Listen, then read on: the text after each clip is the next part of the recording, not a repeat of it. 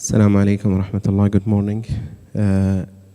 We will start our first session of the third day, and it's my pleasure and honor to present Dr. Metab Lubgumi.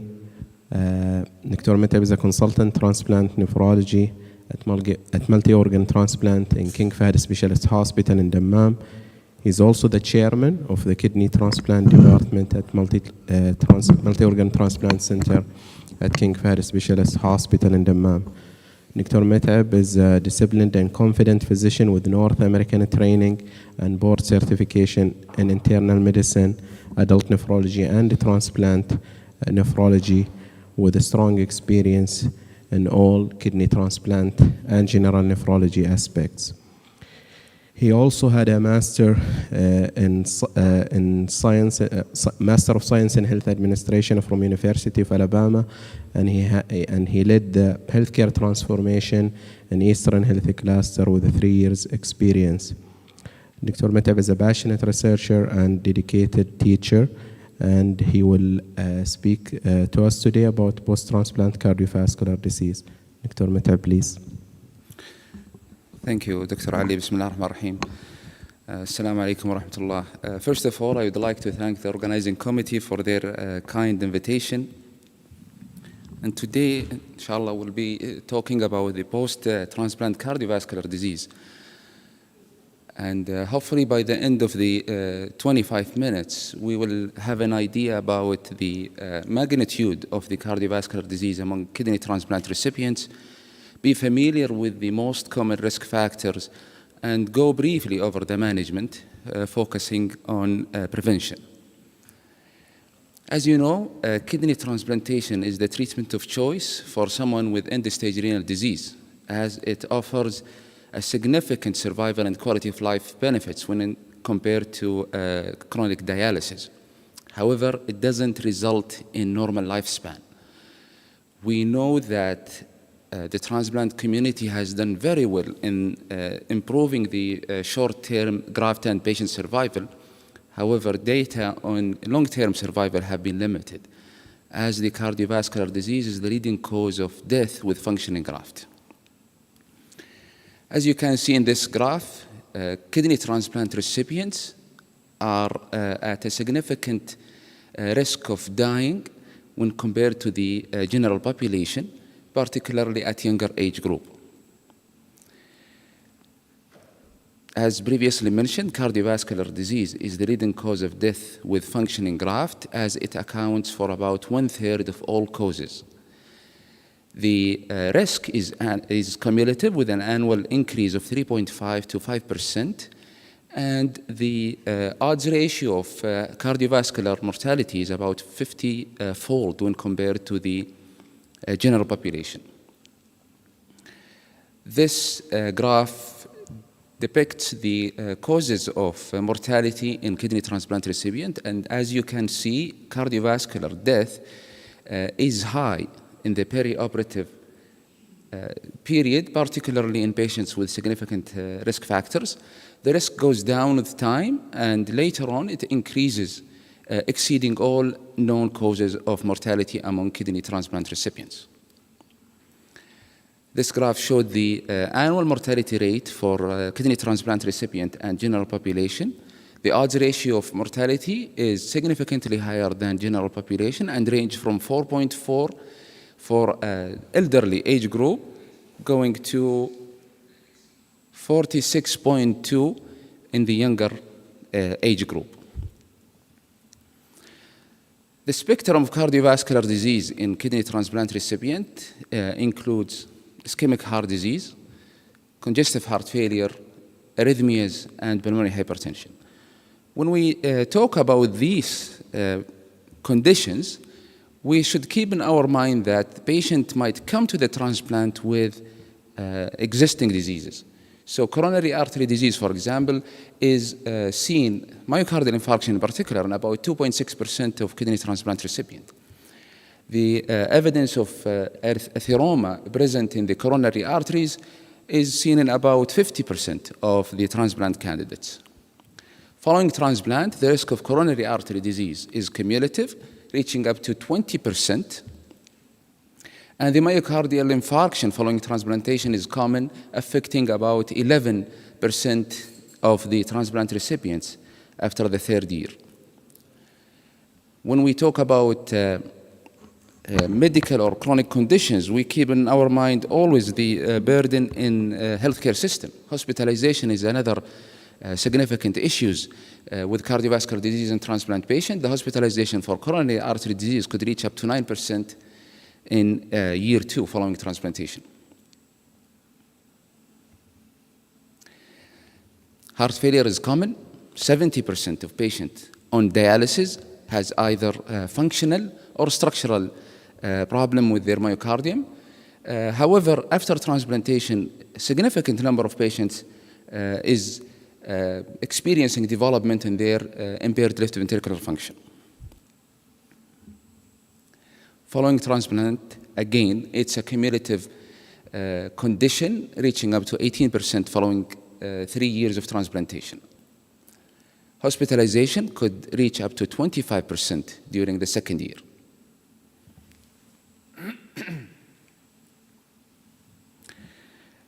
Kidney transplant recipients are unique when it comes to risk factors for cardiovascular disease.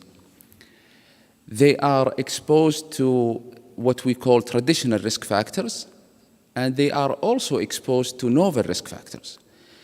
Being novel risk factors indicating the issues related to chronic kidney disease and dialysis, as well as the conditions or the changes developed after transplantation. Not only these two types of risk factors, the spectrum of the risk factors themselves differ from pre-transplant period to the post-transplant period. Someone spending long time in dialysis will have a completely different spectrum when it compared to someone following transplantation.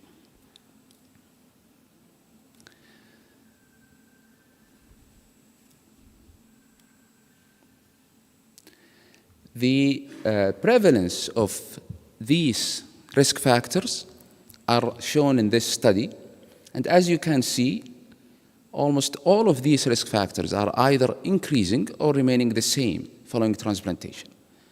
Focusing on diabetes and obesity, the risk is double to triple, or the prevalence, sorry.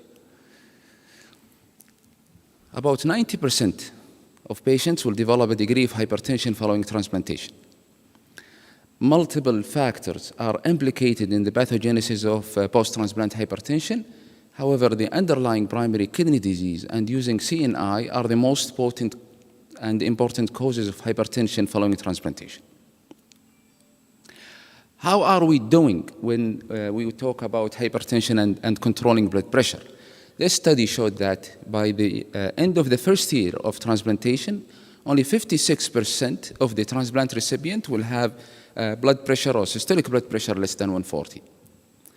The same study showed that for each 10 milliequivalent mercury rise in blood pressure or systolic blood pressure to be particular, the adjusted relative risk of death is 1.18, which is significant.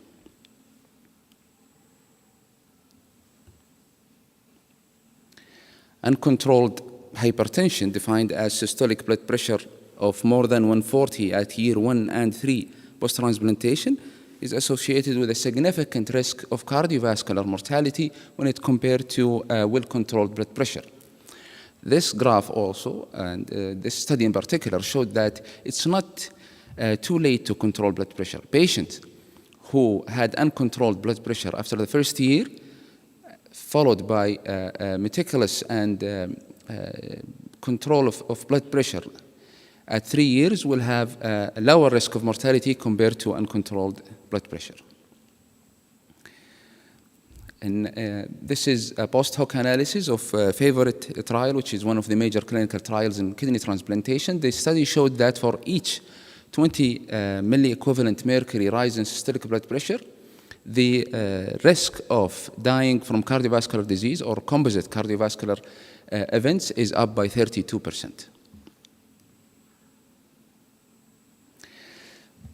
Diabetes is another common problem following transplantation, and it could be seen in one of two forms, either pre-existing diabetes, where about 20% of recipients will come to the transplant time with existing diabetes, or development of post-transplant diabetes, which is again a cumulative risk seen in about 24% by end of the third year.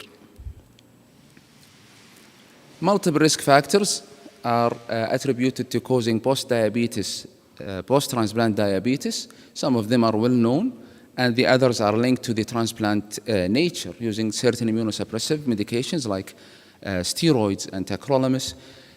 Underlying renal disease, polycystic kidney disease, has been implicated to increase the risk of post-transplant diabetes, and co-infection with the hepatitis C or CMV viruses. Why are we concerned about diabetes? Because it's linked to a higher degree of cardiovascular events and mortality. In one study, the risk is threefold compared to patients without diabetes. Post-transplant diabetes has been associated with doubling all-cause mortality and tripling cardiovascular events. This graph showed the huge difference in survival between patients with diabetes, either pre-existing or post-transplant, compared to the transplant recipient without diabetes in the upper line.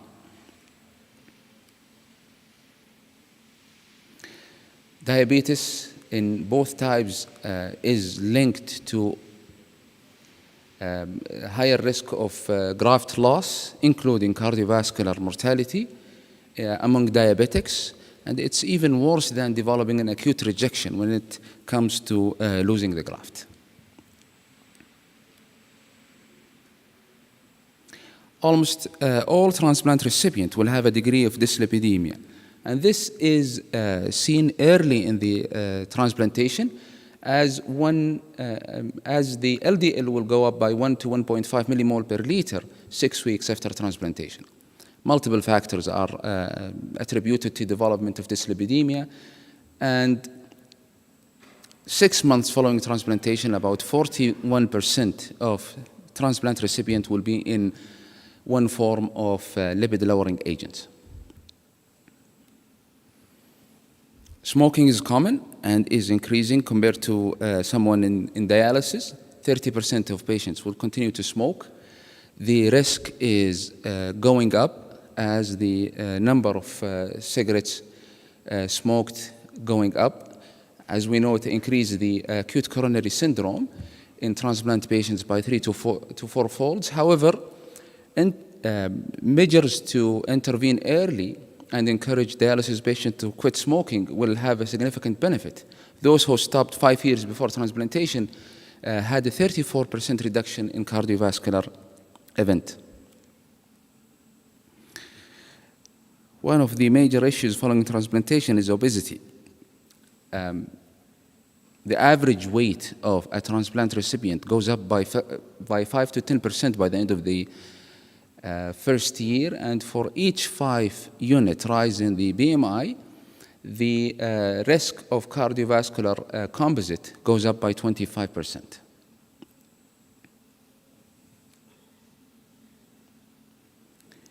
If someone down in the road develops a degree of chronic graft impairment, cardiovascular risks goes up, as it is the case with someone with CKD. For each 5 milli drop in GFR below 45, there is a 15% higher risk of death and cardiovascular diseases. This is shown nicely in this graph, as someone with a GFR of less than 30 has a higher probability of developing cardiovascular event and or mortality. Proteinuria is also implicated in the development or as a risk factor for cardiovascular disease, and it is a common problem following transplantation.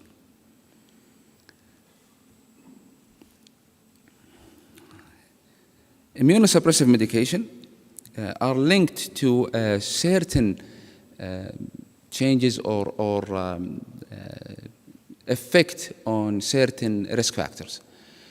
The most common medications used are CNI, and we know tacrolimus has been blamed for some degree of insulin resistance. Cyclosporin is linked to higher blood pressure as well as dyslipidemia, and sirolimus is well known for its nasty effect on the lipid profile. Steroid is one of the commonest medication used, and it also is linked to diabetes and hypertension. The risk factors are endless almost. So LVH is another problem. Anemia is commonly seen following transplantation, and the inflammation happening from the ongoing issues with the transplant, either rejection using immunosuppressive medication, are also linked to the cardiovascular risk factors.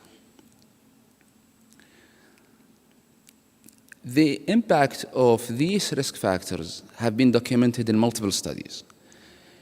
This study will help us focusing on early interventions to prevent these from happening and controlling the risk factors. As you can see here, systolic blood pressure, diabetes, and obesity are significantly associated with higher risk of cardiovascular diseases.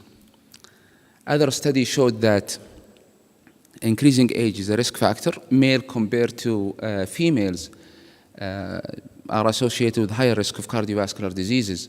Presence of diabetes and the dialysis vintage all have been linked to cardiovascular risk factors.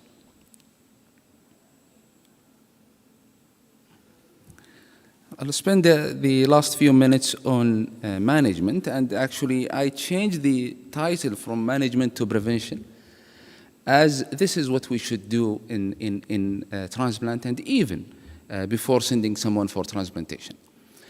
The core management of someone with cardiovascular disease is to intervene early to control the risk factors.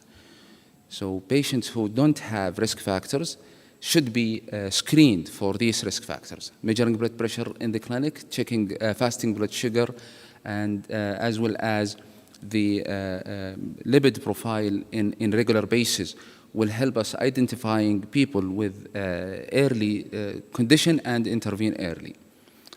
Lifestyle discussion is very important. I'm sure a large number of you have seen patients coming to the transplantation or following transplantation still living the dialysis period, not having an active lifestyle, no exercises, and unhealthy diet. So encouraging people to change their lifestyle is very important. The third part is personalizing immunosuppressive medication, and when it comes to this, it should be done under very careful manner, and would leave it to the transplant specialist when it comes to that. One of the most common intervention is to consider lower risk, i.e. lower immunological risk patients, and consider steroid withdrawal. Aggressive management of the cardiovascular disease is important. Unfortunately, we don't have the strong evidence showing the benefit of the commonly used cardiovascular protective medication like ACE, ARB, and so on. However, we are just extrapolating from the general population and or CKD population to our transplant patients. There are certain medications or new medications that could basically alter the outcome. One of these medication is the sodium glucose cotransporter 2 inhibitors that has been, if I may say, game changer in managing diabetic and even non-diabetic kidney diseases. So using them in transplant could change the outcome of multiple patients. When it comes to hypertension, the most recent KDOQI guideline recommended targeting a systolic blood pressure of less than 130/80. However, going down to a lower level has been linked to adverse outcomes. Selecting the medication has been an issue for discussion and debate for a long time. For many years, calcium channel blocker was the only medication that showed some benefit in kidney transplant patients, as nifedipine counteracts the effect of cyclosporin in one of the studies. I mean at the level of the vasoconstriction at the kidney graft. However, recently, ARB was shown to be associated with improving renal allograft outcomes. So the most recent guidelines recommended using either calcium channel blocker, dihydropyridine, or ARB for someone with hypertension following transplantation. Diabetes is managed as usual. I talked about SGLT2 inhibitor a while ago, and this table showed some of the studies that have been done in the transplant community, single center studies, some of them observational. The last one is a small randomized trial that showed a significant improvement in hemoglobin A1C, as well as in BMI among patients who received empagliflozin.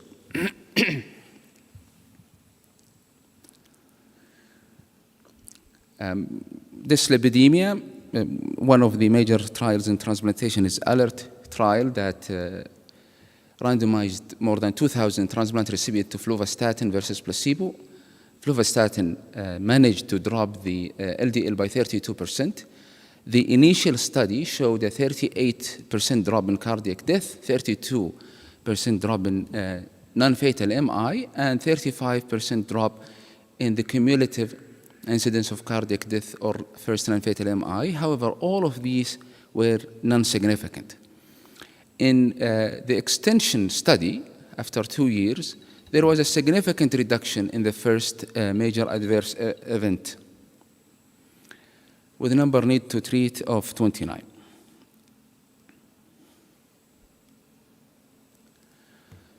So in conclusion, cardiovascular disease remains the leading cause of death among kidney transplant recipients. Our efforts have been focusing on prolonging the lifespan of the renal transplant or the renal allograft.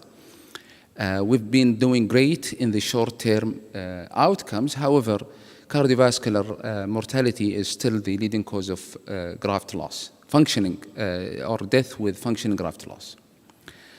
We should recognize the risk factors, work hard to prevent them, and aggressively managing the risk factors for cardiovascular disease, and considering the cardioprotective medication, we might alter the outcome of such patients. ARB recently is approved for, or recommended, not approved, recommended for hypertension, and I believe SGLT2 inhibitor will be a game changer in the management of post-transplant diabetes. Thank you.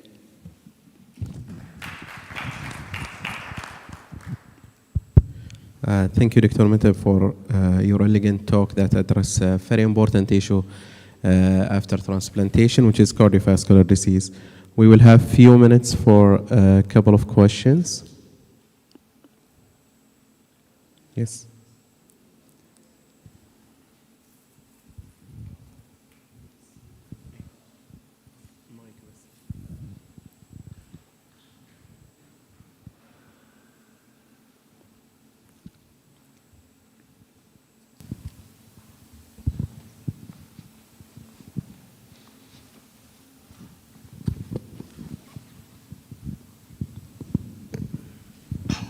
Thank you, Dr. Midday, for this excellent overview about cardiovascular disease post-transplantation. My question is, as you know, when the patients come for transplant, and if they are on an ARB, we would stop it in the perioperative and the early post-operative period. My question is, your practice, when do you start them or restart them back on ARB after transplantation? Thank you. Well, I don't believe there are any certain guidance when reintroducing ARB, but with this evidence or the recent evidence, ARB should be considered as early as possible once the patient has a stable kidney function with marginal or uncontrolled hypertension. Personally, I start with dihydropyridine calcium channel blocker, and later on, if there is no improvement, I start. After the first month with a stable graft function, I would introduce ARB. Thank you. Any more questions?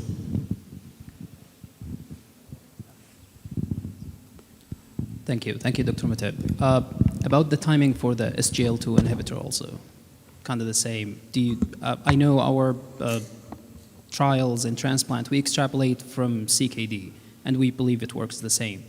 How aggressive you are to start SGL2? Do you have a time period? Because most of these small clinical trials, they start after 6 months, a year sometimes. Yeah.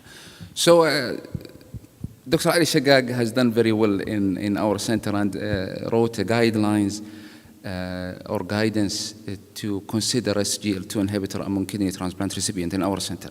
So 6 months after transplantation, these medication could be considered in a certain age group. We exclude elderly from this group, as well as those with recurrent urinary tract infection. So if someone passed 6 months with stable kidney function and his diabetes or her diabetes is not controlled, SGL2 inhibitor is considered. Any more questions? Dr. Mateb, you mentioned about dialysis vintage, and I believe this will play the most important part in having cardiovascular risk post-transplantation. Yes. So when you think of promoting preemptive transplantation, especially from living donor, and its effect on post-transplant cardiovascular disease? Definitely. Thank you, Dr. Ali. This is a very important point. Considering preemptive kidney transplantation is the best option for almost every patient with CKD.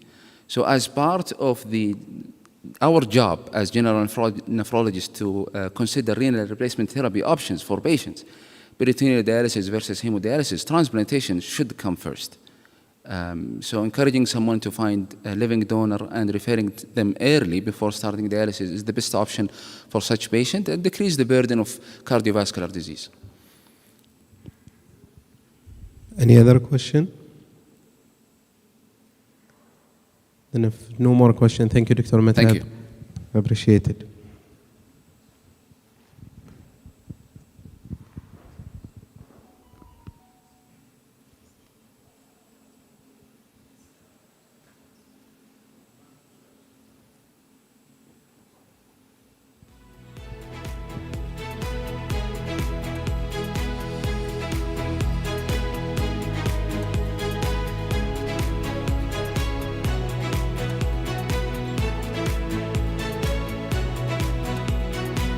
We are just waiting on for our second speaker.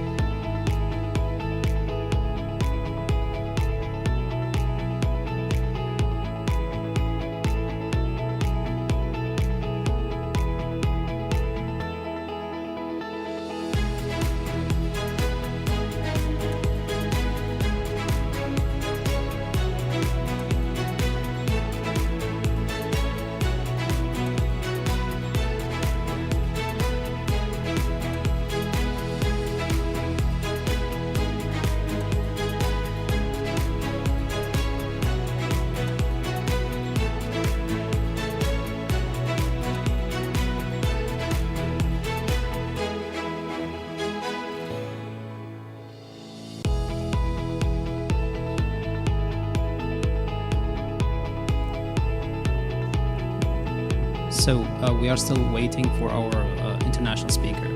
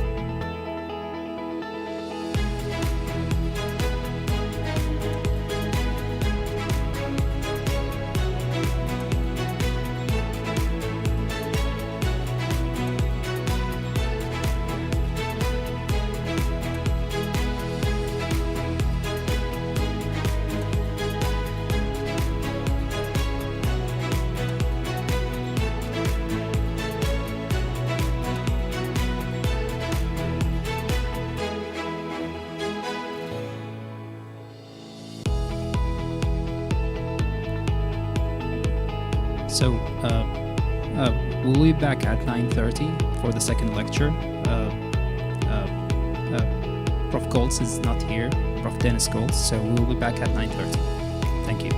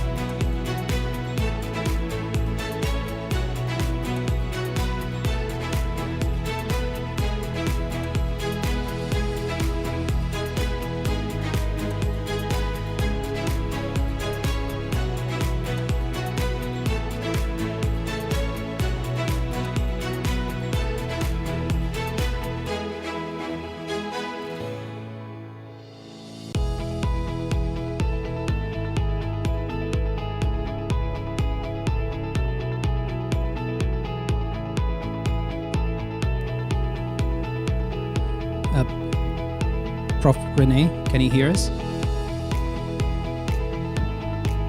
Yes, all fine. I can hear you. Good, great. So, welcome back. We are in our third session. We are pleased to present Professor Rene Opepawa. He's an accomplished researcher. He is an international figure in transplantation. He got his degree from University of Vienna. He got his medical degree from Harvard University. He led a lot of clinical researches. He's a competitor research. He have funding from the EU and the national organization. We are pleased that Dr. Rene gonna talk about the lectures about the tolerance induction by mixed chimerism. The mic is yours. Well, thank you very much for this kind invitation and very nice introduction. I will start sharing my screen.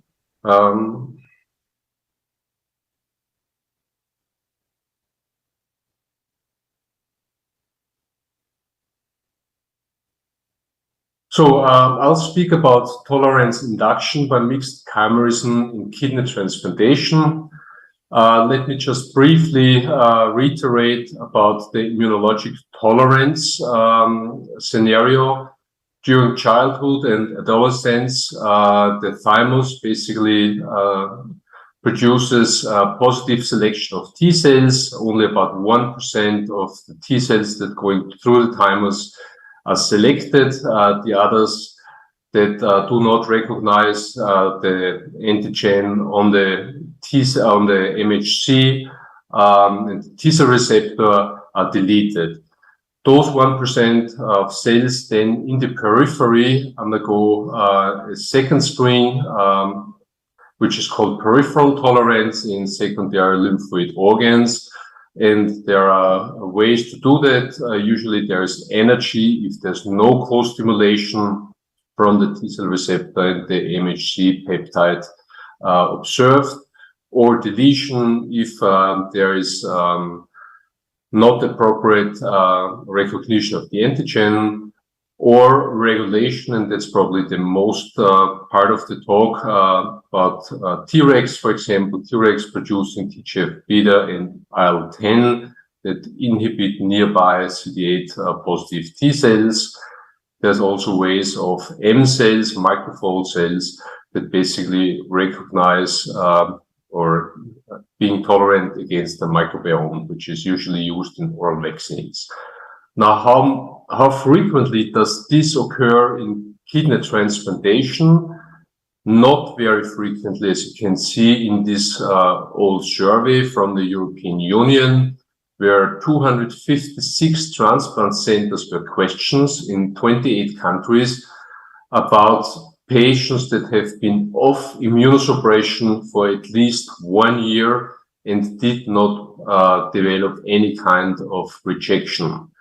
And of those 220,000 patients that were surveyed, you see the rate of tolerance, which is the black bars here. Basically, I'm sorry for the, try just to change the pointer. The black bars here are not very frequent. So the incidence is only 2 cases of 10,000 observed transplants. So in natural courses, this virtually never occurs. Now, this is a classical picture of a paper from the late Joseph Murray, which is a homozygous twin transplant.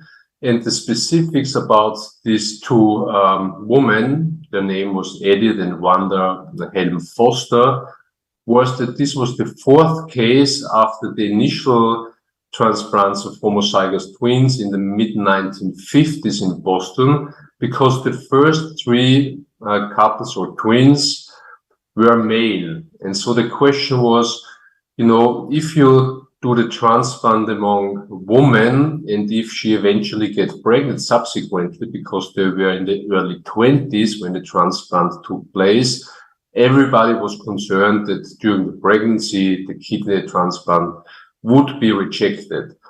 But despite the fears, this actually did not happen.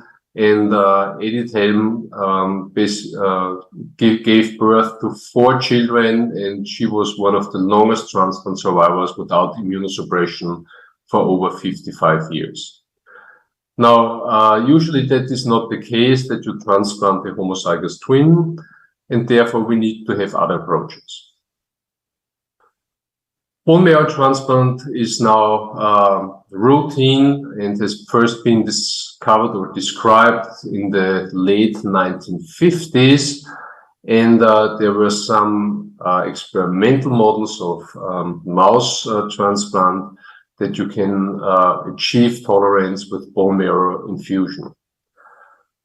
Now we, or one of my co-workers, Michael Eder, basically set out to find all the pairs that have received a kidney transplant subsequently to a bone marrow transplant. The bone marrow transplant initially was done because of hematologic malignancy, and he found 29 of those patients that subsequently received the live donor kidney transplant from the same donor that donated the bone marrow some years before. And then he set up and did a follow-up of those patients, and he could identify 22 cases. And he did a propensity score matching with live donor transplant from the Austrian registry. And what he observed was that there was, without immunosuppression in red, there was basically an infinite graft survival compared to those from the Austrian registry that just received a matched live donor transplant. And I want to draw your attention to the x-axis where the follow-up is 25 years now. Also, the serum creatinine was better in those patients with a combined bone marrow kidney transplant. So there's some good evidence for that, and we did some protocol biopsies on those patients, and they are clean after 1 year, as you can see here. Now, there are some centers in the world that basically started and also proceed with the clinical trials of mixed chimerism and to induce tolerance and have patients weaned off maintenance immunosuppression.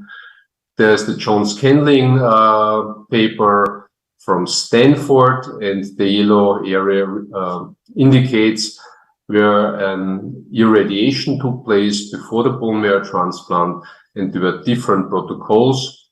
MGH in Boston and Joe Levendahl from Chicago Northwestern.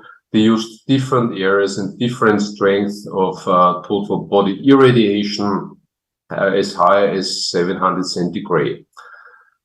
Now, I think bone marrow transplant, allogenic bone marrow transplant is still a kind of risky business, and irradiation before live donor transplantation is something that one does not want to have. So what are the outcomes of those 3 groups? On the left side, you see Stanford, in the middle, Harvard, and on the right side, Chicago Northwestern, and the HLA matches on top. So 0 means no mismatch, 3 to 6 antigen mismatch.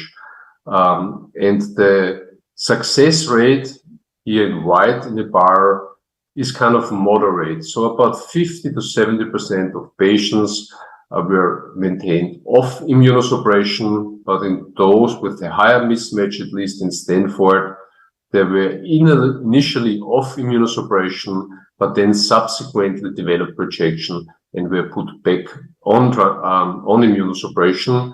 And the degree of chimerism was moderate in some. Here in the 3 to 6 antigen mismatches, there was no chimerism observed in 2/3 of the patients. So in summary, about 50% of patients became tolerant after the simultaneous kidney plus stem cell transplantation. Now again, we thought irradiation is probably not the way to go. And before I speak about our data, I want to highlight Ed Geisler's one study where 7 international centers took place. The idea was to have cell-based therapy groups, which is indicated here in blue, and have a regular immunosuppressive protocol in patients that receive live donor transplantation. As you can see here along the line, in gray, it's the patients that were enrolled, in light gray, those that were treated, and finally, in very light, those that completed the trial. And with the exception of Berlin, which infused polyclonal ex vivo expanded Tregs, where 11 patients could be enrolled, and from Paul Harden's group in London, also polyclonal Tregs that were infused. 12 patients finally completed the trial. In the regular group, all the others completed the trial. So it was a major effort, basically, just to find 38 patients that completed the cell-based therapy groups. However, in those patients, the outcome was very good. In the cell-based therapy group in blue, they had 2 or 3 rejections, but then fine graft survival compared to those with the regular therapy. Now, Paul Harden subsequently published their data from Oxford, and you can see in the cell-based therapy group there was rejection-free survival for at least 4 years, which was the time of follow-up, compared to the reference group with the regular immunosuppression.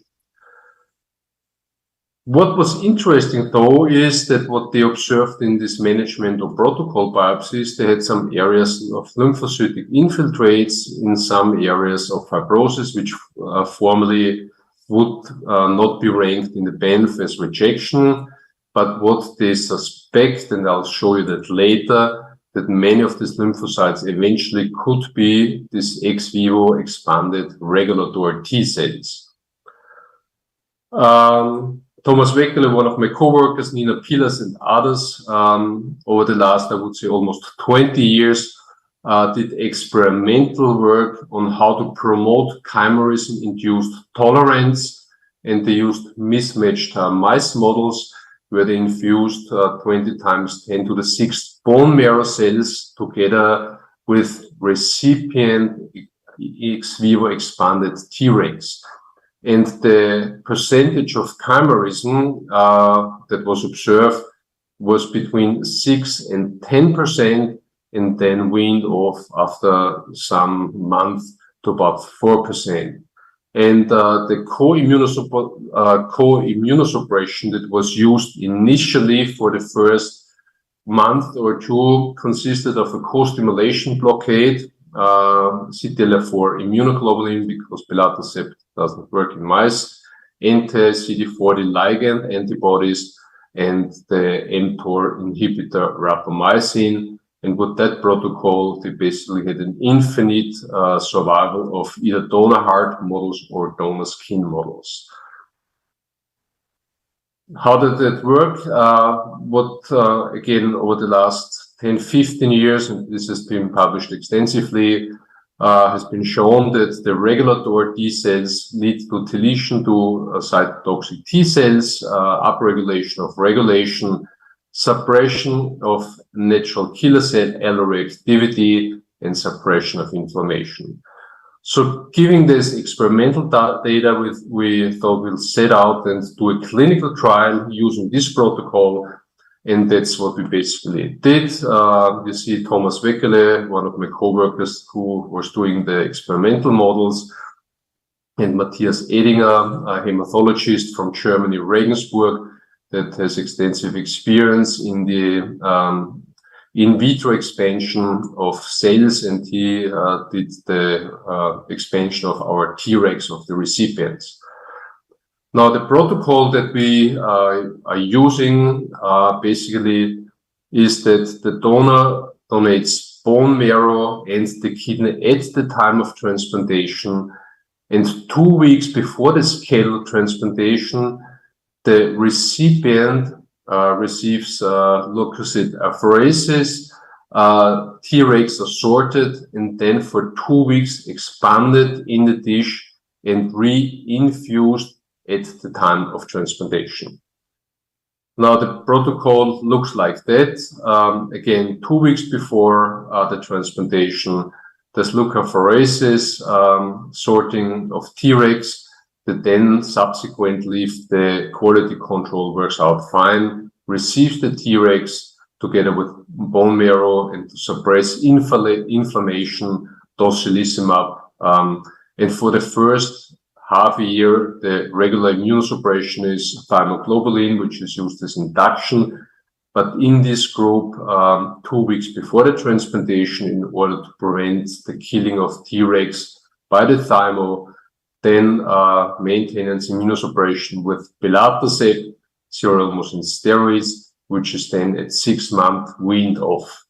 And I think I can skip the details here in the interest of time. There's intense immunomonitoring that we are performing, which starts as leukocyte phenotyping, functional T-cell assays. We measure donor chimerism at transplantation at 4 weeks and 3 months afterwards. We do NGS T-cell receptor repertoire to see if there are some T-cell alloreactive clones that would emerge. The same is true in the graft, and then we use transcriptomics in the graft, and I'll show you some data to observe any safety issues after the withdrawal of maintenance immunosuppression, and I can show you data up to 2 years after transplantation of immunosuppression now. Here's some of the demographic data of the first 5 patients in the cell-based therapy group. They were all relatively young for European situations, different causes of end-stage kidney disease, HLA mismatch. There was no homozygous case included, the date of transplantation, and what the donor source was. And the control group was a regular group. Now, how many cells did we derive in terms of Treg expansion? And you see the total Treg number that we were observed after 2 weeks in culture was about 100 to 150, 10 to the 7th cells. And from the bone marrow, the dose was roughly 1 × 10 to the 8th that was infused. We did not observe any adverse events within. There was one patient where the Treg product could not meet the pre-specified qualities, which was more than 85% purity, and therefore the patients could not be infused. What about chimerism? The rate of chimerism we observed was variable. It was in the range between 6% and below 1% in the different cases, certainly lower than what we observed in the experimental models. And you can, I could show you some lineage-specific, more detailed data, but eventually we can discuss that later. Now, I have to say that most of the patients are out now between 1 and 2 years, and the creatinine is fine. There was no rejection observed. And I'll show you some protocol biopsies. For example, this patient at 6 months, just before the withdrawal of immunosuppression, perfect biopsy core. And as Paul Harden initially also observed, there was one area of fibrosis with lymphocytes, and if you stain those lymphocytes with FOXP3, a transcription factor specific to Tregs, you see here in brownish that there is at least 20 to 25% in these regions of the lymphocytes that are Tregs, which is something we would want to accomplish. The very same was true for another patient at 12 months, as you can see here, but otherwise a clean biopsy. I don't know whether you're familiar with the molecular microscope, which is basically a transcriptomic analysis of homogenized biopsy cores. We did this work together with Phil Halloran. The yellow triangle basically refers to the present biopsy. The color coding is different, so blue would be extreme cases of humoral rejection rate, of T-cell mediated rejection, greenish in this principal component analysis. A mixed and the black would be completely normal biopsy, and you see the yellow triangle basically superimposes to the black areas, suggesting that there was no or very minimal inflammation and no rejection, normal T-cell mediated, normal antibody mediated rejection. So the scores were quite good. Another biopsy at 2 years of immunosuppression. Again, morphologically, you see the glomeruli are fine, tubular interstitium is fine, there are some fixation artifacts, but other than there's no inflammation or rejection observed. The molecular microscope looked very similar at 2 years. Again, the yellow triangle, as you can see here, really superimposes to this R1, which is a perfect normal transplant kidney biopsy, no rejection. And the same is true for the principal component 2 versus 3 superimposition over the black area. Now, I think I have shown you this brief overview about the idea of observing or inducing inducing tolerance via mixed chimerism and ex vivo expanded Tregs, that it's safe, it can be accomplished. It's a little bit logistically challenging, but it eventually may be a useful tool for very selected live donor transplant cases. And by that, I would like to end. Again, thank you very much for this kind invitation. And here are some acknowledged co-workers that were instrumental for performing the clinical trial, but also for doing the experimental work. So thanks very much, and I'll stop my screen share, and I'm happy to take any questions or comments. Thank you. Thank you, Dr. Bauer. Any questions?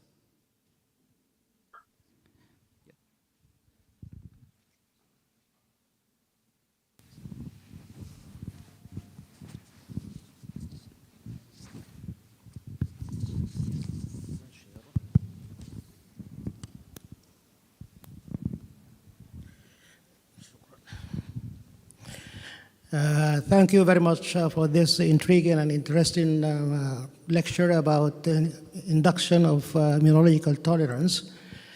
My question is, do we have at present any biomarkers to tell us that the patient has developed immunological tolerance without doing a transplant kidney biopsy?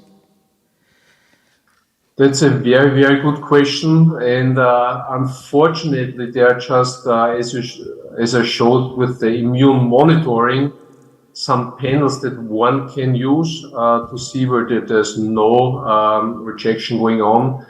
We are fortunate that we collected donor cells, and since the donor is still around and alive, we can do post-transplant sequential cross matches and also mixed lymphocytic cultures to see whether there's some alloreactive T-cell clones that are actually emerging.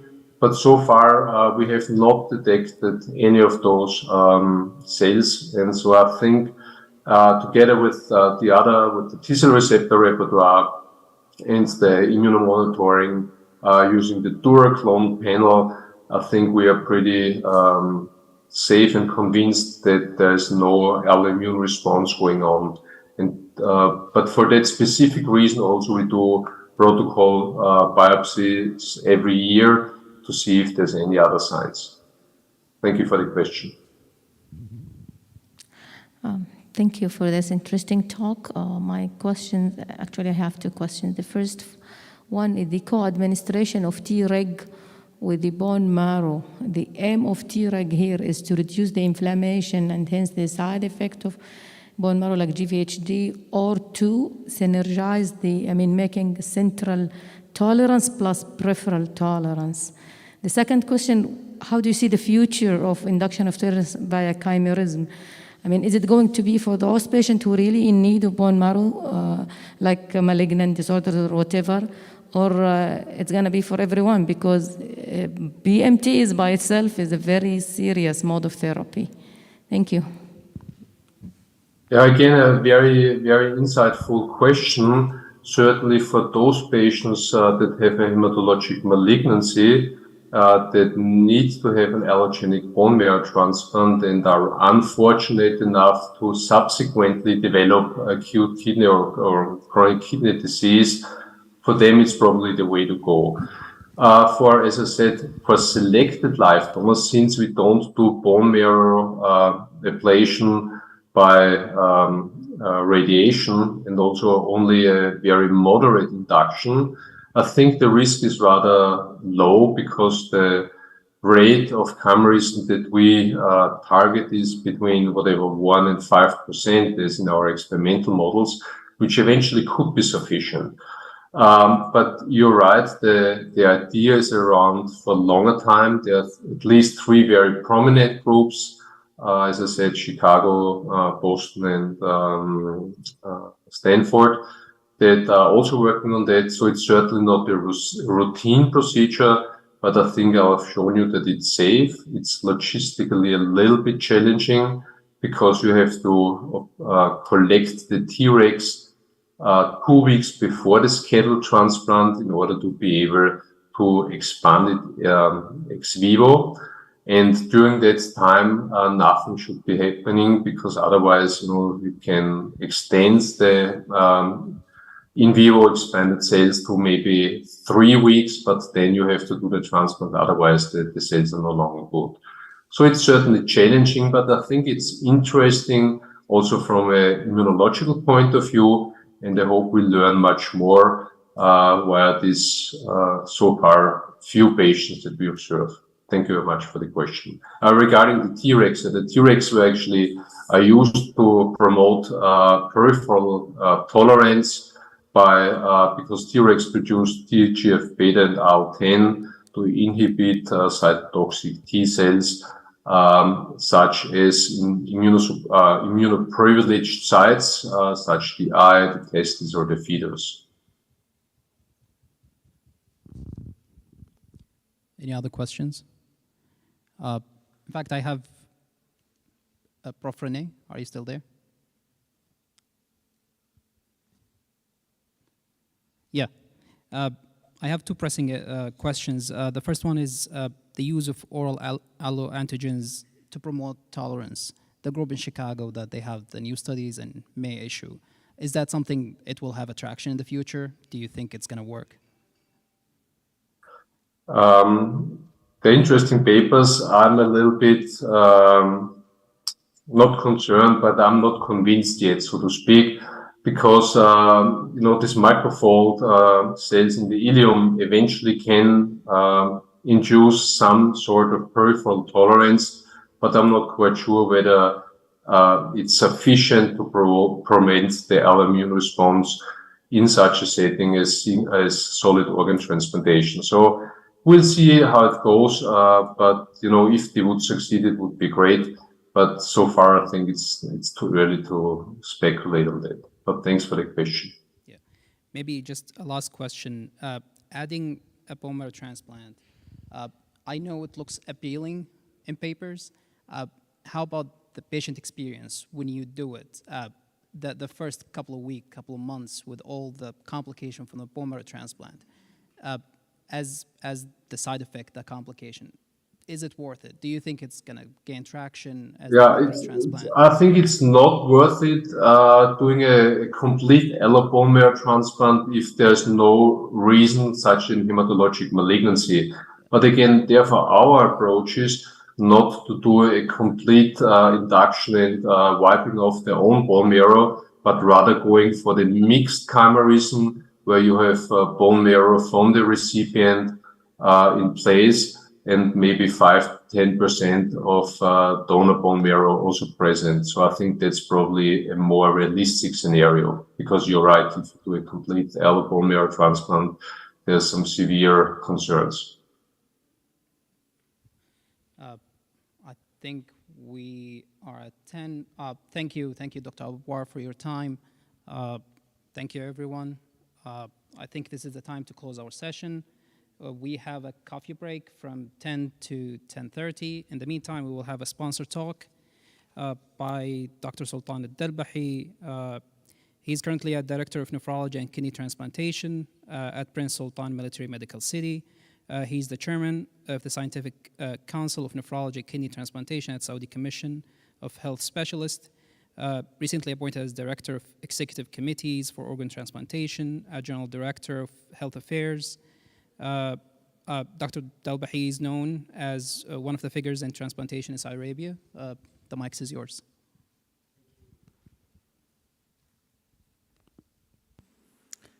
Okay, thank you so much for this great introductions, and good morning, everyone. Now we will shift to another topic, but I think it's very connected to what have been discussed, especially with Dr. Mut'ab al-Bagami regarding the diabetes, and like 40% of patients get transplanted due to diabetic nephropathy or diabetic kidney disease. So I'll try to, the 25-minute, overcome the cardiorenal benefit of the new medications have been emerged in the literature to treat the diabetic kidney disease and prevent a lot of renal and cardiovascular sequences related to diabetic kidney disease. So, okay.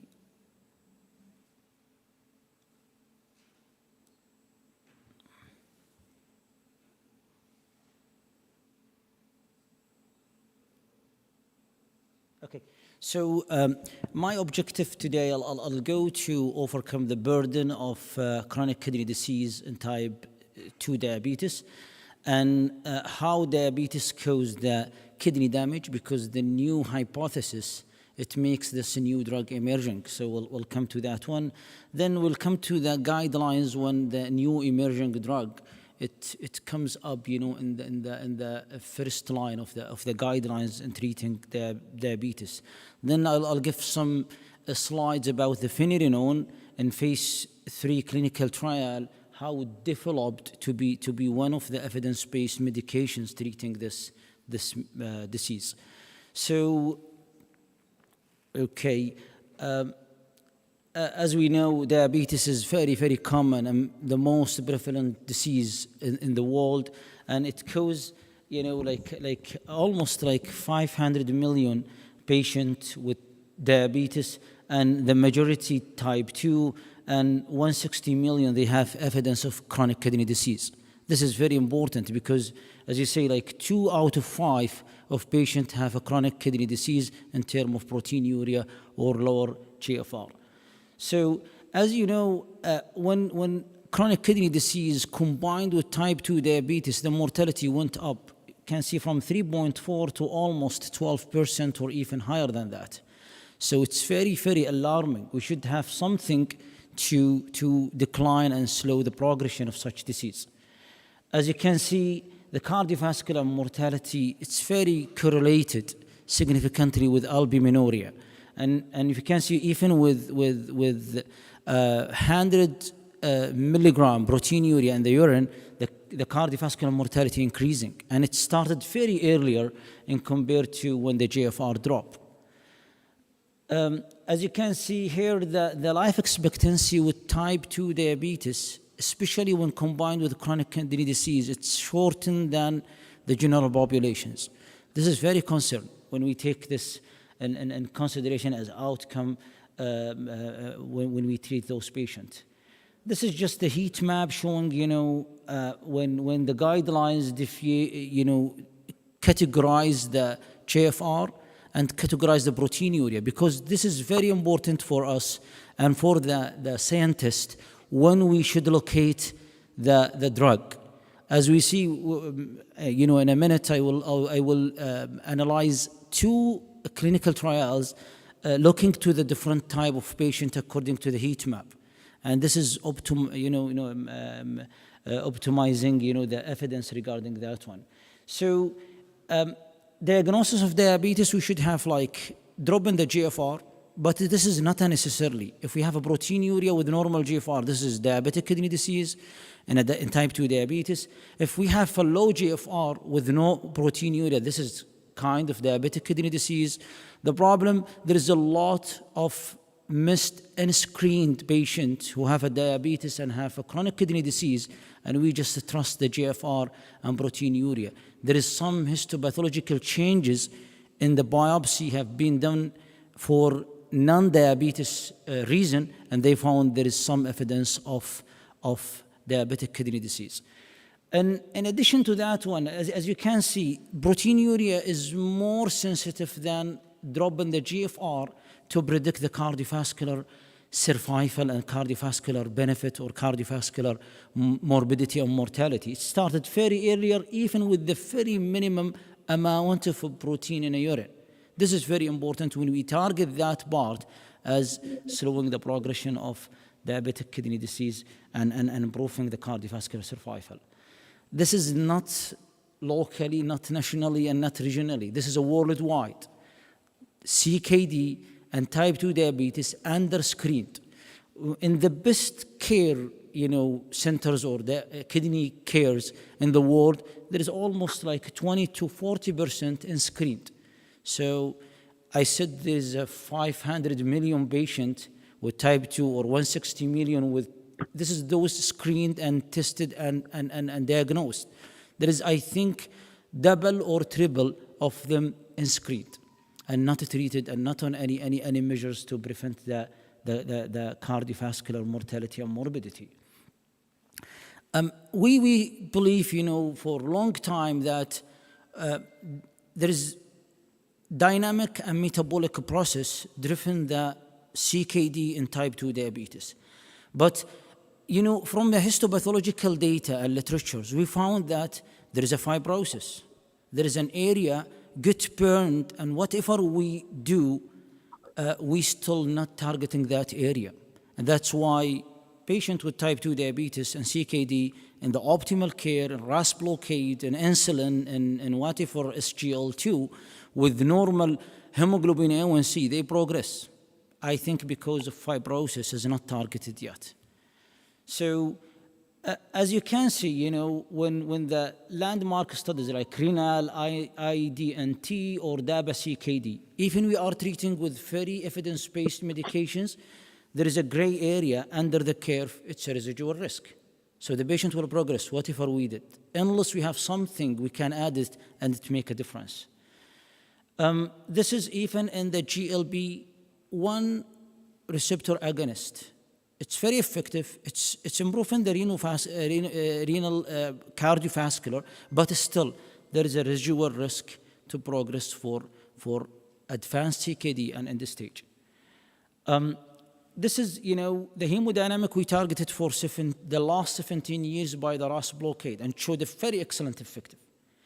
And there is a metabolic comes from the hyperglycemia, and we targeted by insulin, metformin, and now SGL2. But however, there is inflammation and fibrosis in the other side of the island, in the kidney, not targeted yet. And this is progressing according to the histopathological data. So that's why the scientists, they think about it, what is driven those fibrosis? And they found that there is a receptor in the interstitium and the receptor in the mesangial, and not in the kidney, in the heart, in the brain, in the vessels, everywhere in the body, called MR receptors, and it's overactivated like a RAS system. It's very overactivated. When they measure and they look at it in the histopathological evidence, it's very, very overactivated. So is there any way to block that receptors? And is this blockade will help and make the difference in area of slowing the progressions and improving the cardiovasculars? That's why, blocking that one by MRA or non-steroidal corticosteroid, mineralocorticosteroid agent might help in doing that one. So imagine that you have a RAS blockade from the other side, SGL2 from one side, and the MRA antagonist from the other side. What will happen? and this is, I'll show it in the trials looking to that one. So the finerenone, it's highly selective and non-steroidal mineralocorticosteroid. Very important, highly selective. It will be more potent than spironolactone. And non-steroidal, so we will not deal with a lot of side effect like a sexual, side effect, gynecomastia, for example, and metabolic like hyperkalemia. So this selectivity and non-steroidal features of the finerenone making a lot of benefit in the trials. And as you can see, it's making a lot of difference it's a very positive features in compared to the spironolactone, especially with hyperkalemia. Okay, so what is the clinical trials investigating and studying, the finerenone and type 2 diabetes? I'll just show this example. If we look to this patient who having a normal hemoglobin A1C, normal blood pressures, with very acceptable GFR, and very optimal treatment. He's an ACE inhibitor, he's in SGLT2, he's in insulin, and he's doing fine. From like a clinic-wise, we expect this patient is the optimal care, and he will be settled for a while, like 2 or 3 years, without any progressions. But this patient, in fact, is a high risk for progressions because the fibrosis and inflammations area is not targeted at all. So I think there is something we can add. That's why the KDIGO guidelines 2020 and 2022, over 2 years, they change and they recommend to use MRA in a patient with type 2 diabetes, proteinuria, when the cardiovascular is an issue or risky for cardiovascular. So no more, correlations with hemoglobin A1C, no more correlations with the clinical part we believed on it in the past.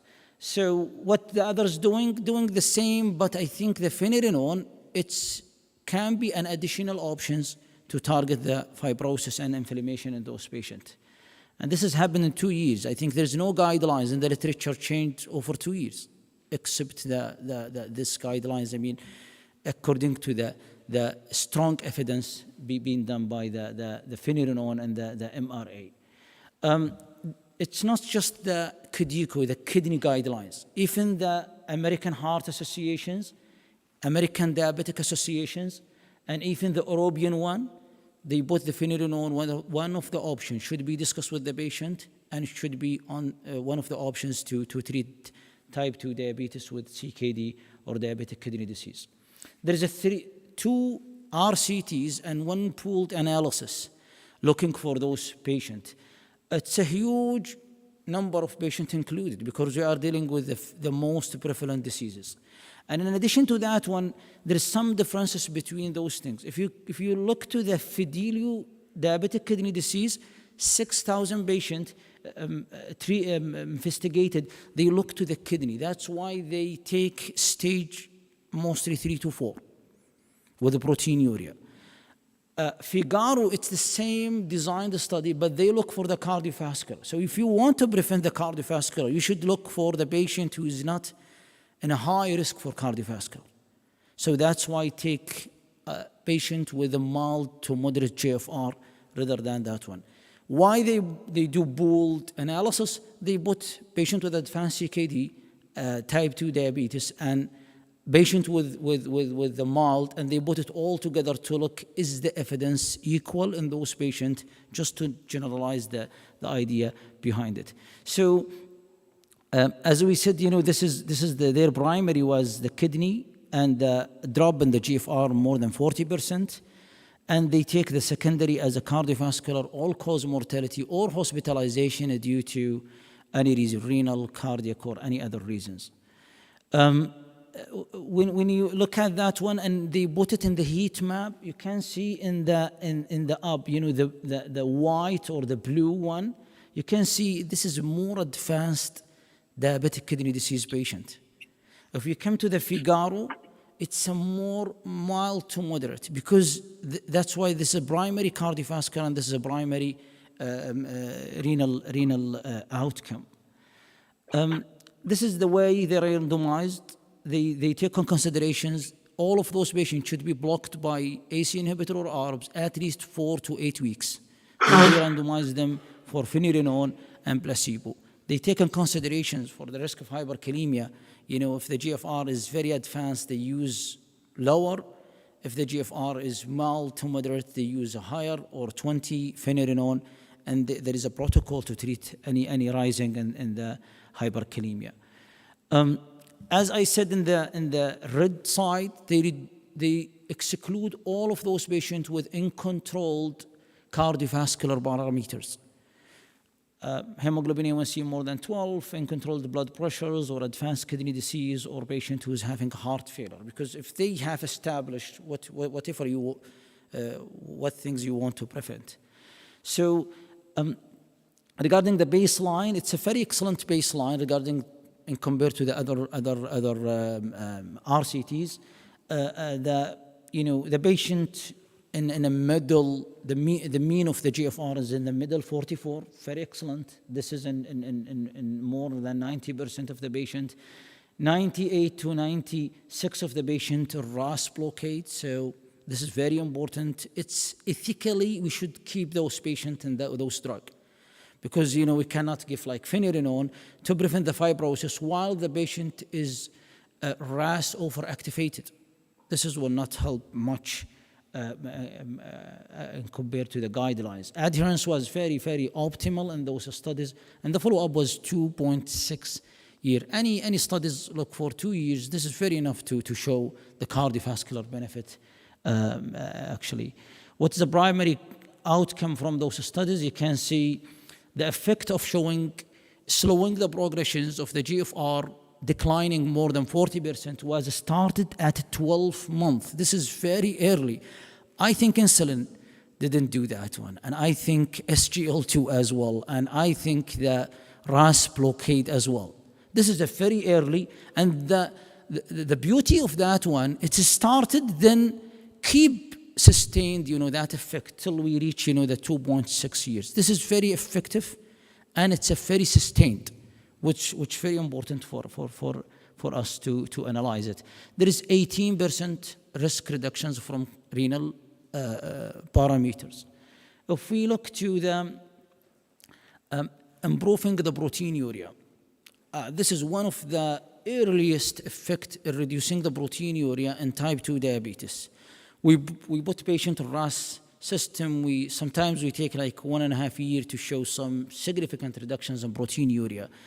And finerenone started at 4 months, and this reductions, which is almost more than 14% or 30%, it's sustained till the end of the study. So it's not like there is no risk for like a partial remissions in albuminuria, and there is no relapse in albuminuria when it gets reduced earlier. It's very early and sustained as well, like the improving in the GFR as well.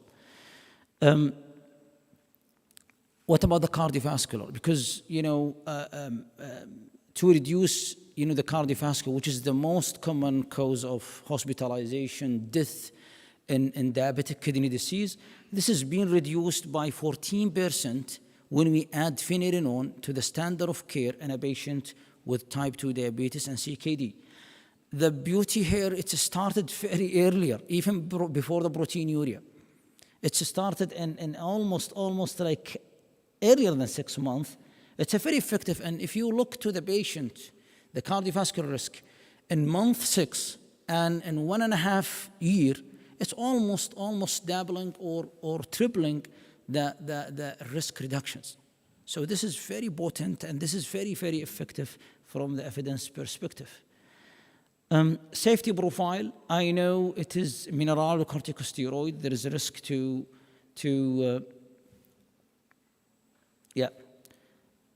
Generally, all the side effects, whatever the subcategories of side effect, it's very comparable to the placebo in each one. Any kind, any serious acute kidney injury or gynecomastia, it's very, very equal to each. So there is no risk that the intervention arm has a higher side effect.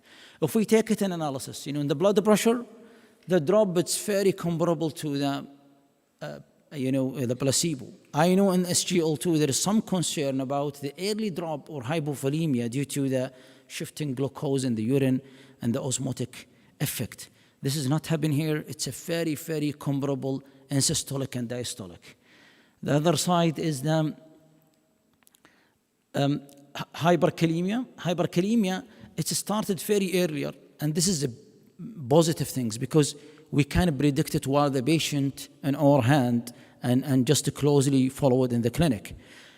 And the maximum rising 0.23, which is a very, very trivial. I think this is even doesn't need even any intervention to treat. And the most positive things, it's sustained as the same level. There is no accumulative risk of having hyperkalemia or rising of the hyperkalemia. If I miss the patient for another 2 months and I recognize that he's increased 0.23 in the beginning, there is no much risk, according to this 5,000 patient, to have any rising in the futures. So I think it's just like a hemodynamic effect. Then after that, disappear while the patient tolerate and compensate to that one. Okay, even though the hyperkalemia, when we take it, doesn't cause any intervention and doesn't cause any admissions, and there is 0 death related to the hyperkalemia in those patients who have rising in potassium. However, there is a protocol published and in the guidelines how we treat the hyperkalemia. So according to the GFR, if it is from 25 to 60, the recommended dose is 10 milligram phenylenone once daily. If it is more than 60 milligram, we can start 20 milligram right away. If it happened, I think we should have a first sample of the in the first 4 months for the potassium. If it's rising more than 5.5, we cut down to 10 milligram. If it is higher than that one, we should stop the phenylenone. However, we should consider it again. It's not like absolute contraindications after that if it causes hyperkalemia. Okay, so as a summary, it is the first in the CKD and type 2 diabetes in phase 3 trial showed such benefit in cardiorenal. And it is a very novel MRA in compared to the spironolactone, highly selective, more potent, and non-steroidal, so there is no much risk of hyperkalemia and gynecomastia. And this drug, it's showing a very, very benefit and safety when we add it to the ACE inhibitor or ARBs. Figaro, it's the same. The most important in Figaro, 62 have albuminuria and have a GFR more than 60. So it's a proteinuria because proteinuria is a cardiovascular predictor. And it is not advanced CKD because we want to prevent, the progression of the CKD. So it's a very, very excellent design, and they look for the cardiovascular as a primary, and they look for the renal parameters or renal survival as a secondary. It comes to show like 13% reductions in cardiovascular mortality and morbidity. It started earlier and persists as well. And it caused reduction 13% in CKD. It started earlier and persists again.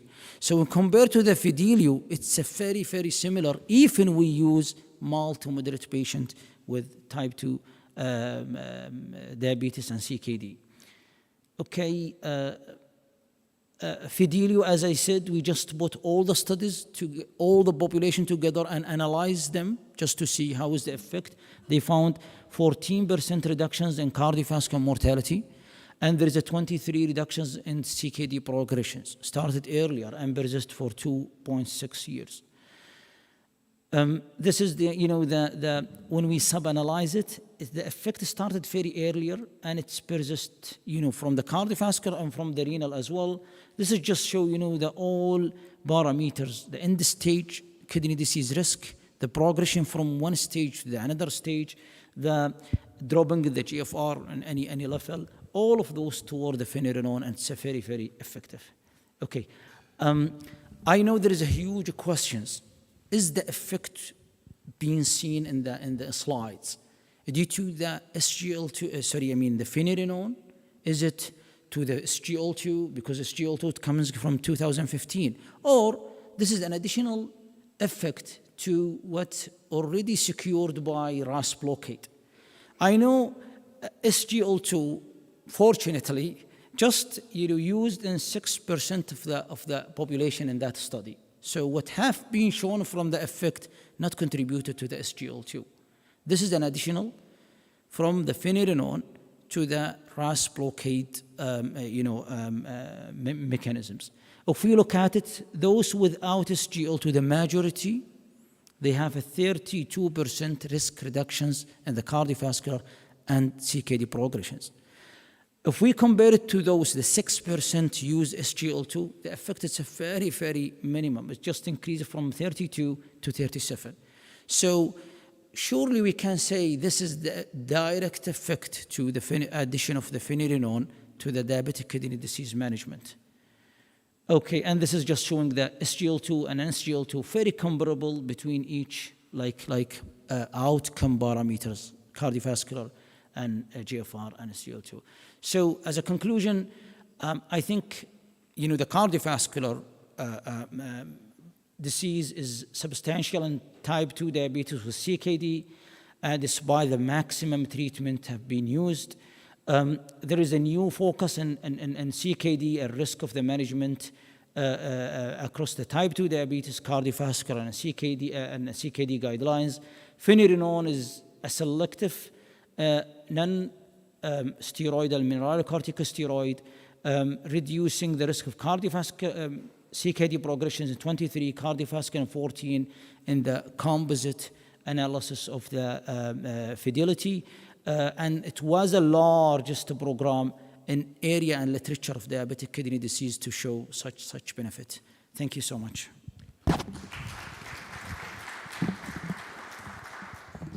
Thank you, Dr. Sultan. It's a great lecture.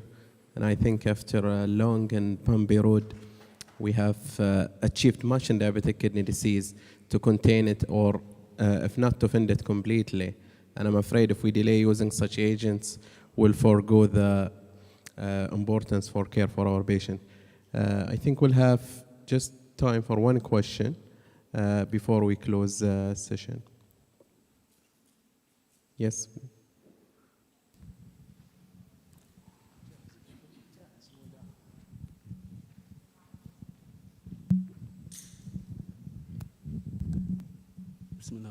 Thank you, Doctor.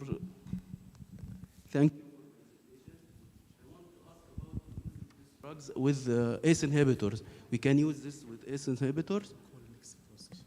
Okay, good. Okay, we mentioned it here. This is one of the, I think it's the prerequisite of using that drug. This patient should be at least like 4 weeks to 8 weeks. The kidney should be stabilized from RAS system overactivations. I think you mean in the same time. Well, because of hyperkalemia, I think, and the study design, if we want to implement the guidelines, I think we should start them first in RAS system for 4 weeks. Then after that, we should have cardiovascular, renovascular risk assessment. Then after that, starting this patient. There's a questions being asked many times, should we, the priority for SGL2 or finerenone? I think the answer is either way. What have in your hand, you should start, because the mechanism is totally different. So guidelines, they mention now SGL2 because it's a widely spread, authorized and registered, and now it's available in the markets. The patient should have the benefit of those agents. And you can start it at the same time. There is one trial called Confidence Trial. They look at almost 4,000 patients, and they randomized 2,000 started on SGL2 and finerenone at the same time. And the other arm starting the SGL2, then after a while starting the finerenone. It's very comparable. There is no effect or no side effect by using both together. However, SGLT2 can treat the hyperkalemia, might be caused by the phenylenol. So it's very safe to use it at all.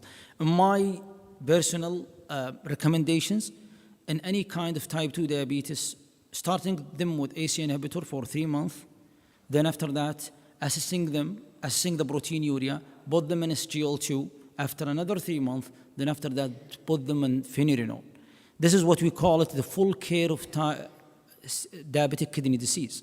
And I am sure you will see a very, very excellent, effective in a way of making the type 2 diabetes CKD patient staying in one CKD stages rather than just jumping to advanced. Yeah. Thank you, Dr. Sultan. Now I think we'll move to the next session.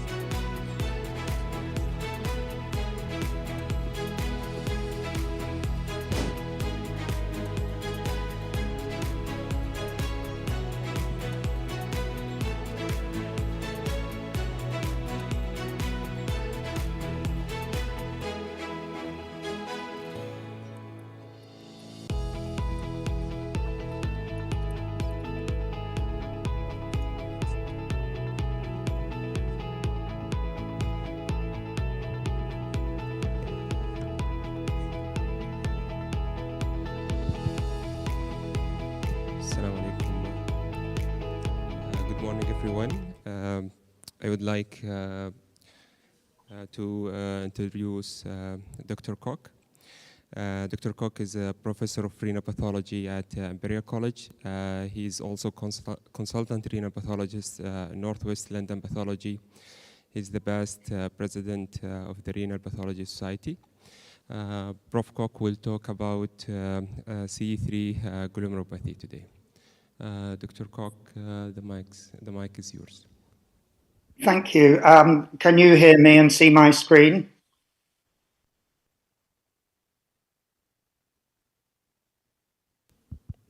Yes. Okay, great. So what I'd like to talk to you about, and thank you for asking me to join your meeting, is C3 glomerulopathy. C3 glomerulopathy is a term that our group and the French group first used in this paper back in 2010. And the intention was to give a single name to a group of diseases that have a common pathogenesis.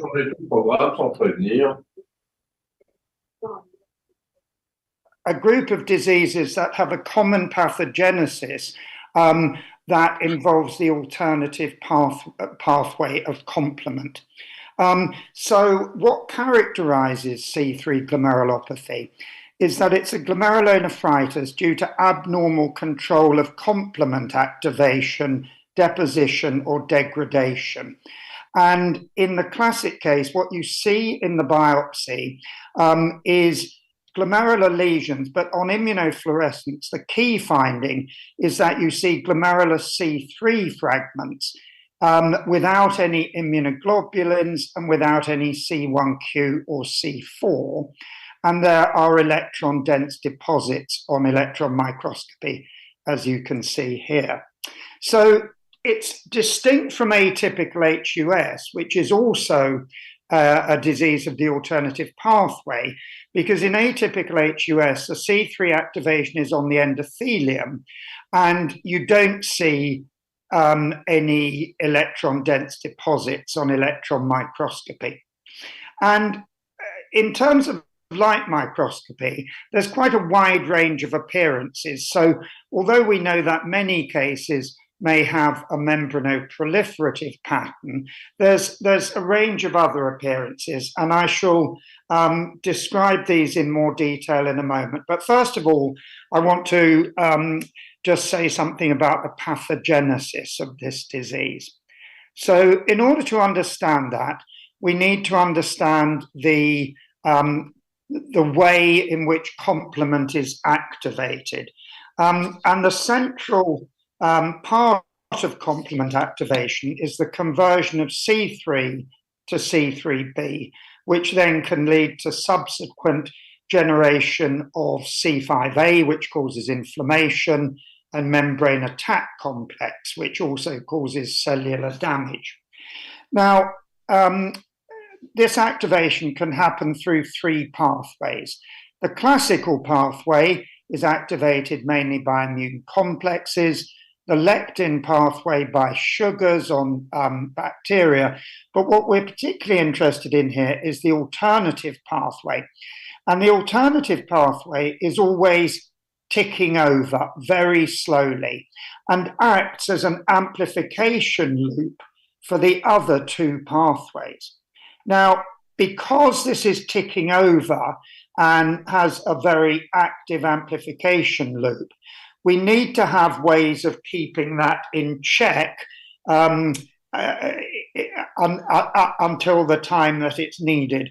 And the major protein in the circulation that acts to inhibit this alternative pathway loop is a protein called factor H.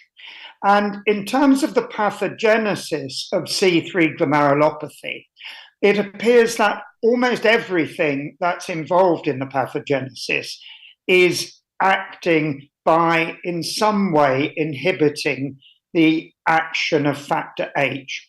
So here we can see factor H, which acts to inhibit this feedback loop. And the commonest thing that inhibits the activity of factor H is an autoantibody known as a C3 nephritic factor, which binds to the C3 convertase and stops factor H doing its job. In some patients, there may be antibodies directed against factor H, and then there are much less common familial causes of C3 glomerulopathy, which involve genetic variants. For example, causing an absence of factor H or causing an abnormal C3 protein, which is not inhibited by factor H. And then there are a number of other genetic variants, which I won't go into in detail. So essentially, when thinking of this in practical terms, we've got a small group of patients who have a familial genetic disease, and then we've got patients who present as primary non-familial C3 glomerulopathy. And this is a nice study from the UK looking at about 150 of these patients with a primary membranoproliferative or C3 glomerulopathy. And what they found was that HLA type is associated with these, but not rare complement gene variants. And so their conclusion was that in the non-familial cases, these findings challenge the paradigm of complement gene mutations typically being important and implicate an autoimmune mechanism in most cases. And in our practice, we don't routinely look for gene variants in patients without a family history of C3 glomerulopathy. There's another very important cause to be thought about in older patients, and that's the presence of monoclonal gammopathy. And there have been several papers that have looked at this. I've just chosen one. This group from Mayo Clinic showed that if you look at patients with C3 glomerulopathy older than 50 years, 65% of them had monoclonal gammopathy, whereas in the general population, the prevalence is only 4.2%. So it's 16 times more likely that these patients have a monoclonal gammopathy. C3 patients with monoclonal IgG tend to be older, median age of 60 years compared with 28 in those without. So in every older patient with C3 glomerulopathy, you should look for a monoclonal gammopathy. It's not at the moment absolutely clear how those patients should be treated, although the French group have published a case series showing that their patients did better if the monoclonal gammopathy was treated. And neither is it absolutely clear how that monoclonal gammopathy causes the disease. But again, the theory is that it probably acts in a similar way to a C3 nephritic factor, stabilizing the C3 convertase. So that's something about the cause. Now, what about the morphology? I've said that the key defining feature is the presence of C3, but the light microscopic features can be quite varied. And we can think of this as underlying structural changes, and probably about a quarter of the patients will have essentially a mesangial proliferative pattern, just involving the mesangium and not the capillary walls. And about 3/4 will have a membranoproliferative pattern. That is, with increased mesangium, mesangial hypercellularity, and capillary wall thickening with double contours. And then superimposed on those structural changes, we can get more or less severe inflammatory changes with infiltration of neutrophils and monocytes, leading to endocapillary hypercellularity, and in some severe cases, to the presence of cellular crescents. And I think if you look at serial biopsies, you find that the severity of these inflammatory changes can actually vary over time in the presence of the same background structural changes.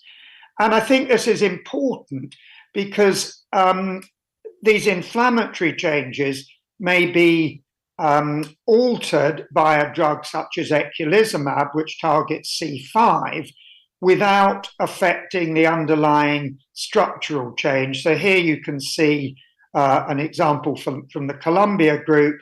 On the left, a biopsy before eculizumab with endocapillary hypercellularity, and on the right, after a year's treatment.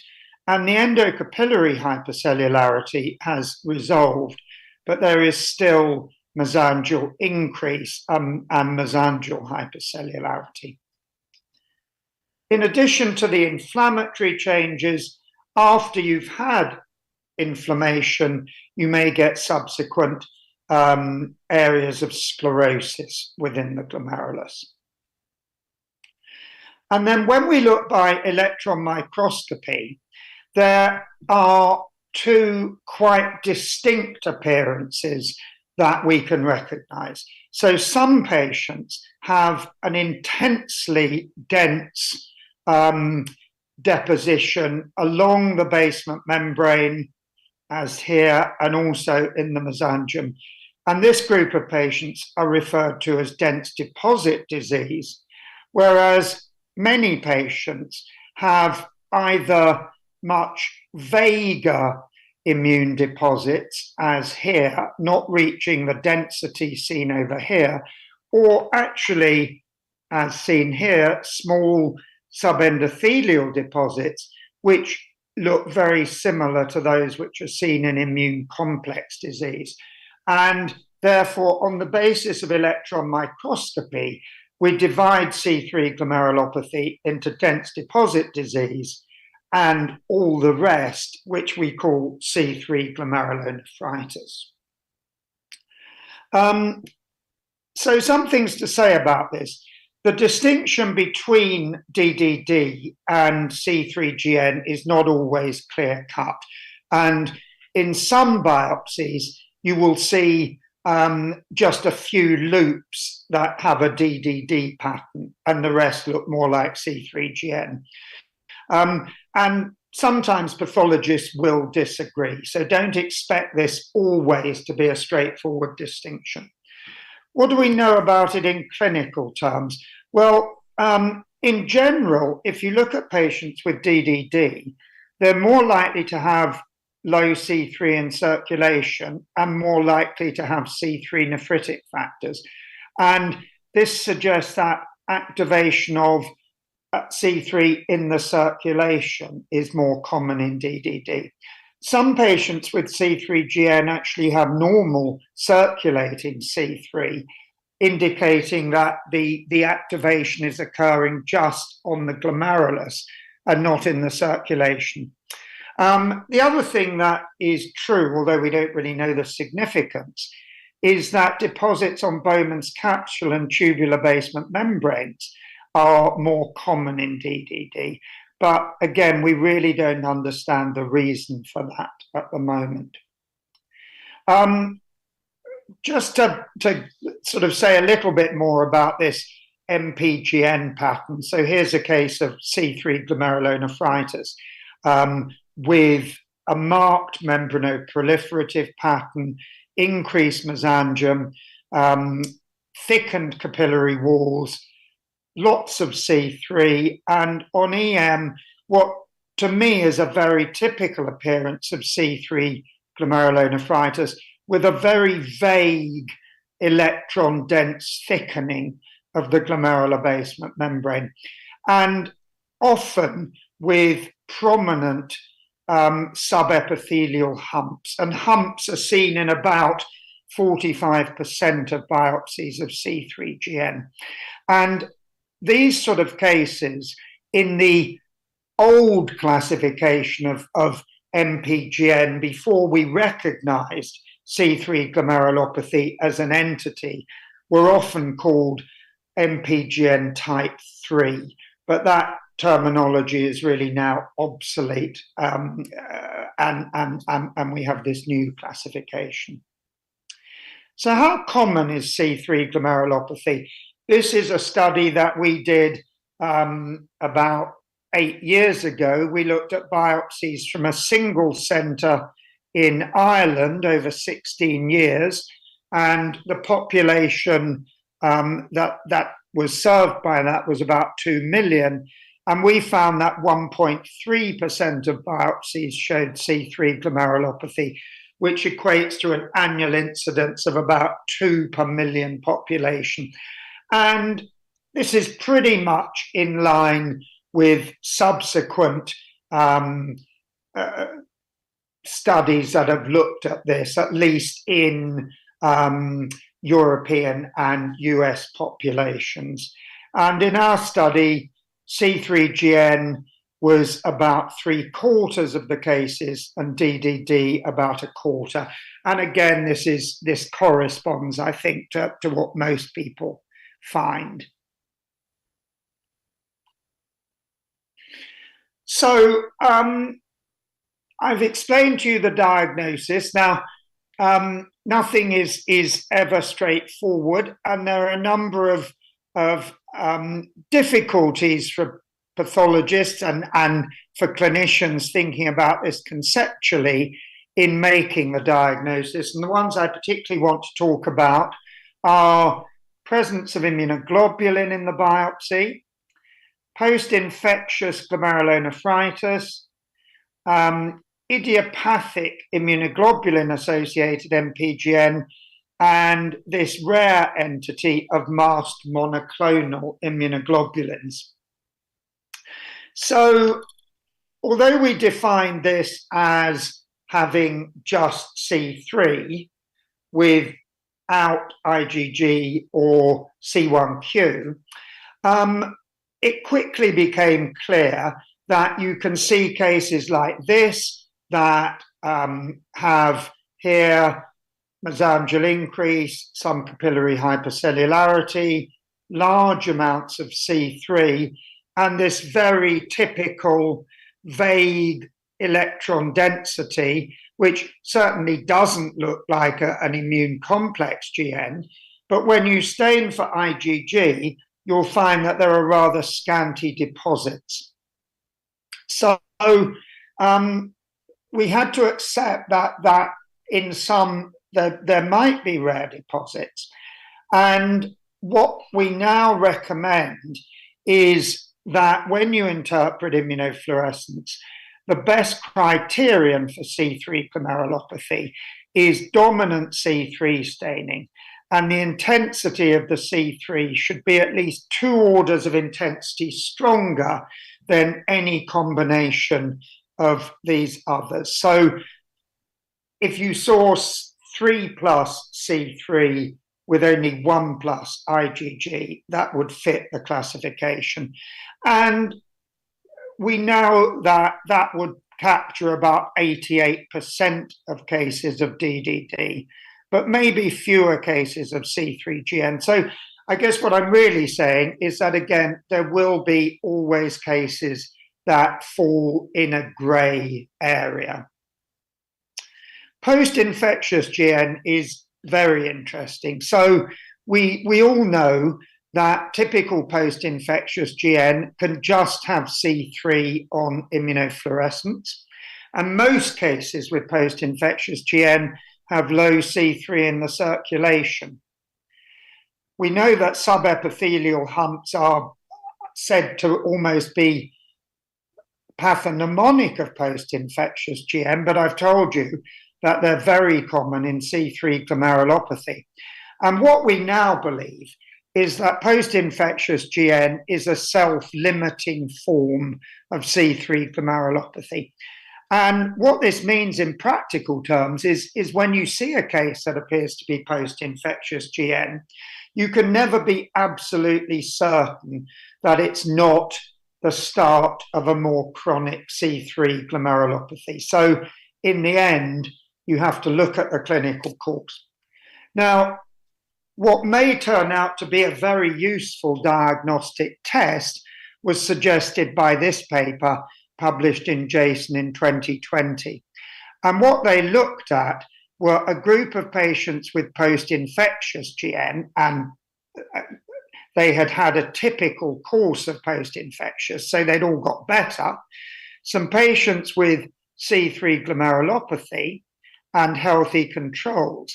And what they found is that transient factor B antibodies are found in 91% of patients with post-infectious GN. And you'll remember that factor B is a key protein in the alternative pathway.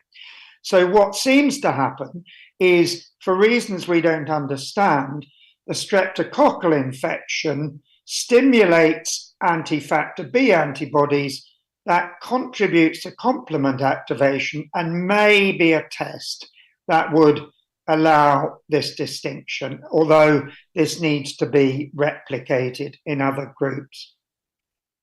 And then an interesting diagnostic overlap is between idiopathic immunoglobulin-associated MPGN and C3 glomerulopathy.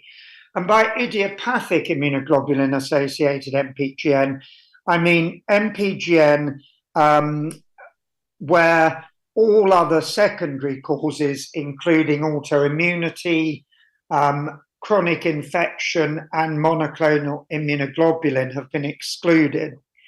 And what we know is that there can be an overlap of the diagnostic findings in biopsies, that if you have a first biopsy, and this is particularly true in children, which shows immune complex MPGN, later biopsies may just show C3 glomerulopathy.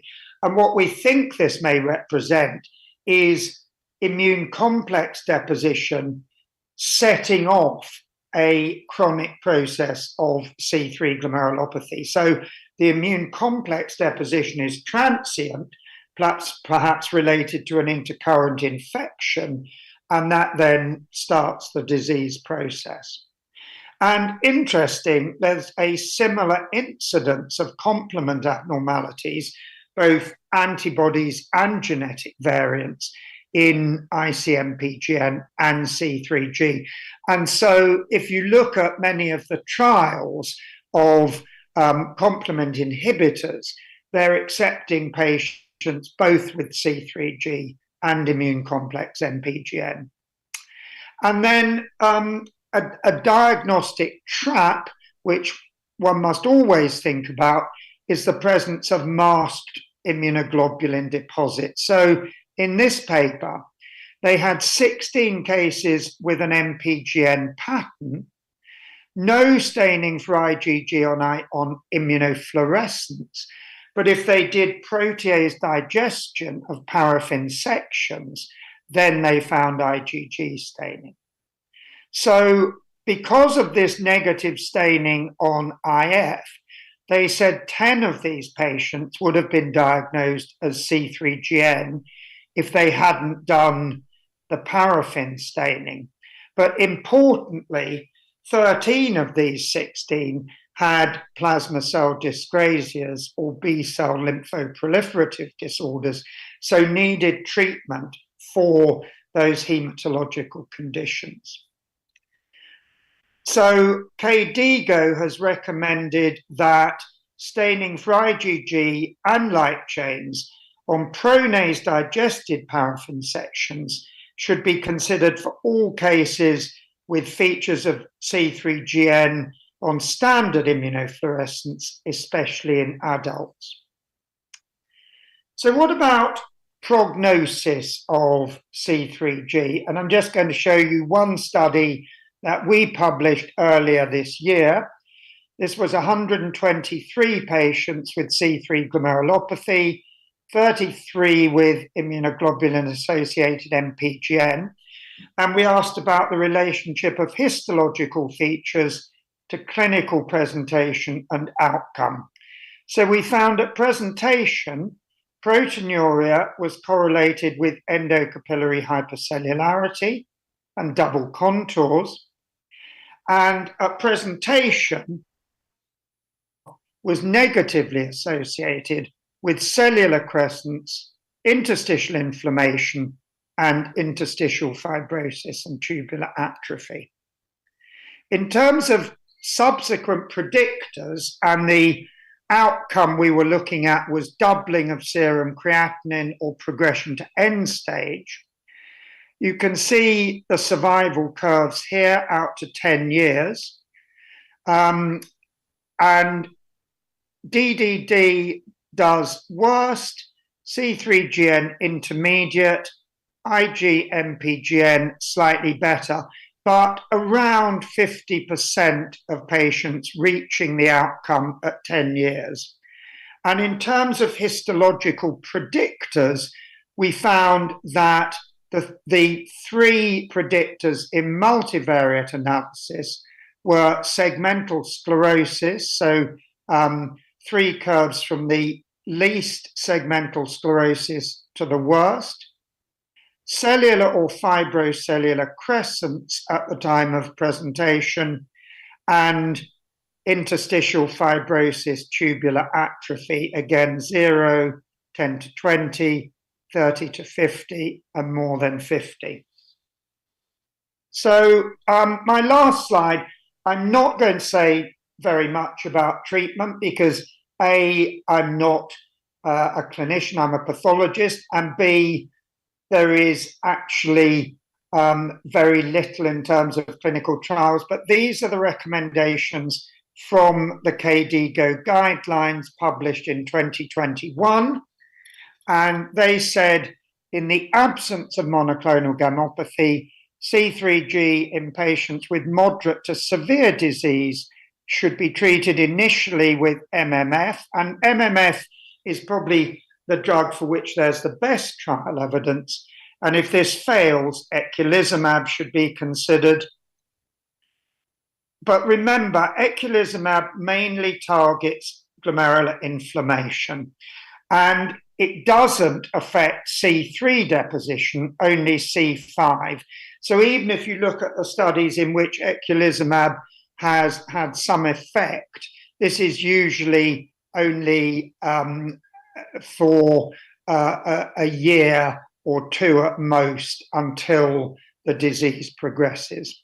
The good news is that there are ongoing trials of agents that target the alternative pathway of complement by blocking either factor B, factor D, or C3 convertase.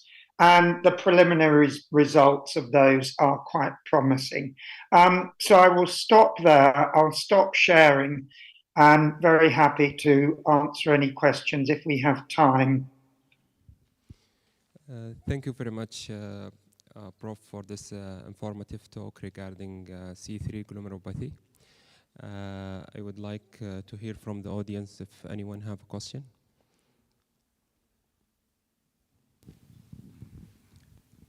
Thank you, Dr. Cook, for this nice presentation. My question now, do you think the reason why there is no response, or let's say limited response to eculizumab in GMC3 is related to, compared to the HUS? Is it compared to because of the pathogenesis, or what are the factors why we have this, different response to treatment? Yeah, absolutely. I mean, it's an important question, and I think it is the difference in pathogenesis. So, and I'm, simplifying a bit, but I think in atypical HUS, the activation is on the endothelium. You don't find C3 deposited generally. There's no immunofluorescent staining for C3, but C5 is activated, and the activation of C5 damages the endothelium, and that's the major cause then of thrombosis. So if you can block C5, you've stopped the major pathogenic pathway. In C3 glomerulopathy, I think there are two damaging pathways. So the C3 is deposited, and that activates C5. Now, when the C5 is activated, you get C5a, and that causes inflammation. So one damaging factor is the inflammation. But even if you block the C5, you've got continuing deposition of C3 in the biopsy. And we know that because if you biopsy patients on eculizumab, you'll find that there continues to be C3. And that C3 deposition, which we're also seeing as electron-dense deposits, also stimulates immune cells, stimulates the mesangial and endothelial cells to continue to cause the structural changes, the mesangial increase, the capillary wall thickening. And eculizumab doesn't prevent that. And so that's why there's still a progression of disease in spite of the eculizumab. So, any more questions?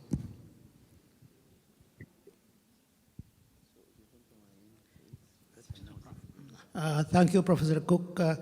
For your C3 dense deposit disease patients, do you normally run genetic testing for these patients?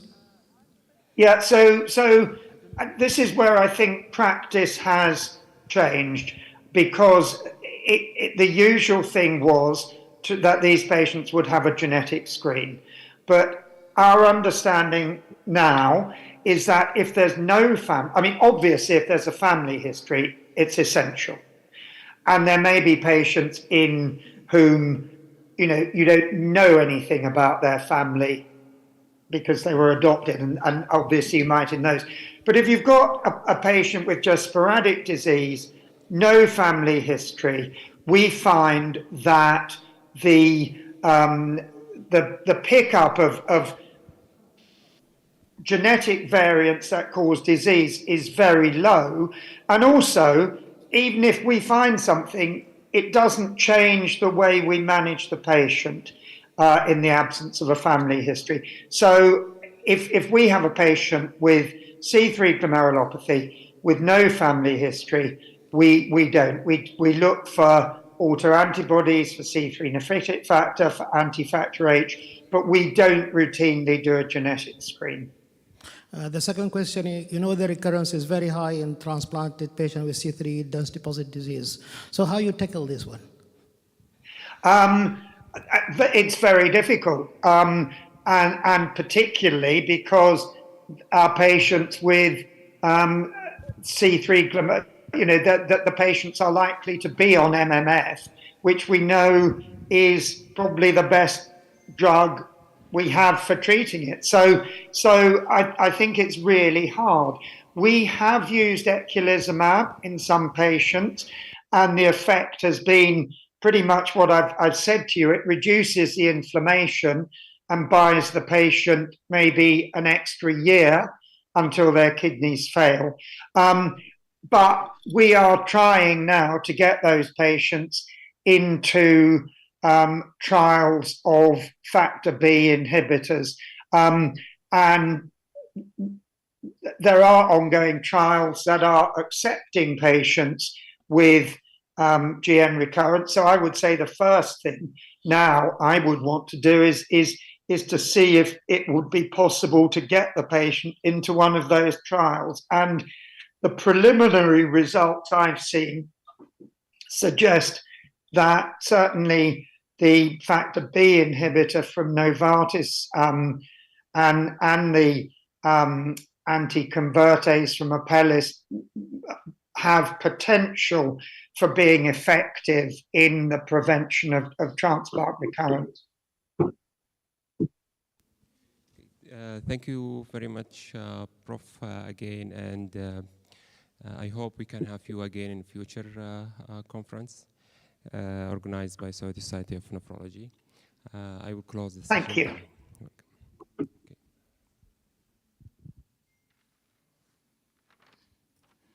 Our next speaker is Professor Dennis Glotz. Professor Dennis Glotz is a chief of the Department of Nephrology and Renal Transplant at St. Louis Hospital in Paris, France. After receiving his MD in 1984, he was granted a research fellowship at the Medical Biology Institute, then at the University of California in San Diego, California, USA. He later specialized in nephrology and became a professor of nephrology at the University of Paris, and subsequently assumed his current role as a professor of nephrology at the University of Paris. Professor Glotz has published over 120 articles in peer-reviewed medical journals. He is the head of NSERM Transplant and Immunology Group, and he is a member of a number of national and international societies, including the ASN, the European Dialysis and Transplantation Association, and the French Society of Immunology. He is the president of the French-speaking Society of Transplantation. Professor Dennis will be talking about the desensitization in kidney transplant. Welcome, Dr. Dennis. Thank you. Can you hear me? Loud and clear. You can start. Perfect. And can you see my slides? Are you seeing my slides? Not yet. Oh. Okay. Let me try again to share my screen. And now, is that better? Yes, you can go ahead. Perfect. Well, thank you for the nice introduction, and let me thank the organizing committee for allowing me to be part of that conference. We're going to shift gears from C3 glomerulopathy, even if, as the previous speaker said, we have some cases, and we do use eculizumab in those cases, to talk about a difficult problem, which is the case of the hyperimmunized patients, for which desensitization is more often than not the only way to get them transplanted. You all know that slide that was published more than 20 years ago, showing that transplantation is the best way to improve patient survival with CKD. And you can see here on that paper that it nearly doubles the life expectancy of all patients, whether they're young or not that young, and even if they're diabetic. This comes from the French registry, where we succeeded to mix the transplant database with the dialysis database. So this is the life expectancy according to age of patient on dialysis. Those two are life expectancy once transplanted. As you can see, you need double the life expectancy of those patients, even if you don't get to the normal life expectancy of healthy populations, whether male or female. What is really important and was published 20 years ago was that time on dialysis is the most important variable that you can change that influence graft survival. This is a paired kidney analysis, which means you take for a donor from a deceased donor 2 kidneys, and then you look at the results of transplant. And as you can see, the results are much better when the people have not been on dialysis or been on dialysis for a very short time, as compared to those who have been on dialysis for more than 2 years. And this is true as well for living donors. You can see here for cadaveric donors, and you can see that preemptive is by far gives the best transplant results. But this is for living donors, and again, you can see the same pattern, which is you have to transplant them as fast as you can. So transplantation expands life expectancy, and early transplantation is the most successful of all. Problem is, what about HLA-incompatible transplants? So this is a paper that I think you all know from Bob Montgomery, published nearly 10 years ago, where he compared the fate of patients that either underwent desensitization or stayed on dialysis, till they got a compatible organ. And here you have 3 cases. The best case scenario, where you have antibodies detected only by Luminex, but with a negative cross-match. And as you can see, desensitization is much better than waiting for a compatible transplant. If you now have a positive flow cytometric cross-match, but a negative cytotoxic cross-match, you can see that desensitization works, but not as well. But again, much better than staying on dialysis or waiting for a compatible organ. And for a positive cytotoxic cross-match, the results are about the same, but lower survival for everyone. There are many, many ways to access transplantation. Obviously, one can look at the calculated panel reactive antibodies, or I'll show you that we use a simulation software. If it's easy, you get to transplant.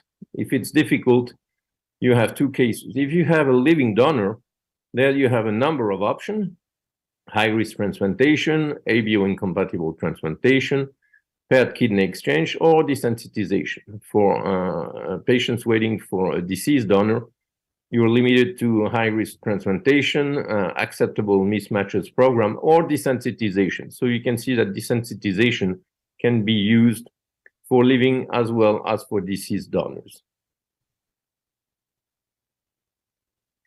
The important thing, I think, is not to think of desensitization as something totally apart from the rest of medicine. It's not an isolated island, because actually for each patient, you have to look and see whether he should go into an ABO incompatible program, an acceptable mismatch program, a paired donor exchange program, or desensitization.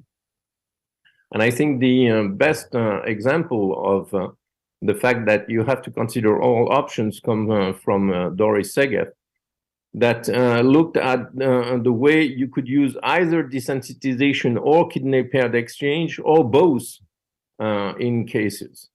You have cases which are very difficult to desensitize because you have a very high antibody against your donor. And in that sense, it's much better to wait for kidney paired exchange. On the other hand, there are very easy patients to desensitize when they have a lot of antibodies but with low titers, in which case it's much better to do desensitization than kidney paired exchange.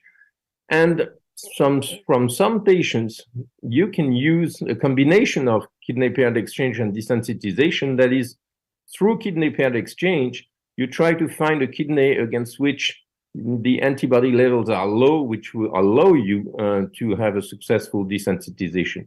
So again, it would be a mistake to oppose desensitization to kidney paired exchange. They should both work together for the benefit of our patients.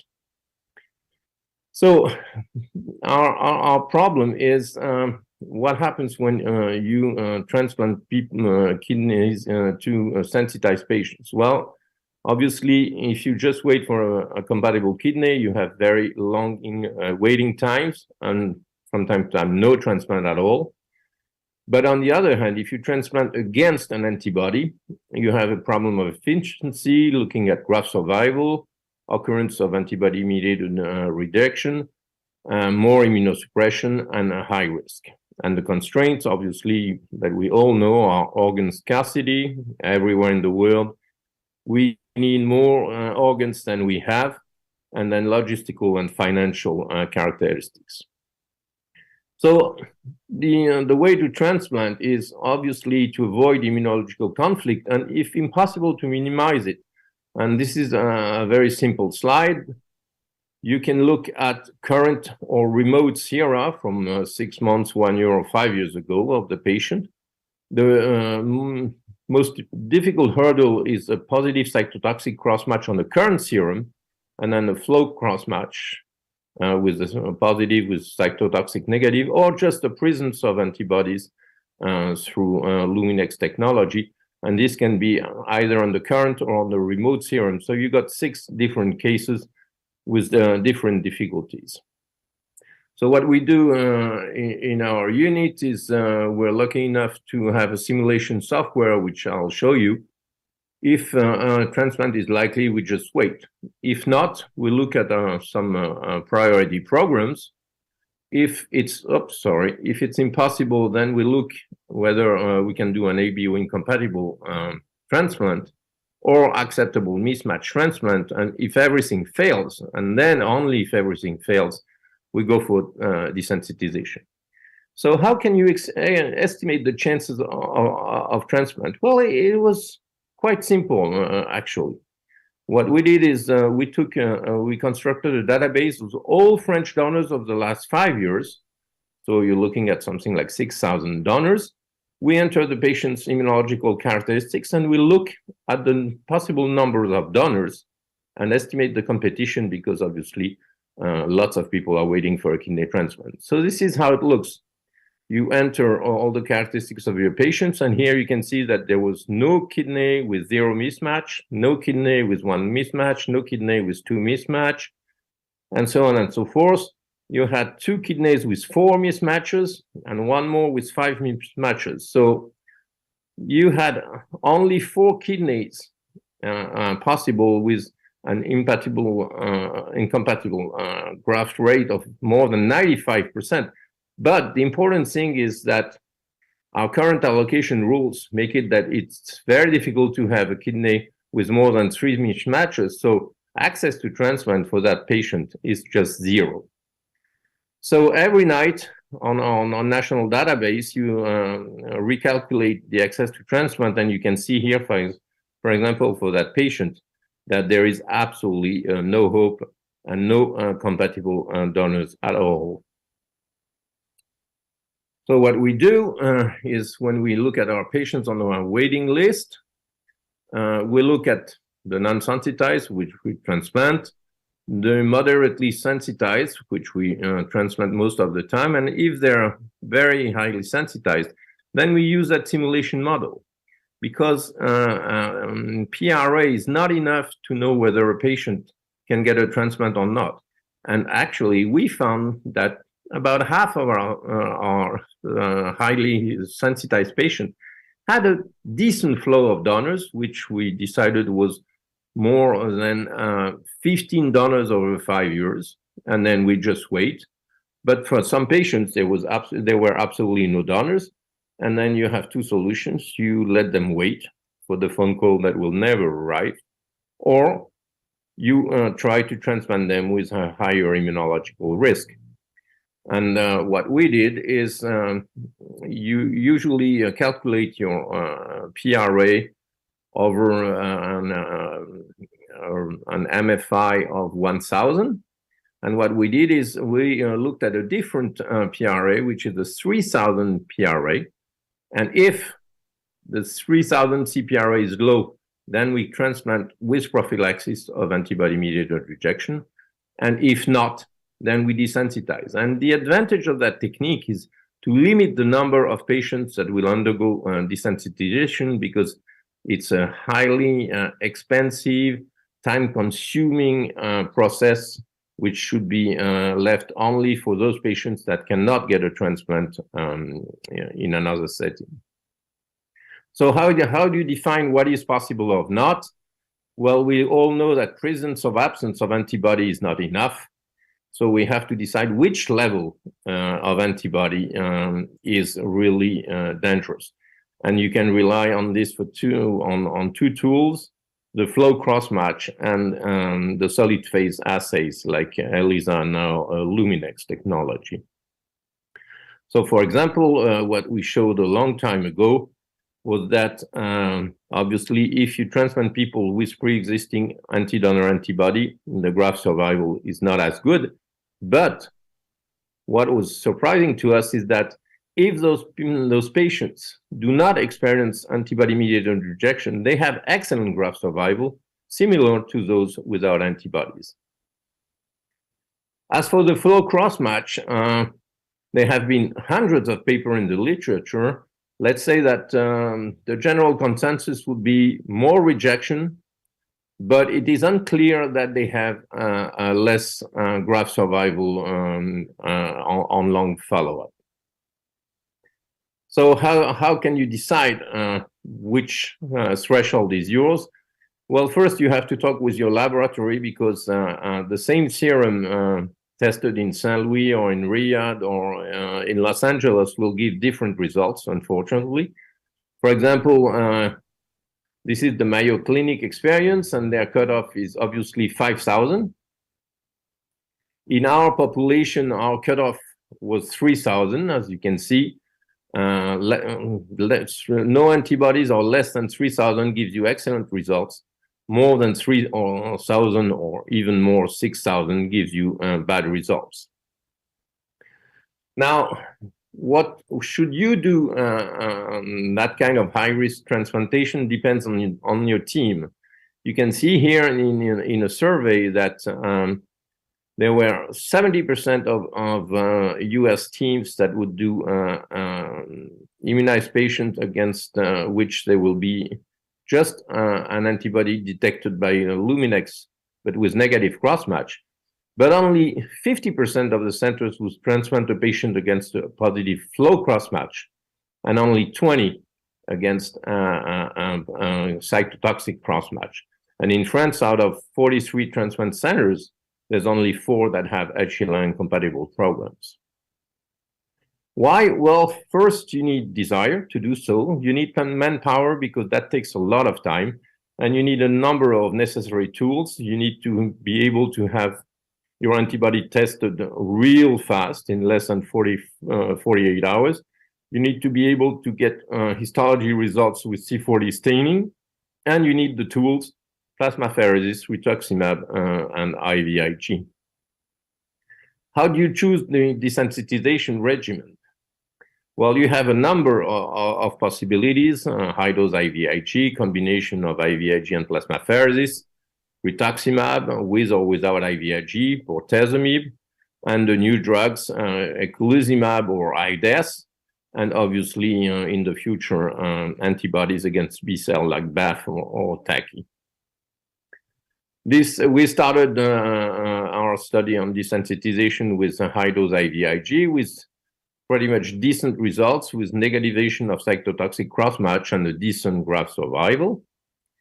Then, especially for living donors, you have the combination of IVIG and plasmapheresis, which gave excellent results, including people that started with a positive cytotoxic cross-match.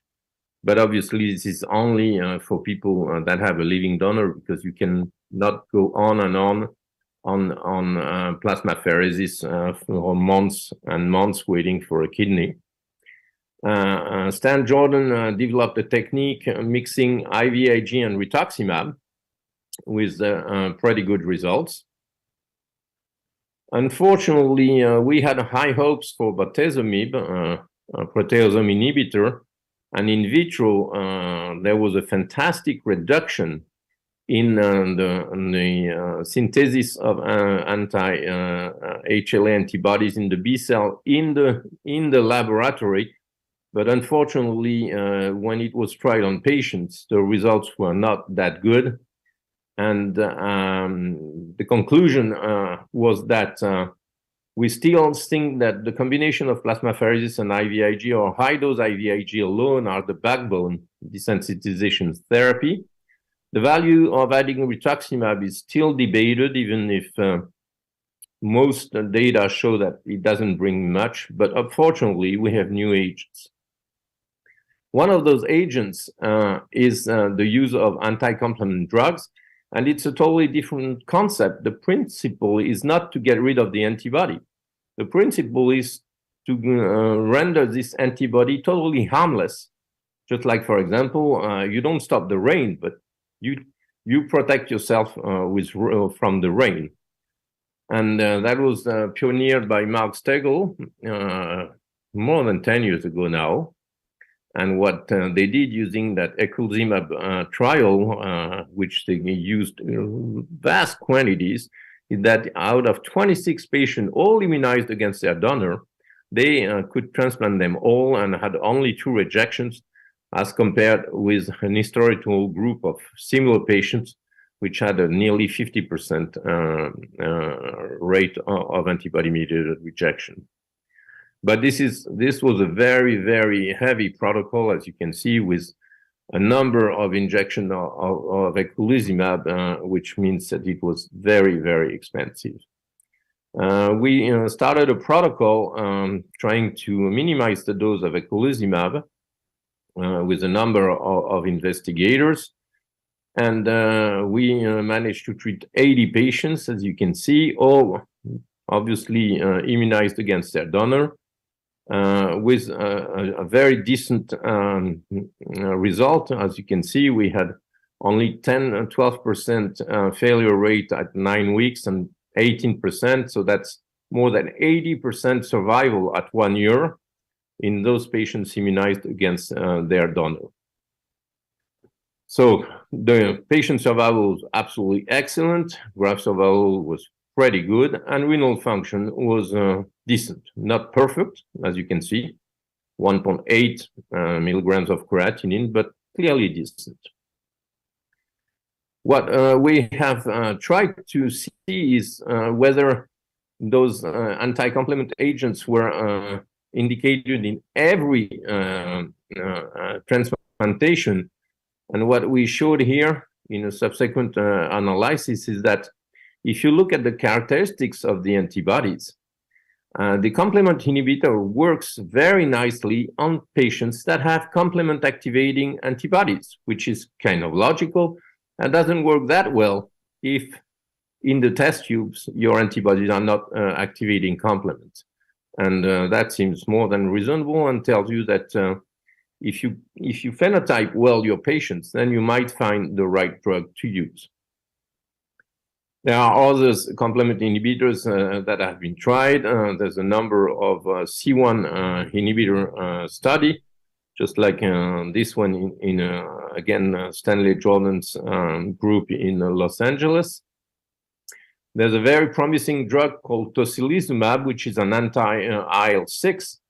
And IL-6 is a very important drug for the biology of B cells and plasma cells, and is involved in antibody production. And so there are a number of trials now looking at desensitization or even treatment of refractory antibody-mediated rejection. Now, obviously, the latest kid on the block is IDES, the IgG degrading enzyme, which works wonders, as you can see here. When you give this IDES, the concentration of Ig in the serum of your patient goes to 0 for a number of days, and then comes back because obviously the cells producing the antibodies are still there. And you can see here on the Western blot, there's absolutely no IgG left, which means that obviously there's no positive cross-match because there's no IgG. So they published the first series of 25 sensitized patients. 24 of them could be transplanted with a price of 10 humoral rejection.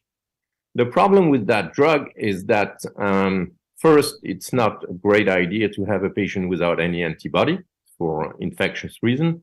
The second one is it's highly immunogenic, so you can give only one shot of that drug, which leaves open the question of antibody rebound and subsequent antibody-mediated rejection. So how do you choose your regimen? Well, we in Saint Louis look at the importance of the antibody, looking at the mean fluorescence intensity on Luminex technology. And when it's low, then we just don't desensitize and we transplant as is. When we have a medium range mean fluorescence intensity, we don't desensitize pre-transplant, but we use high-dose IVIG post-transplant. When the cross-match is positive, we do prepare the patient before using high-dose IVIG or plasmapheresis IVIG, and we follow transplant with high-dose IVIG. And the future obviously lies in the use of either eculizumab or IDES for those very highly sensitized patients. So there's no question that transplantation is the best solution. It gives your patient a much longer life expectancy. It does give you decent graft survival. The problem is the limit because it generates a lot of work. It's very labor-intensive work for every patient, and it is very expensive financially. So not all teams should do it, and not all patients should undergo desensitization. But it's really a fantastic tool for us very selected patients. Thank you very much. And I'll be happy to answer questions.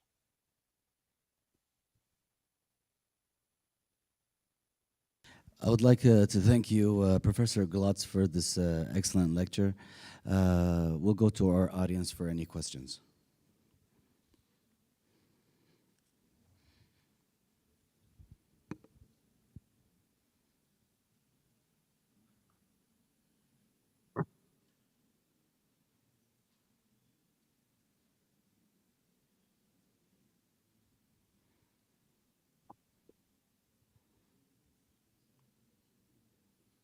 Any questions?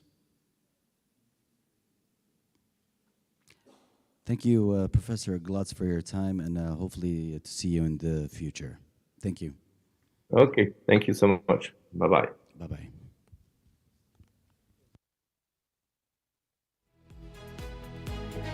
Our session for the morning is closed. We can go for prayer time and lunch, and hopefully to proceed after the afternoon, 1 o'clock. Thank you.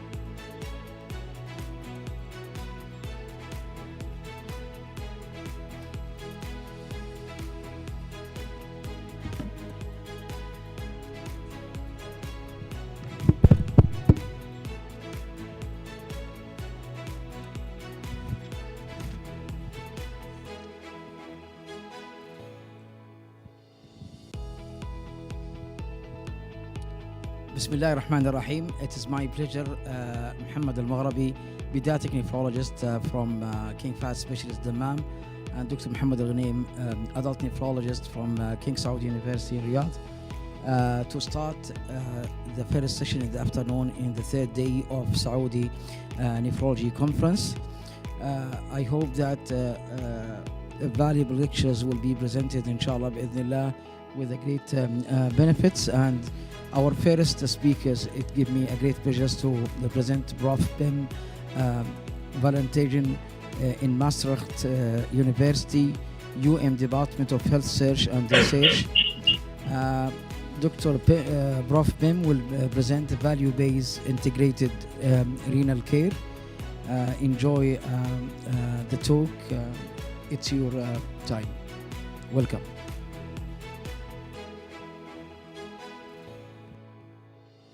Thank you very much. I would like to share with you within the next 30 minutes more about the concept of value-based healthcare, and it requires, from my perspective, a call for more integrated action. And before we start, I would like to look with you more on a global scale to our healthcare system, not specifically for renal care, but more looking to the total healthcare systems in the world. And we're facing some tremendous challenges, not only due to the COVID pandemic, but we're chasing also due to demographics. So a lot of developed countries are getting older, and we see that the elderly population is increasing, and because of that we see people develop more chronic diseases, for instance like chronic kidney disease. And as a result of that, people consume more healthcare services, which makes it more expensive to pay. So, and we have a shortage of people who provide the services. So and as a result of that, we have policy reforms in a lot of countries going on. And one of those policy reforms is called value-based healthcare, delivering better healthcare services for better clinical outcomes for less money. And that seems to be like the holy grail. But in order to do so, all the healthcare providers and stakeholders in the healthcare ecosystem need to collaborate better with each other. And that seems to be the fundamental topic in a lot of policy reforms across the globe, not only in Europe, but also in the rest of Western countries. But if we look at the facts about better collaboration in order to achieve a better outcome, then we know by fact that almost 70% of these so-called collaboration initiatives or integrated care models fail. So we only have like 30% chance of success to better or coordinate the services for people with chronic diseases and achieve a better outcome. And that's quite a depressive number to look at, because it's very difficult to achieve this in practice. It's very difficult to better coordinate the services around those patients with those complex needs. And that's what I would like to talk to you today, discuss with you. What does it take to do that better? So first of all, I will focus on why do we need to focus on a concept of value-based healthcare. Second, what is needed in practice? So what needs to be done in order to achieve those better outcomes? And third, what can be done to become successful? Or what do those 30% best practices differently than the rest of the world? So hopefully you can also implement it in your renal care setting. So first of all, let's zoom out a little bit and talk about why do we need to discuss value-based healthcare. And this is explained by two facts, basically. First of all, we talk about the quality of our healthcare system, what you see on the left-hand side of this slide. And this is expressed in the age-adjusted mortality rates, which is measured across all the OECD countries since 1980s. And we see the trend is going downwards. Like mortality rates, age-adjusted are going downwards in all the OECD countries. And you see the relatively highest scoring country, which is in this case, the US, and the relative low scoring country, which is in this case, Japan.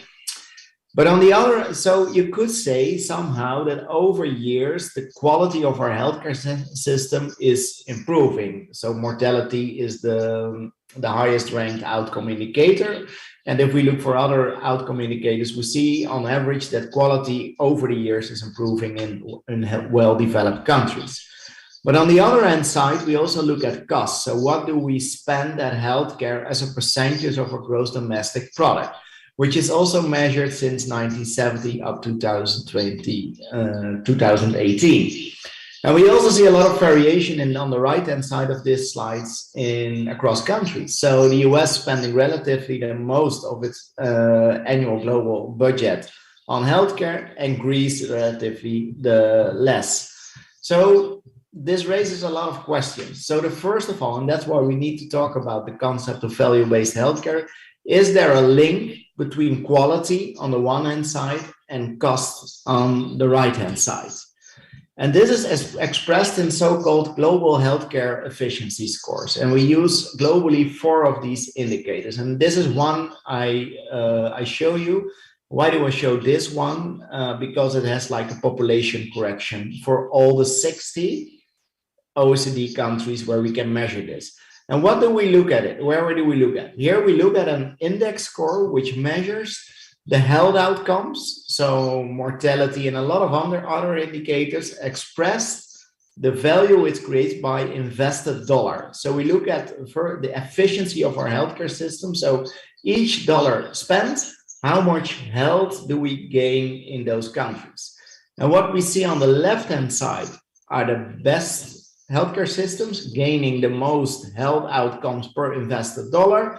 And on the right-hand side, we see the lowest scoring countries. And the global average is about 50 points. So you can go from 0 up to a maximum of 100. So I would ask you, people in the audience, please have in mind where you think the Saudi healthcare system is ranked. Would it be on the left-hand side, creating a lot of health for invested dollar, on the right-hand side? Just take a moment to pick a number for yourself. Is it like in the top 10 or in the lowest regions on the right-hand side? And I will show you that Saudi Arabia is in the lowest scoring area. And this is interesting because the country I'm from, the Netherlands, is not doing a lot better. We're on the average. But it's interesting to look at those countries which are scoring very high. Hong Kong, Singapore, Spain, Italy, and South Korea. Those countries create a lot of value, a lot of health per invested dollar. And also look at the US. It's almost lost in this ranking. So they were outperforming in the other graph, but the value they create for their citizens is less. And this is the whole debate why we need to talk about value-based healthcare, because there's a lot of variation across countries, a lot of variation across disease groups. And on average, if we take at a healthcare system, what we see in this graph, we further need to improve our healthcare services, not only in Saudi Arabia, also in the Netherlands and a lot of other Western countries. And this is the big challenge in healthcare, and this is why we need to talk about value-based healthcare. And more importantly, it's interesting to understand why are those countries on the left-hand side scoring better, creating better value for their patients, for their inhabitants. And that's explained by the so-called fragmented care delivery. Those systems have a strong, on the left-hand side, you just saw, have a strong primary community care-based service system, which has less fragmentation in the system, less fragmentation in education, in financing, data sharing, and so forth and so on, and legislation. And this is very important. And this is the global challenge we're facing in our healthcare system. And I think it's in Saudi not any different than in Europe. We need to somehow break down this wall for our patients with complex needs like chronic kidney disease. So that's the reason we need to talk about value-based healthcare and why we need to integrate those services better. But what do we in essence mean by integrating these services better? And therefore, we first need to ask ourselves, okay, what really creates healthcare in a healthcare system? But first, let's have a look at chronic kidney disease. And you are all experts and sitting there, and you know chronic kidney disease is not a single disease on its own. There's a correlation with cardiovascular disease, diabetes, and obviously also in the first trajectory, in the different stages, it's about the habits, the healthy habits of people. And if we zoom out, focus on those, what really creates health, the social explained by individual behavior. And 24% by social circumstances. Does someone speak a language? Does he have a proper income? Does he really participate in society? And this adds up to 60%. While medical services we provide to our healthcare system, to our people, only explains like 11 to a maximum of 25% of the total health created in our communities. And this is very interesting because there's a lot of, these are the cohort, this is just a summary of the cohort studies up to 2018. And if we really want to create health also in the early stages of CKD and preventing from people to develop chronic kidney disease, we really need to invest and explore in these social determinants of health. And this is fundamental. And this is also fundamental from the shift, which we call from volume to value. And I will explain what we mean by that. So first of all, payment mechanisms are changing globally, where we move from a fee for service towards shared risk reward contracts, where we reward the network of people who are providing the services, for instance, for people with chronic disease, and they share the risk for particular clinical cost and quality outcomes. And in order to do so, the incentive will change from treatment towards prevention. So if we reward the outcomes, the care providers here will invest in preventive, in the so-called social determinants of health. And this is also explained by the focus, which is really shifting from a biomedical disease orientation towards what we call the human or person-centered perspective. And this is related to the previous slide, the social determinants of health. And last but not least, which is very important, is the information, which is changing from retrospective trends towards predictive trends. We have models where we can predict somehow the adverse events, for instance, for people with chronic kidney disease, stage 4, we can predict it. And those artificial intelligence models getting better each and every day. So the predictions getting more accurate. And this is what is changing globally in healthcare systems. So you need to be prepared to deliver your renal care services, for instance, based on these 4 key characteristics. So then, if we look on the outcomes which we want to create, it's fundamental to shift on the focus between, do we really only focus on the disease, or do we also focus on the person? The patient is a person in the end, by the end of the day, with specific needs. And if we take only a disease perspective, we talk about value-based healthcare. It's the work of Michael Porter, which brought forward that health outcomes divided by cost is patient value. And if you read the book Redefining Healthcare, which he has published in 2009, you will discover he executes a disease-specific execution strategy. So we target a community on specific diseases. For instance, chronic kidney disease, diabetes, cardiovascular disease. And each and every disease group, we have like improvement methods, like in which we call disease management, where we have a different flow, where we treat the patients, and that will lead to an improved or better outcome. And the market mechanism of value-based healthcare is competition. So the clinic or the hospital who delivers the best service to a specific community of patients, for instance, CKD gets the best contract, and the rest goes out of business. So this is really disease-oriented. But on the other end, which is more person and community-focused care, we call it triple aim. 3 objectives you need to achieve at the same time for your patients. Improve patient experience, reduce cost, and improve population health.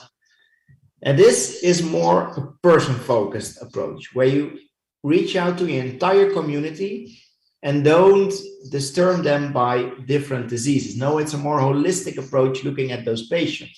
And you know what I just showed you in the slides, CKD is related to cardiovascular disease, diabetes, hypertension, and so forth and so on. So you look at it holistically. And the improvement method is circular. You need different interventions in order to achieve a better outcome, the triple aim outcome for these complex groups.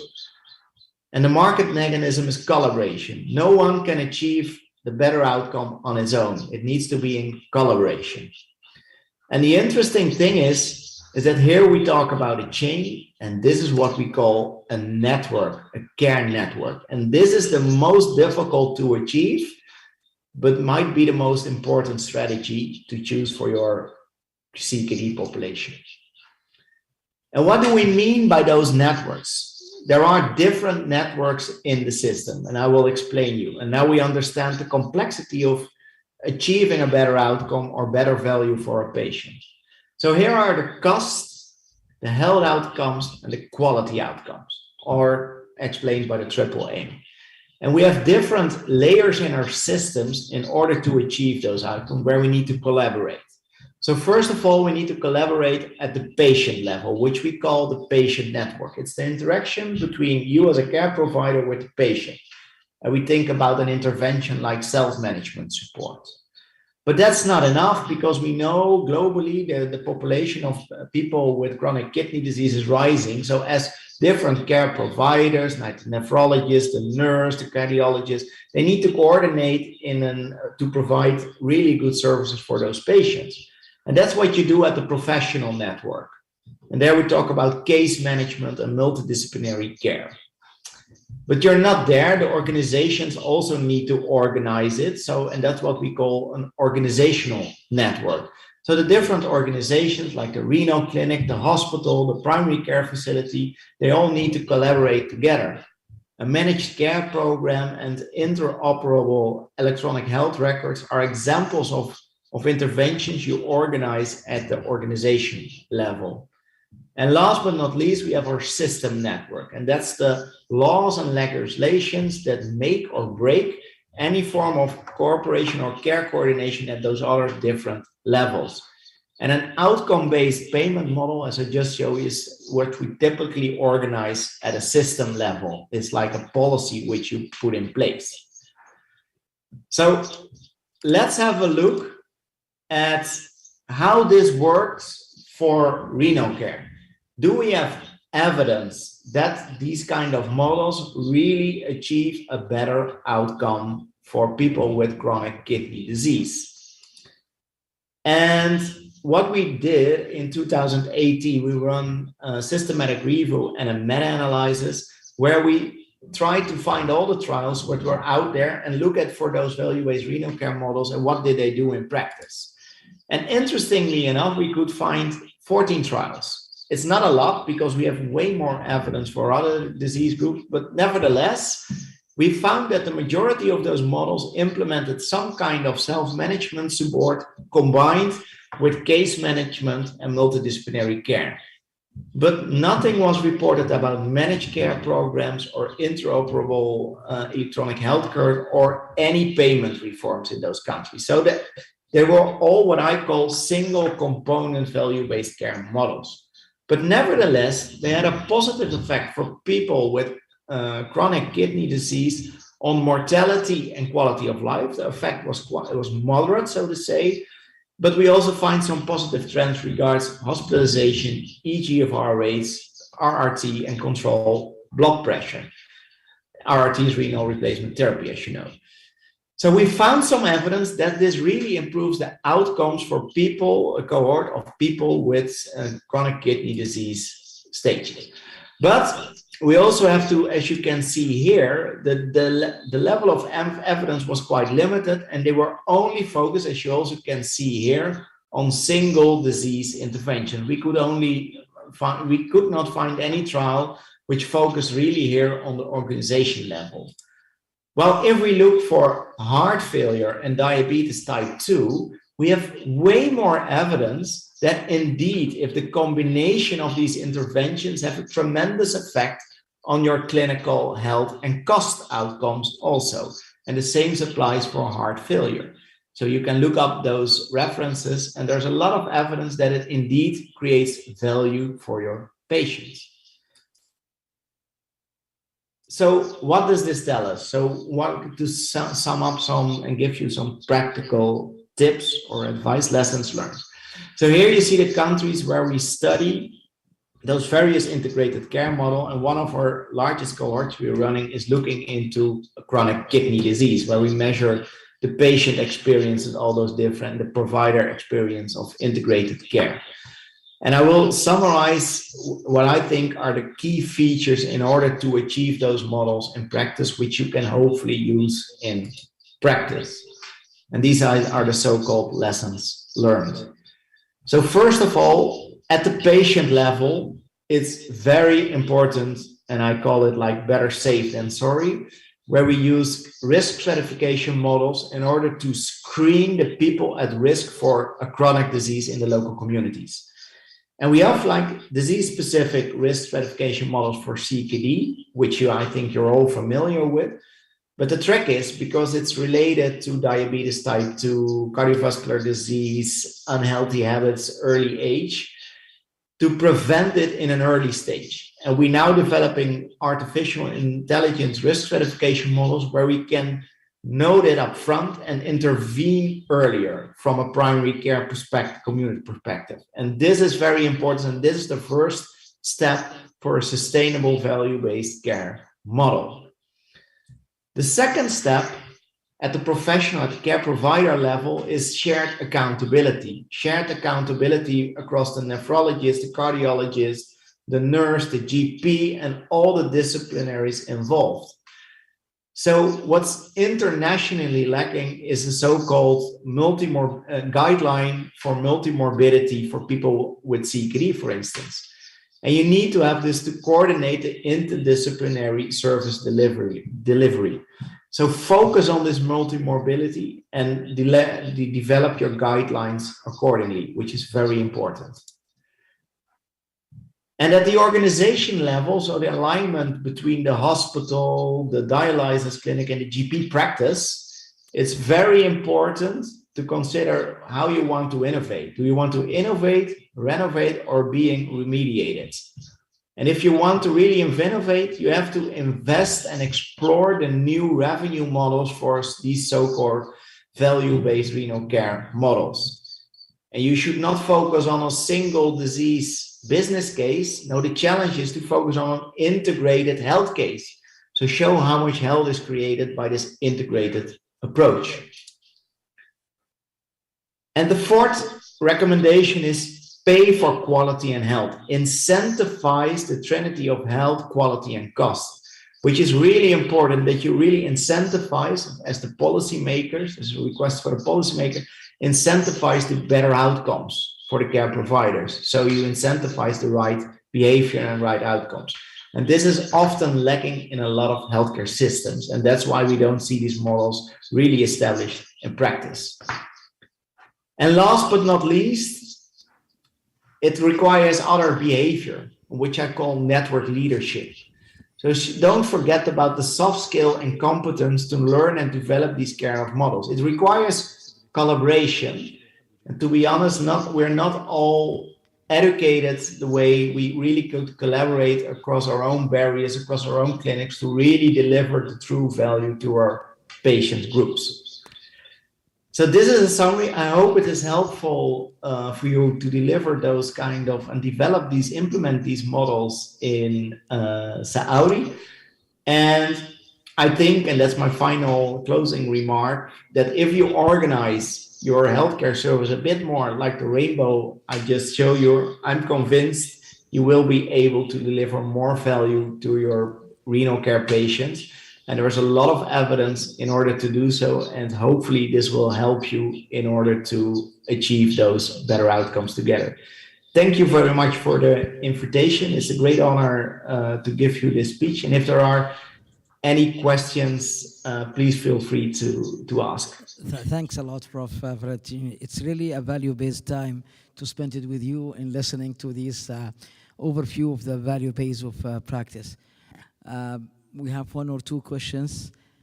Anyone have any questions or contribution or comments about the presentation? Okay. Thank you, Dr. Bim, for this nice presentation. My question regarding the clinical network, the clinical integration module, how far it is truly efficient based on the experience almost from early 90s till now, and what are the challenges facing that model which will make it if it's not really efficient enough?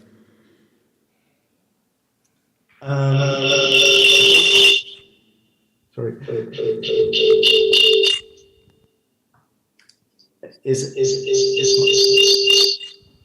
Do you also hear that echo in the audio?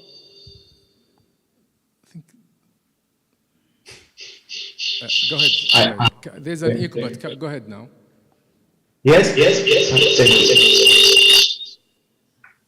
you. Put my sound a bit lower. Might help.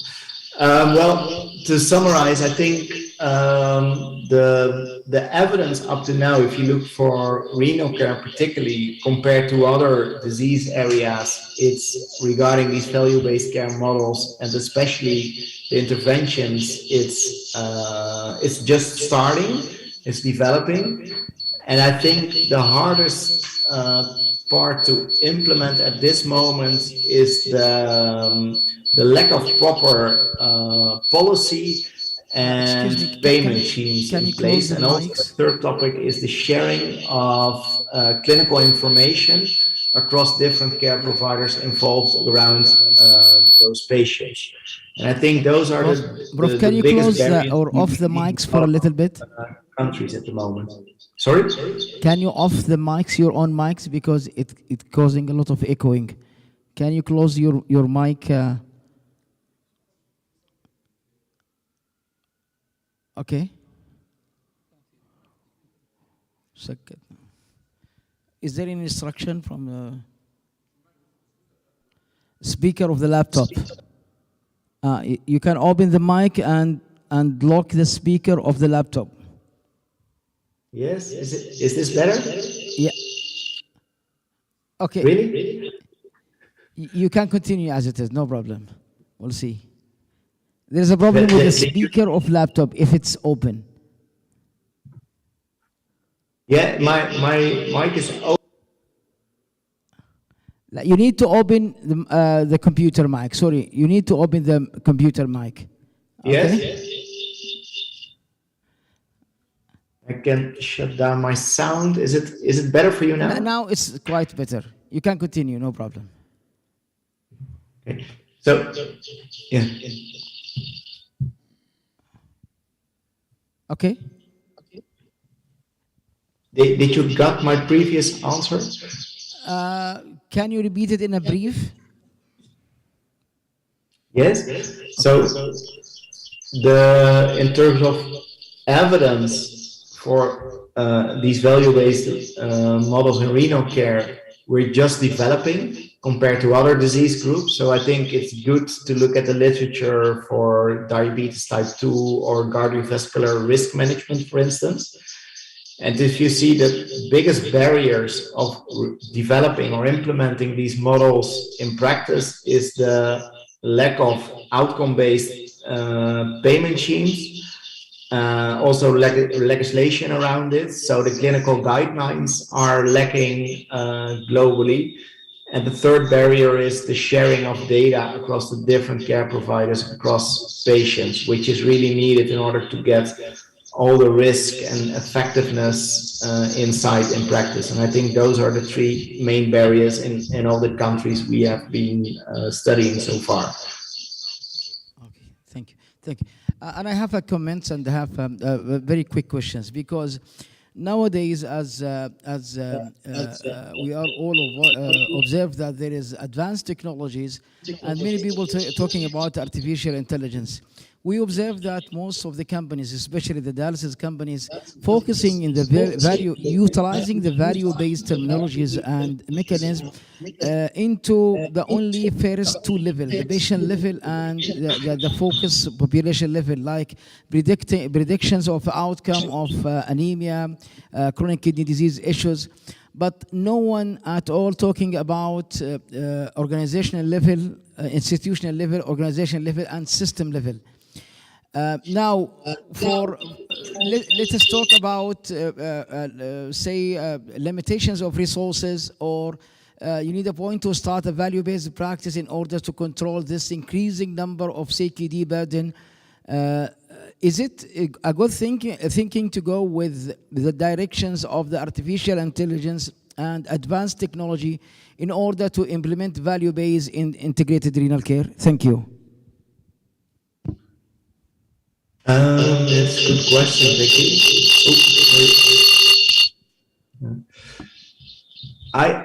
I think if you, yes, does it take a lot of resources in order to achieve? It depends, right? Because if we look in a lot of healthcare systems, there's a lot of inefficiency. So somehow we organize it very segmented, fragmented, which costs a lot of money and leads to a worse outcome. I think to start, which doesn't cost a lot of money, and is a good starting point, is starting with these interdisciplinary guidelines and protocols, which aligns the clinical roles of the different care providers involved. And based on that, you have your holistic process flow basically based on the patient's needs, and you can organize your service and financing accordingly. But this is not the way it's often done. So we first invest in a lot of IT and fancy kind of risk stratification models, while we don't focus on the real evidence on the process flow, on what basically the patients needs. And if you look at that, the services and complexity can be reduced, and also your cost. And this is the step which is often forgotten when I look at those different countries. And then it explodes in your cost, but the primary process is not well defined by an evidence base. Thank you.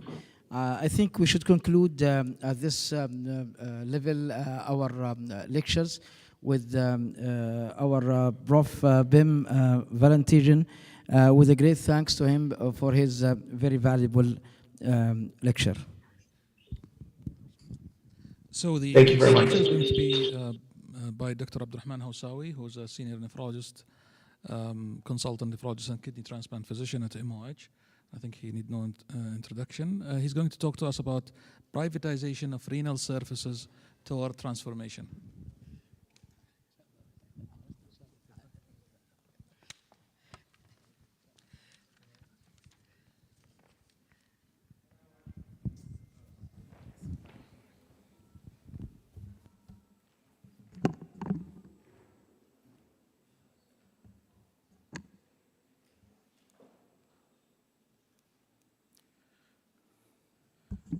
Bismillah ar-Rahman ar-Rahim. Alhamdulillah, salatu salam ala Rasulullah. I'm really glad and honored to be here, and I thank the organizing committee for the kind invitation to give me an opportunity to present this quite relevant experience in the next few minutes. And I hope I'll leave you with valuable messages to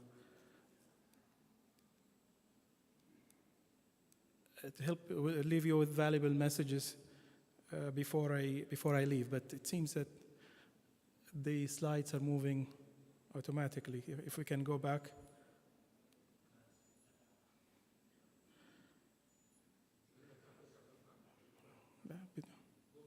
It's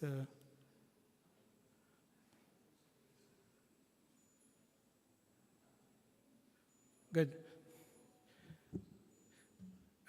This problem, of course, it's most of the people involved in the renal care are really overwhelmed and quite busy with dialysis and addressing problems related to kidney failure. to the point sometimes it's even beyond what's fair for other aspects of kidney care. So that, for example, early detection, early screening and early detection sometimes are put in the shadow because of this attention. However, it's an area that also requires another look from a different perspective on how we can approach it. Can we continue to provide dialysis services through the public sector, or will there be a value for presenting this or providing dialysis through a partnership with the private sector? Again, it seems that we're going to get into. Okay, good.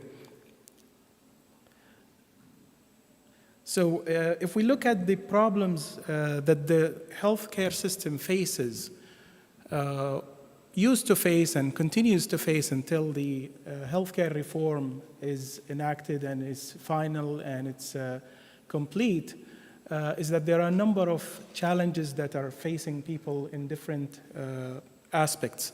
That includes access to care, the financial sustainability of service provision, disease burden, workforce availability, the quality of services and the safety of services provided, in addition to the recipient's experience of those services.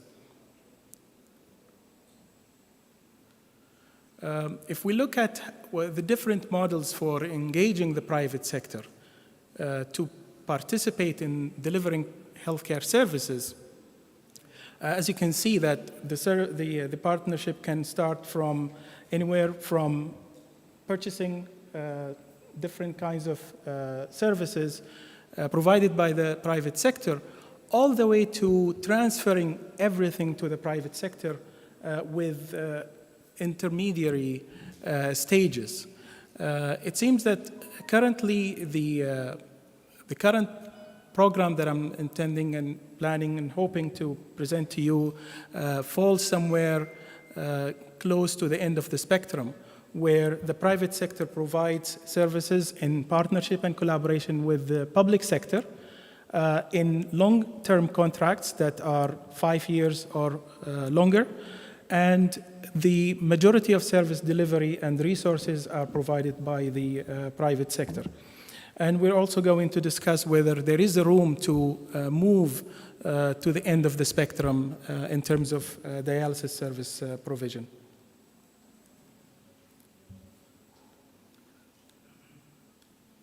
Again.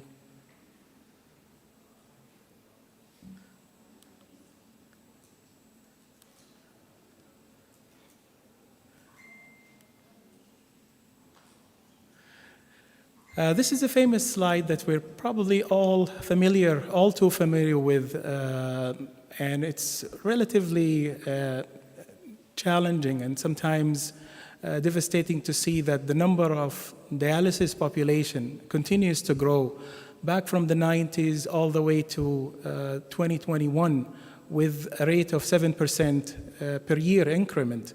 And if we look at the projected numbers for the year 2030, we're exceeding the 40,000 range, 40,000 patient needing dialysis. It's a huge burden. And we're not even talking about other stages of chronic kidney disease. If we look at the dialysis services provision by the Ministry of Health, it reflects the distribution of other service provision by the Ministry of Health. You can see that Ministry of Health provides about 2/3 of those services through direct service delivery or through its public-private partnership project, which provides about 36% of the services altogether at this stage. And that brings me to the program that we're currently involved in, which is the dialysis public-private partnership program that the Ministry of Health embarked on back in 2012, and it's ongoing in its second phase. This agreement entails a contract that requires the private sector to provide facilities for providing dialysis services, providing all services related to dialysis, including dialysis during travel, whether locally or internationally, as well as the treatment related to dialysis, including medications and so on. The contract duration is 5 years, and it's in its second cycle, and it's in the 4th year of its second cycle. The contract is due to finish in October 2023. This is a timeline that shows the different cycles for the program, and you can see that we are in the last year of the second cycle, which started with a period of revision of the previous cycle and improvement on based on the lessons learned from that experience. And of course, this program is delivered by the private sector. Currently, 2 companies provide the services with a total of 7,000 patients altogether provided in 62 centers, supervised through a dialysis management program that includes a multidisciplinary team, including nurse coordinators, physicians, administrators, and a team responsible for performance excellence to address all aspects related to ensuring that all services provided meet minimum standard consistently throughout the project.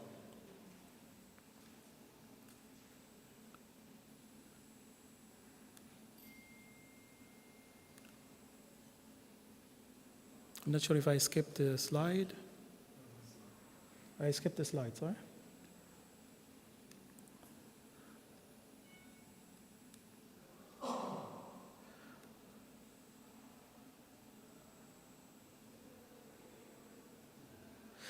These are the clinical and performance targets that you can see on the screen, and it's very familiar and standard. We were not really utilizing anything out of the ordinary. The only thing is that there is a requirement to meet that at least 80% of the patient should meet those clinical key performance indicators.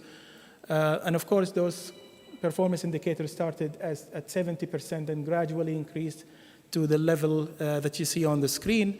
With regards to vascular access, the target was initially 70%. Initially, at the beginning of this program, the original rate of fistula was about 30 to 40% in all patients transferred into the project.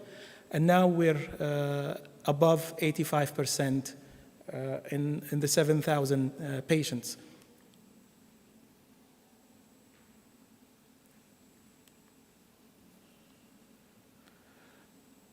This is just a quick summary of all different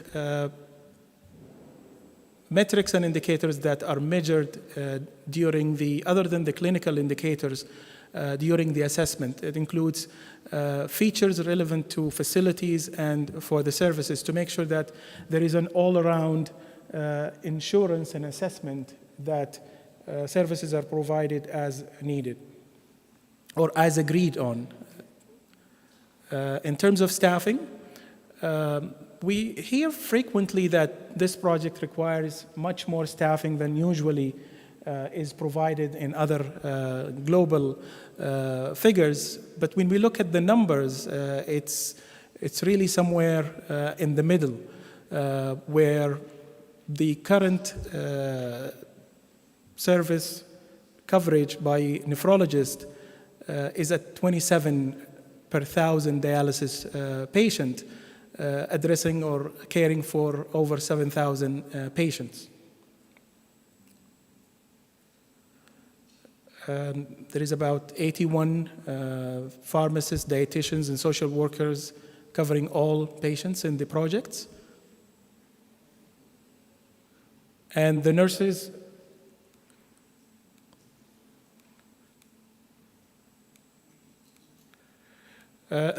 are provided, or the nursing services are provided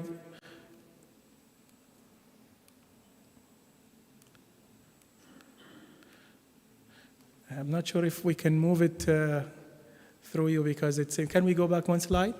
I think this one is not working well. Yes, the nursing ratio is also a standard ratio, and the good thing about this is that now there is a guaranteed provision of nursing services, and there is much limited worry about the attrition that happens in most of the dialysis units that we see in the public sector, especially in the remote and peripheral areas. This rate is maintained and monitored regularly for consistency, and this really reflects the current state of the coverage in the project. Next slide. Next. Next. In terms of the distribution of the patient population, as you can see, the project covers all regions in the country. So all 7,000 patients are distributed proportionately to the different regions in the countries, and patients receive dialysis service in standardized units, in 62 units around the kingdom. Next slide.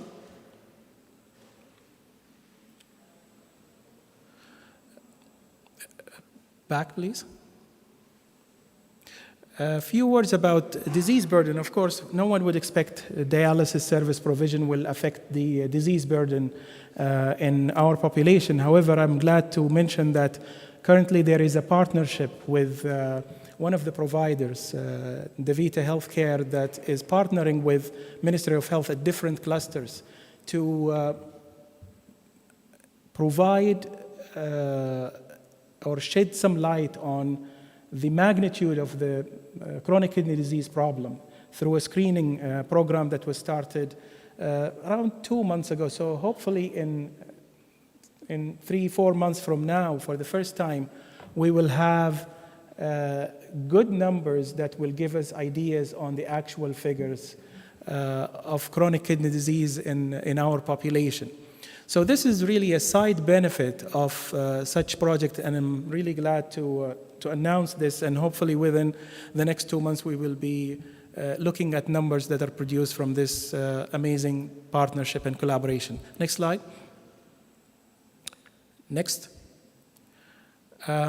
These are the current figures, most recent for Q3 for the clinical outcomes. As I mentioned, that the intended target is that all 80% of all patients should meet the criteria or the targets for those KPIs. Majority of patients in all centers, over 90% of them are actually within those brackets, including the vascular access. Next. Not only the clinical KPIs, but also patient satisfaction with the services provided in all centers averages around 90% for the past year, and we're hoping that this figure improves even further. Next slide.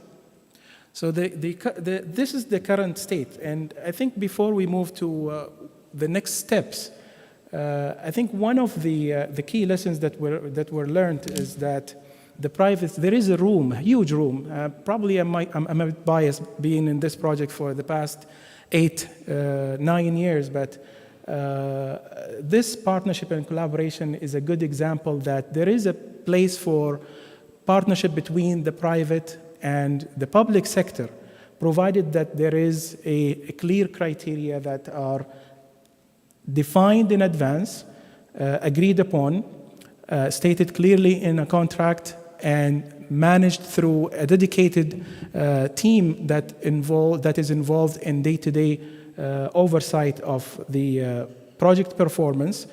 I think this project has also proven its value during the recent pandemic, where there was a huge demand and pressure on the healthcare system. Imagine 7,000 additional patient being the responsibility of the Ministry of Health on top of the required attention for handling the COVID situation. Risk management was also a manageable situation, considering the standardization and the contingency plan that were built within the contract even before the pandemic. Now, what is the main or primary recommendation from this experience? I would suggest that continued partnership in this form, especially for the fact that among the expectations within the healthcare transformation, and we're probably going to hear from Dr. Faisal Abul Khail in the next lecture, is involving and engaging the private sector to a capacity that exceeds 45% involvement. I cannot think of a better opportunity in renal care than dialysis to be the starting point. And I think this is something that we were lucky to have started even before the health system reform has started. They started pretty much around the same time, and it was a great opportunity for this project to see the transformation plan coming and developing. So I think one of the benefit that we saw is the improvement on the first phase, considering all the support that the project has received as part of the transformation plan. Should it be just Ministry of Health, or should we consider national partnership with the private sector? I think all that depends on the volumes and the readiness of the other sectors. But I think it will be of great value if we consider this as a national approach and a national program, because patients move between regions, move between districts, and they need dialysis regularly without differentiation of who is providing who's their primary care service provider. With this, I conclude this presentation, and I'm happy to address any questions, should there any. Thank you, Dr. Housawi, for this lecture, and we'll open the floor for questions. Any questions or comment? تفضل دكتور.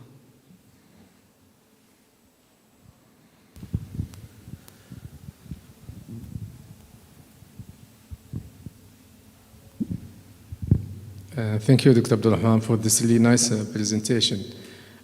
My question really, based on the experience we have at a local or national experience, if we compare it with international experience, just to see really how far our performance compared to others. Did we do any effort in that regard? Yes, I think not a formal comparison, but we looked at this at benchmarking stages for this project. And there is a number of examples of utilizing similar services in different countries, but not to the capacity that we have in Saudi Arabia, and not for the same duration. Now we have an experience that we could present for others to look at. But what we compared mostly with is the compliance level with the clinical KPI requirements, and I couldn't find any figures that touch the 90% margins that we are seeing in this project. Okay. Any other question or comment, Dr. Fadl? Thank you, Dr. Abdulrahman, for this informative session. My question is, you have shown that by the end of next year, there will be a new phase of the outsourcing project. Are you considering PD, peritoneal dialysis, in the upcoming phase, or you will continue with the same? Thank you. The details, of course, are not we're not clear about the details because we have to do our detailed assessment. However, from a preliminary assessment that was done as part of the renal care strategy that was just completed over a few weeks ago, the best approach at this stage, especially with this experience that we have, if you tell us, for example, 5 years ago, it's probably not going to be practical. And in fact, peritoneal dialysis was part of this project when it started, but it wasn't practical to provide peritoneal dialysis because of a multitude of challenges. So the plan was to focus on adult hemodialysis services, but yes, for the next phase, it should not really be limiting. A patient should be given the opportunity to choose between hemo and peritoneal dialysis, and including home hemodialysis in the home option as well. So the whole spectrum, including the current value from the current project. Sure. I think Dr. Maghrabi has a question here.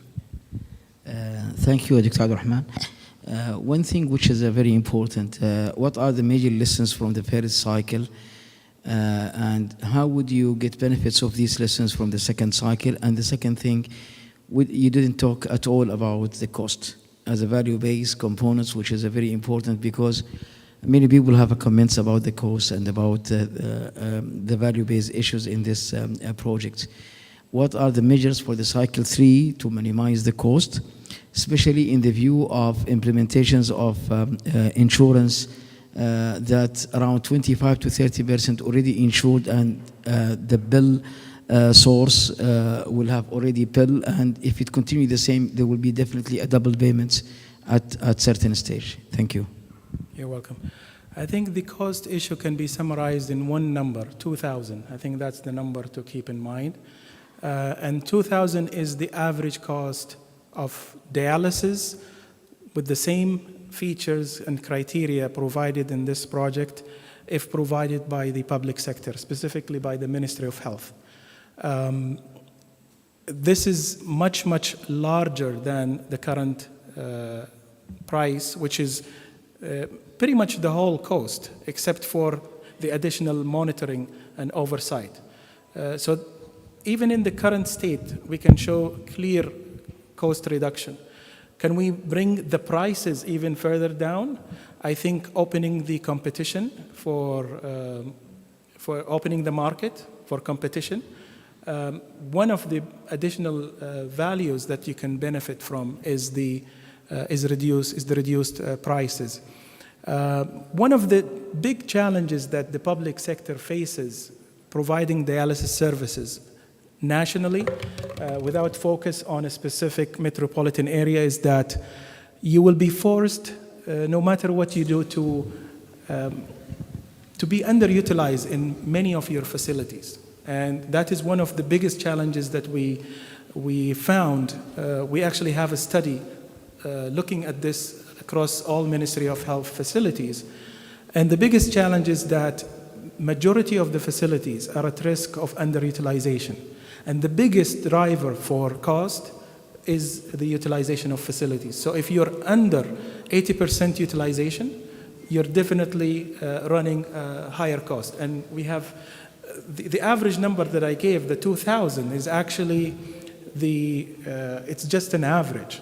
If you look at the extreme, there are services that provide dialysis for almost 10,000 reals. If you consider the infrastructure, the staffing provided, it costs almost up to 10,000 per session. So this is about the cost, and it's a whole lecture on its own. If we wanted to address that, it's a very, very lengthy topic, and it's easier for the private sector to control their cost because they always look at their margin, and in order to really maintain that margin, you have to be vigilant about how you manage your services. I think flexibility, when provided to the private sector with proper monitoring, allows for that, because the private sector is more flexible in managing resources than the public sector. Thank you. Last question, please. Thank you very much, Dr. Abdurrahman, for the presentation. My question comes into, you touched a little bit on the national strategy for renal disease and the dialysis. And the incidence of dialysis about 7% and is not going any down. Is there any plan to involve the private sector in managing chronic kidney disease, so the other spectrum of the renal care, from the screening, prevention, and managing CKD 1, 2, and then 4 and 5, and even transplantation after as an option for renal replacement therapy? So the holy grail or the center point for the whole healthcare system reform centers around the point that you mentioned. So it's not exclusive to renal care or kidney disease. It's actually the approach for addressing healthcare issues is to be a person-oriented rather than disease-oriented, and to make sure that the whole population is addressed when it comes to a certain important problem like chronic kidney disease and the risk of requiring dialysis. So the short answer is yes.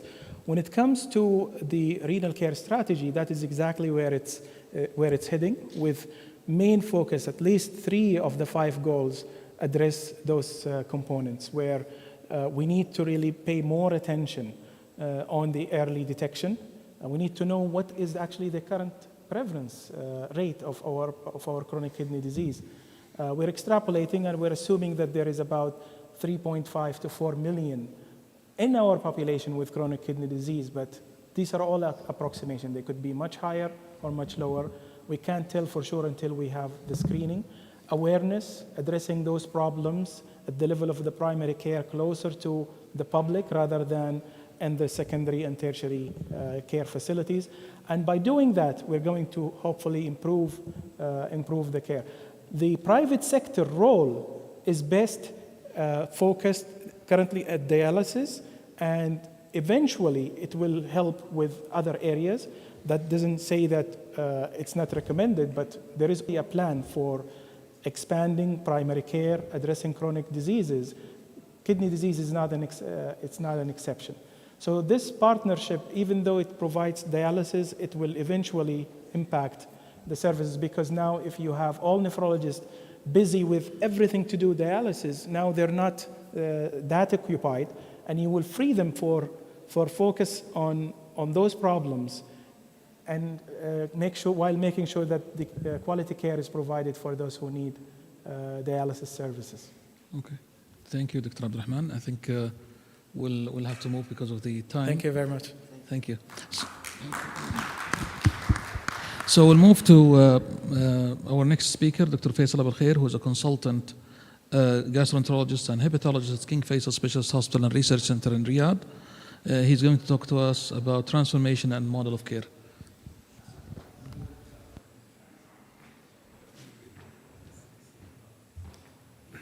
Assalamu alaikum wa rahmatullahi wa barakatuh. الحقيقة, it's a great pleasure to be here. Thank you for the organizing committee and scientific for inviting me. And thank you for both Mr. Chairpersons. I actually would like to say a few words. I worked under their leadership both. And Dr. Muhammad Al-Ghanim, he's an example of the transformation and the model of care alignment. He started at Scott to put a strategy to look at current state problem, challenges. And when we put this strategy, he actually started in putting very good interventions and started in the implementation plan. And I worked under his leadership, and I saw the transformation in Scott actually started when he actually was the head of the Scott. At the same time, the cluster of the Eastern Province, where I worked for 2 years under the leadership of Dr. Muhammad Maghrabi, it is the example of the cluster that actually took the lead in the transformations, because the Eastern cluster was the first to adopt the transformation and the model of care. and they took the initial steps, and they are more mature than other clusters. Our clusters now are following them, and it was a pleasure to work under his leadership as well. Thank you so much for all the things that I learned from both of you. And thank you for what you did to the country for all these two things that actually we're moving for this kind of change in our health system and healthcare. My talk will be brief. I'm just going to follow with what Dr. Abdurrahman have mentioned at the end, is a few touch about what is transformation for the audience and what is model of care. So I'm not going to give a deep kind of analysis of the model of care. I'm just going to give highlights about what exactly the idea of the transformation and also the idea of the model of care and how it came.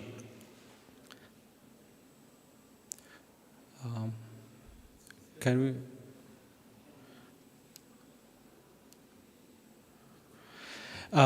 So basically, the health transformation journey, the Vision 2030 was in basically it's a service through the public corporatizations and enabling the ministry to focus mainly on regularization.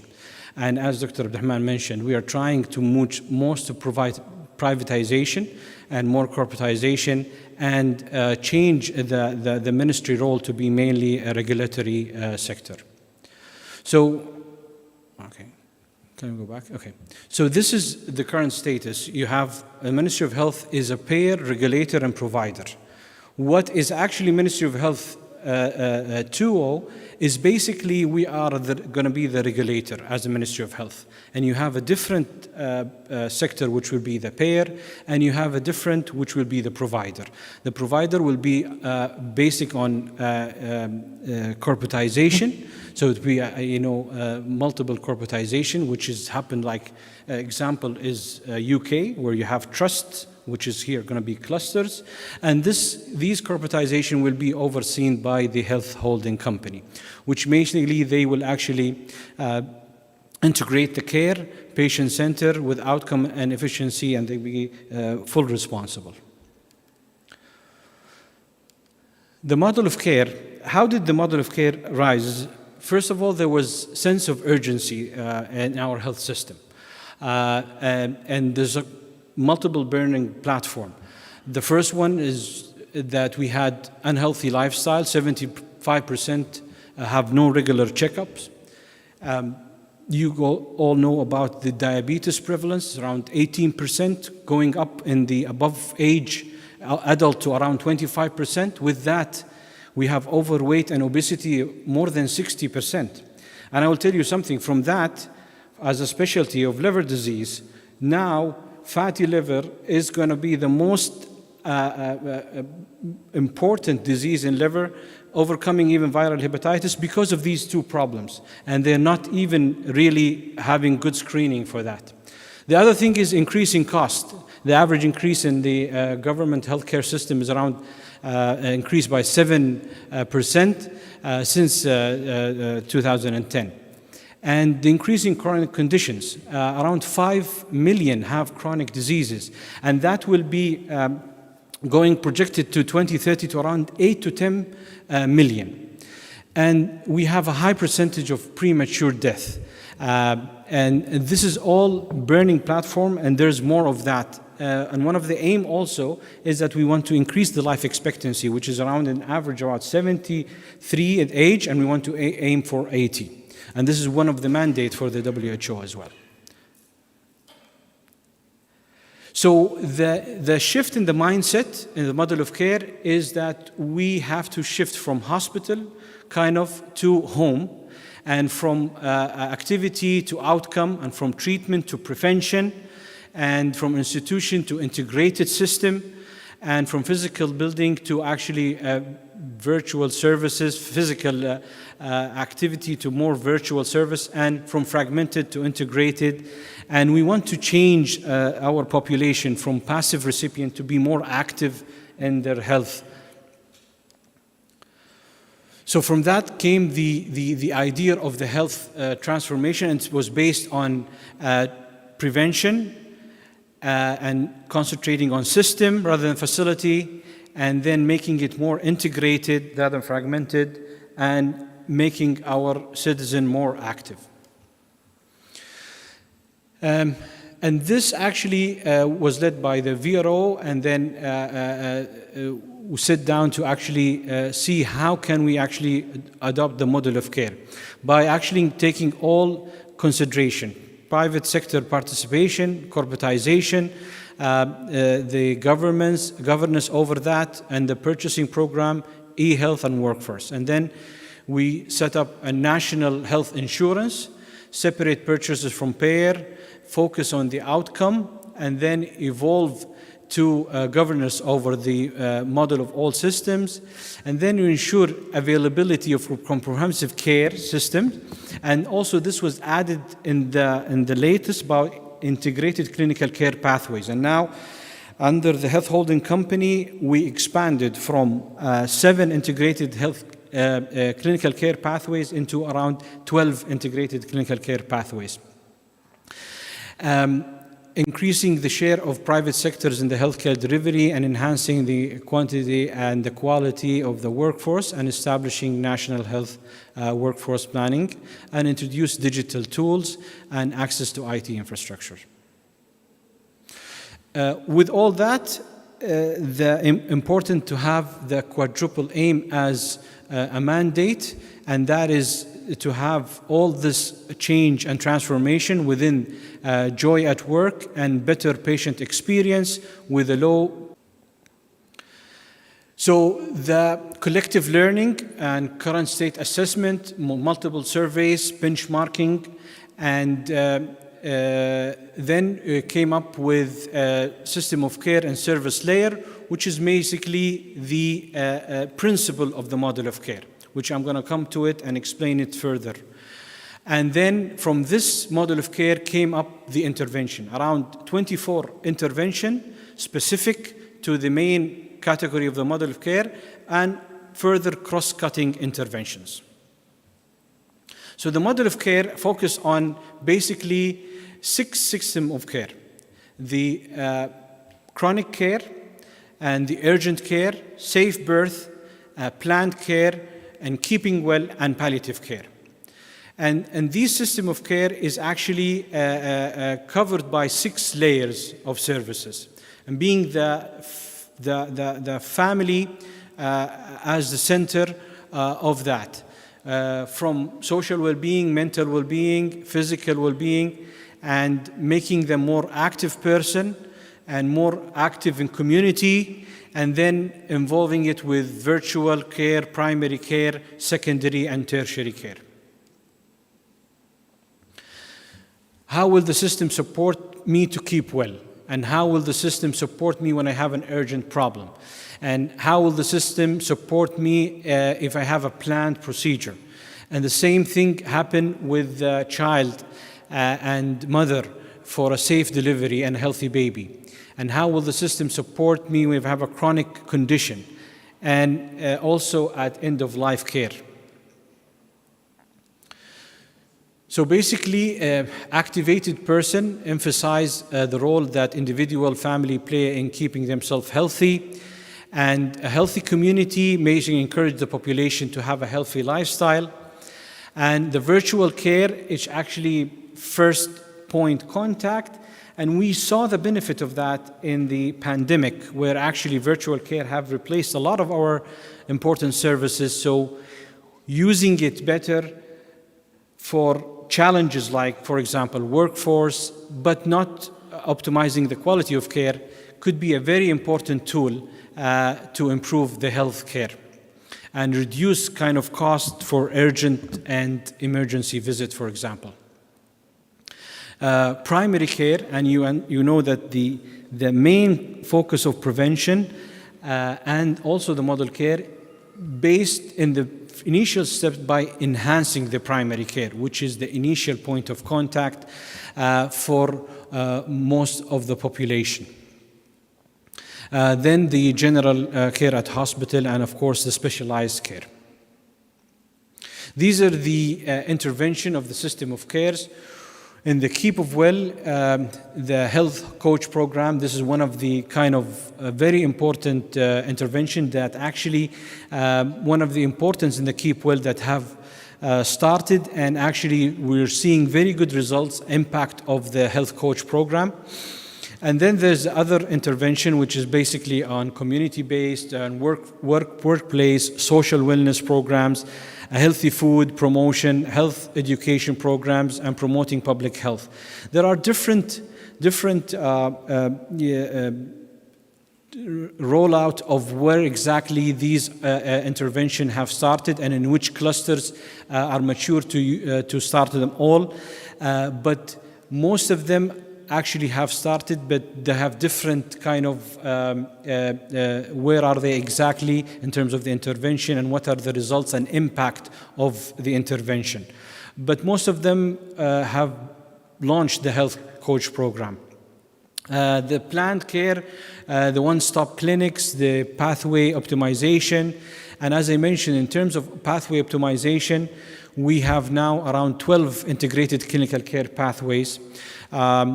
One of them is very important about hypertension, and the other one is about diabetes and also obesity. These are three very important pathways that are general and it's related to prevention.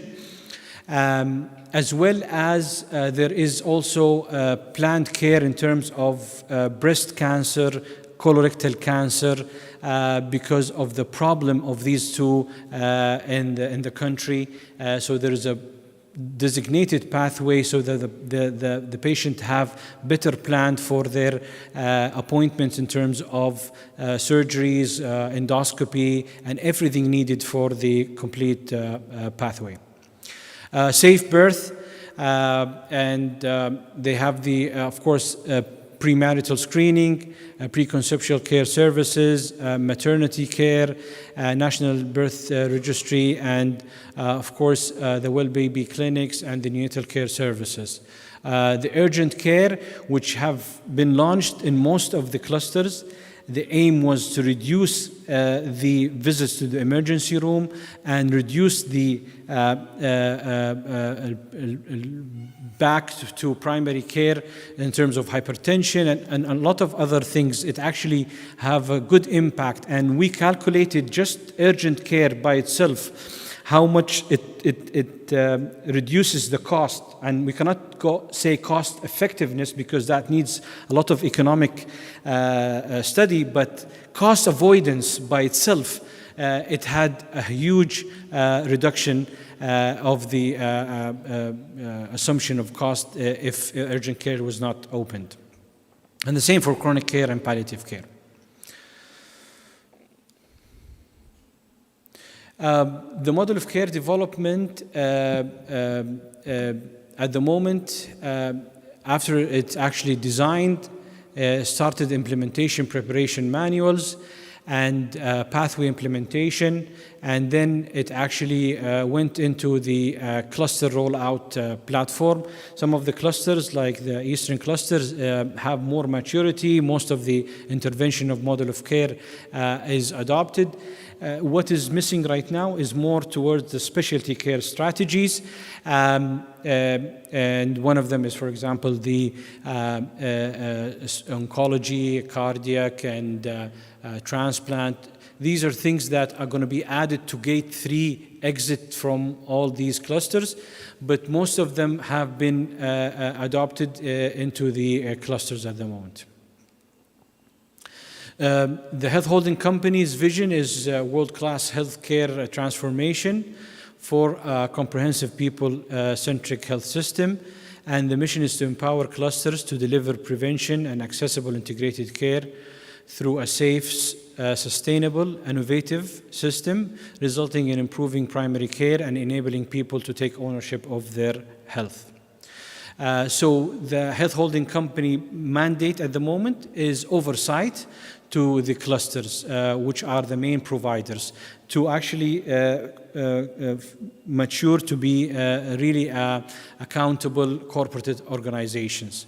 So the core is to provide transformation oversight and to assist custodianship and operational oversight. And that's done through 5 regional business units in the health holding company. And they are looking at operational management of unclustered facilities in cooperation with the Ministry of Health and the cluster setup evolution. Thank you so much. Thank you, Dr. Faisal. Now the floor is open for comments and questions, please. تفضل دكتور.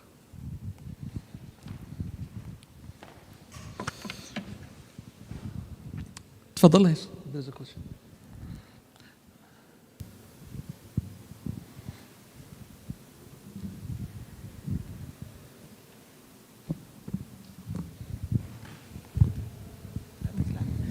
Thank you very much, Dr. Faisal, for this excellent lecture. As you know, previously, MOH was depending on different hospitals that report directly to MOH without coordination between the hospitals or the PHCs. Now clusters facilitate this interaction between the different components of the cluster. What's the role of the holding company to facilitate this interaction between the different hospitals and different PHCs in each one of those clusters that are running now? As I mentioned in the last slide, the health holding company at the moment oversights all these clusters. Each cluster has its board of director, and they have their own autonomy over the cluster and what is actually needed from the cluster from all the hospitals. And what happens is that there are different service lines, and sometimes when the service lines are not available in each cluster, then there will be another cluster that will provide this service line. At the moment still, it's all paid by the government, but in the future when there will be the insurance as a payer, then there will be more organization between the health holding company and the center of referral and also the cluster to arrange between clusters any services that are needed. For example, transplant, for example, or any other thing like oncology or any other service line are not provided. The health holding company still oversight all these meetings with regular meetings with all the CEOs through CEO Connect meetings, which actually all of them come in one and discuss these issues.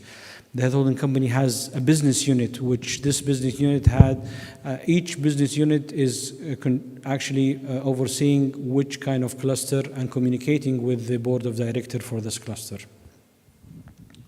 Thank you. I have a question as well. I mean, we understand it's a huge project and it would require lots of change management and time. How long do you think it would take to have at least the complete the cycle of transformation and transforming all the clinical service provision from the Ministry of Health to the holding company? That's a very difficult question. It is not, I will tell you something, what looks like it will take time, but there are more clusters that are mature.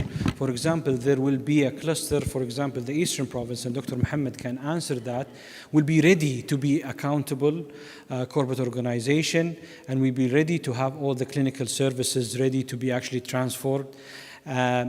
But the problem is that the payer also has to be hand to hand. Is it going to be just paying to the Eastern cluster or not? All services to be moved, they are trying to push to be having it done sooner than later. But what I can see, it will take more time, specifically that you don't want to compromise the patient care. And if this move happens quickly, there will be some compromission of the patient care. So I don't know exactly when it is going to happen, but Dr. Mohammed, maybe he was more into the... The major challenge with this is not only a resource transformation, it's a cultural transformation. Because this is involving a lot of change in all dynamics of the care. And the resistance of the culture, anyhow, of the changes, it's very well known. For example, in our Eastern Province now, the last update, when we start in the first era, the model of care take over for the designing of the models, and they have their own 6 teams. And when they start to implement it, as you see, that a lot of bureaucratics, and there is no cost centers for the model of care itself to proceed and implementations, and there was no clear borders between the networks and the hospital responsibilities and administrations versus the implementations. With time, maturation happening, and in the last version that have been approved last week, that the model of care will take over for all designs of the whole things that related to the chapter. Then from that, any service line that have been produced, all the initiative of that service line should be correlated with the model of care and approved and designed by the model of care. Now the service line take over for a further detailed initiatives that implement these things in the realities. A service line means that defragmentations of the institution, and it's across the whole hospital. And when they have, for example, emergency service line, neurology service line, and different disease specific, and it's with time it will increase. Those across the hospital, they will have their initiatives. Then they will endorse it to the hospital to be implemented. They will supervise, they have the metrics, and they follow and audit all the consequences, while the network, the medical directors, the hospital directors, they are responsible to order the resources and to make it happening with the help of the service line directions. Bottom line, no fragmentation and no scattered directions. It is only all directions, all the service line going with the same direction of the design of the model care. And at the end of the day, it is not only one line, it is different lines, and definitely it will go with the same directions. But it takes time from resource, from the cost center, and from the culture change. Okay, thank you. Any other questions or comment? تفضل. Can we have the mic, please?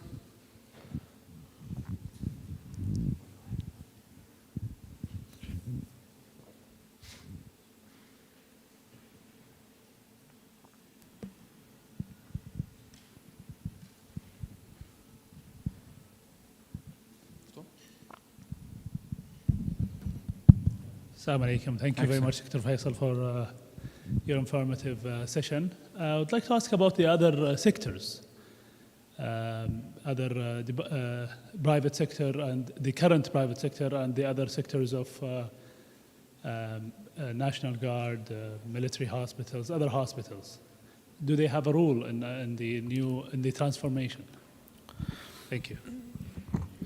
برنامج التحول القطاع الصحي بالذات هدفه هو يمكن يكون أعلى من الهيلث هولدنج كومباني to get also all other governmental as well as private to actually have an integration in the transformation. والآن يرفض عليهم برامج التحول سواء كان الملك فيصل التخصصي، الحرس، كل المستشفيات الأخرى وأيضا البرايفت.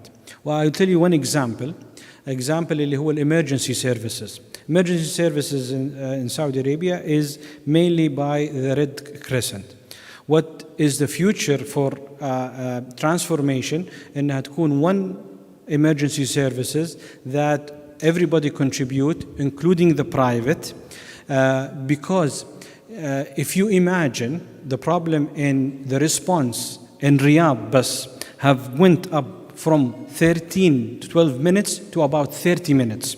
So there is a problem and the Red Crescent cannot contribute to this problem. So they will have to be during the transformation involving all the sectors. So anything that the private can help, as Dr. Abdurrahman mentioned about dialysis, this is part of the transformation. We have to enable the private to be part of the health transformation and also other governmental hospitals. But always the problem is, as mentioned, is that we don't want the regulator to be the provider because this is conflict of interest. So separation that the Ministry of Health is the regulator and having other to provide, the same is happening in the Red Crescent. We want them to be the provider, then there will have another body regulator. So it only has to be a way to have governance over all of these when they interact. This is the only kind of sometimes the challenge when you want all of them to contribute, private, governmental, with the MOH. Just you have to put clear governance and for the regulation of the interaction. Okay. Thank you very much, Dr. Faisal. And we'll be moving to the next speaker. It's my pleasure to present Dr. Sultan. دكتور سلطان الدلبحي عذرا دكتور سلطان الدلبحي directors of the kidney transplant and nephrology in Prince Sultan in Ministry of Defense in Riyadh. Dr. Sultan is a member of many related committees of nephrology. He's senior also a clinical research fellow. He will present for us another important transformational issues. He will talk about kidney home therapy. تفضل يا دكتور حياك الله. Thank you so much. This is a very interesting talk actually when we talk about the transformation, and as the question being asked by my colleague from the audience side regarding the other sectors. Yeah, in Ministry of Defense we are involved. We are our own functional transformation, but as well we are integrating with the other sectors, for the national, transformation process. In connection to what have been mentioned by Dr. Abdurrahman Housawi, and regarding the transformation, I think I've been appointed to the Executive Committee of Organ Transplantation and Renal Care in Ministry of Defense, and the first question being asked to me, what is the best outsourcing? So it was really a difficult question to be answered, but I think in reality, the best outsourcing is whom, and the best of the best outsourcing is the self-dialysis. I think when we reach this stage, I think we are outsourcing our patient to the best and optimal cares. So I know it is the last session in the conference, so I promise it will be quick and to the point. So my objective, I'll try to touch, I don't have any conflict of interest. So, CKD and end-stage renal disease is very prevalent, and now it is a global issue. And now when the patient connected to the dialysis, it means a lot of cost to the resources, to the institute, and to the country as well. And what is the situation of home therapy in Saudi Arabia? And what is the initiative being initiated, to meet that objectives? Then after that, what our experience, or let's say our project to transform to the self-dialysis in Prince Sultan Military Medical City. I'll give you some scaring number. Actually, this is very huge cost in the world. As you can see, CKD from 1 to 5. It's very common, up to 13, or some in Latin countries, it reaches 18%. And most of those in the later stages, 3P, 5, and 4 and 5. So they are pre-dialysis, by the way. So this is a very costly, means all of those percentage in 2, 3, or 5 years will reach the request and demands to be for dialysis. In Saudi Arabia, I'll take our local, data taken from Scott Saudi Center of Organ Transplantations. As you can see, from 1971 till 2019, before COVID era, dialysis centers increased. You can see how much increased even in the last 5 years to reach 276 centers. And I think more than that, there is a lot of private dialysis authorized and registered and now operating dialysis. Newly dialysis patient increased as well. Almost more than 4,000 patients in 2019. I think every year we have like 800 to 1,010 patients requiring dialysis every year between the governmental and private sectors. And this means a lot. If you come to the, the dialysis populations in Saudi Arabia now, I think we cross 21,000 patients on dialysis. And I think we are running with a lot of demand about outsourcing the in-center dialysis. There is a huge demand about how we outsourcing them. There is a 5% increase every year. This is at least over the last 5 years. There is a 6% increase in the demand in the number of the dialysis.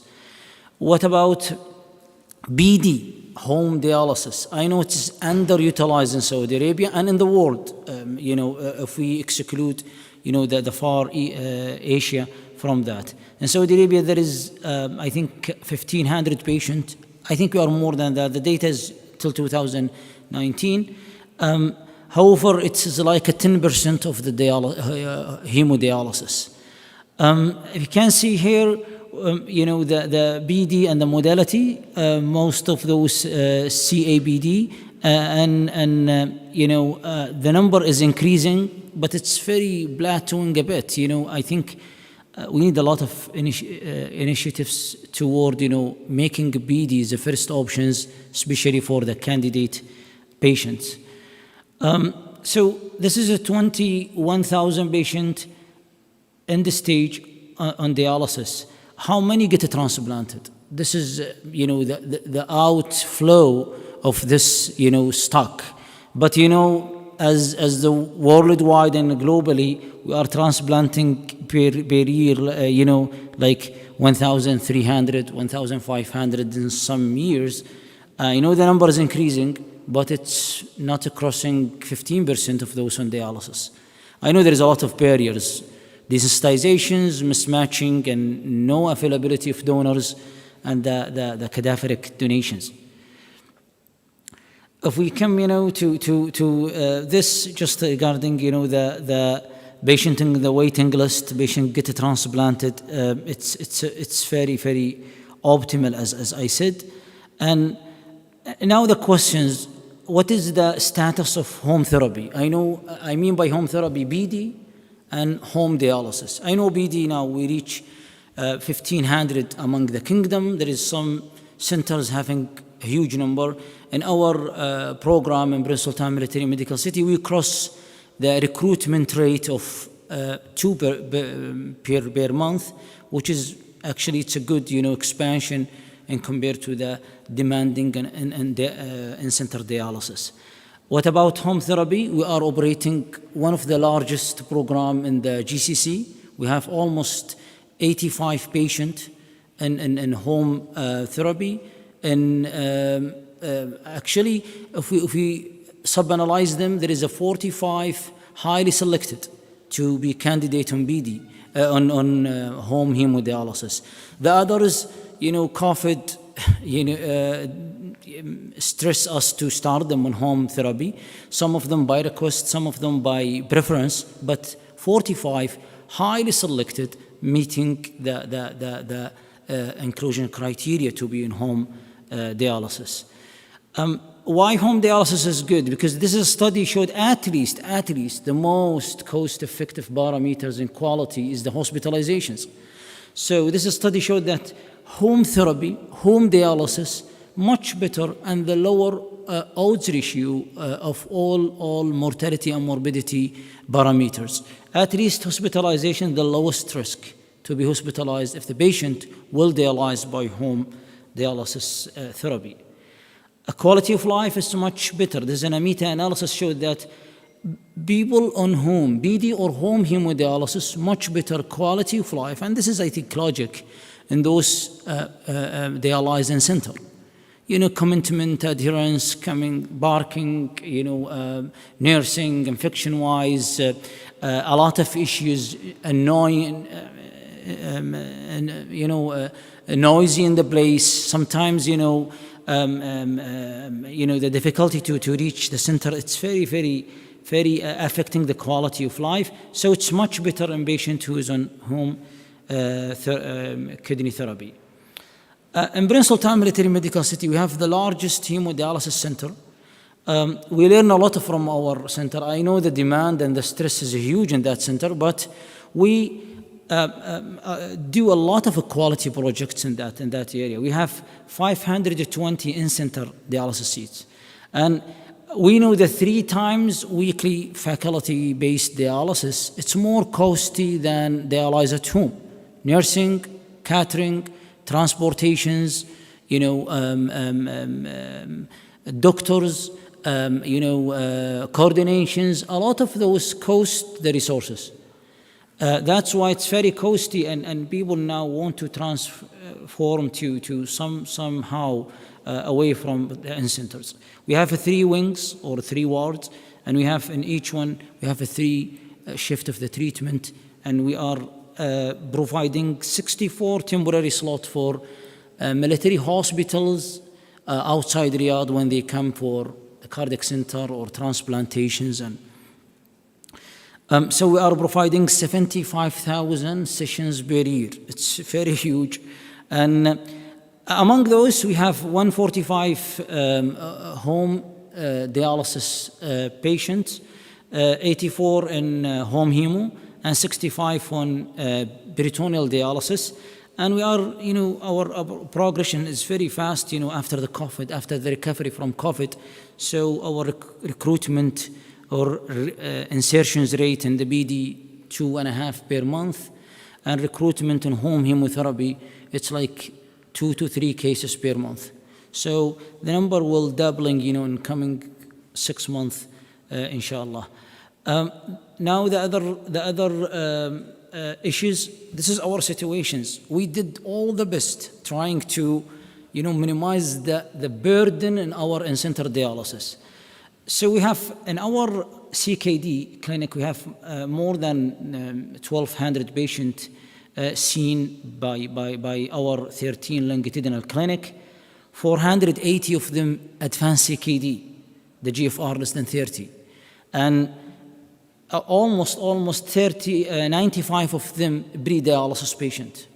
We found them or we assessed them and they progress fastly. 385, they remain in assist CKD program. They are, let's say, advanced CKD. They are counseled regarding the BD, the hemo, and the transplantations.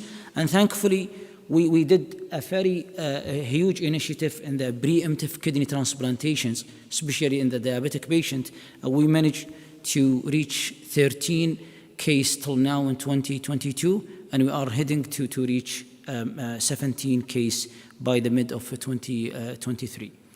The problem is in the other side, like every year we are recruiting 35 new patients in dialysis, in center dialysis. However, we managed to take 18 to the home hemodialysis, and we managed to recruit 28 per year on the BD.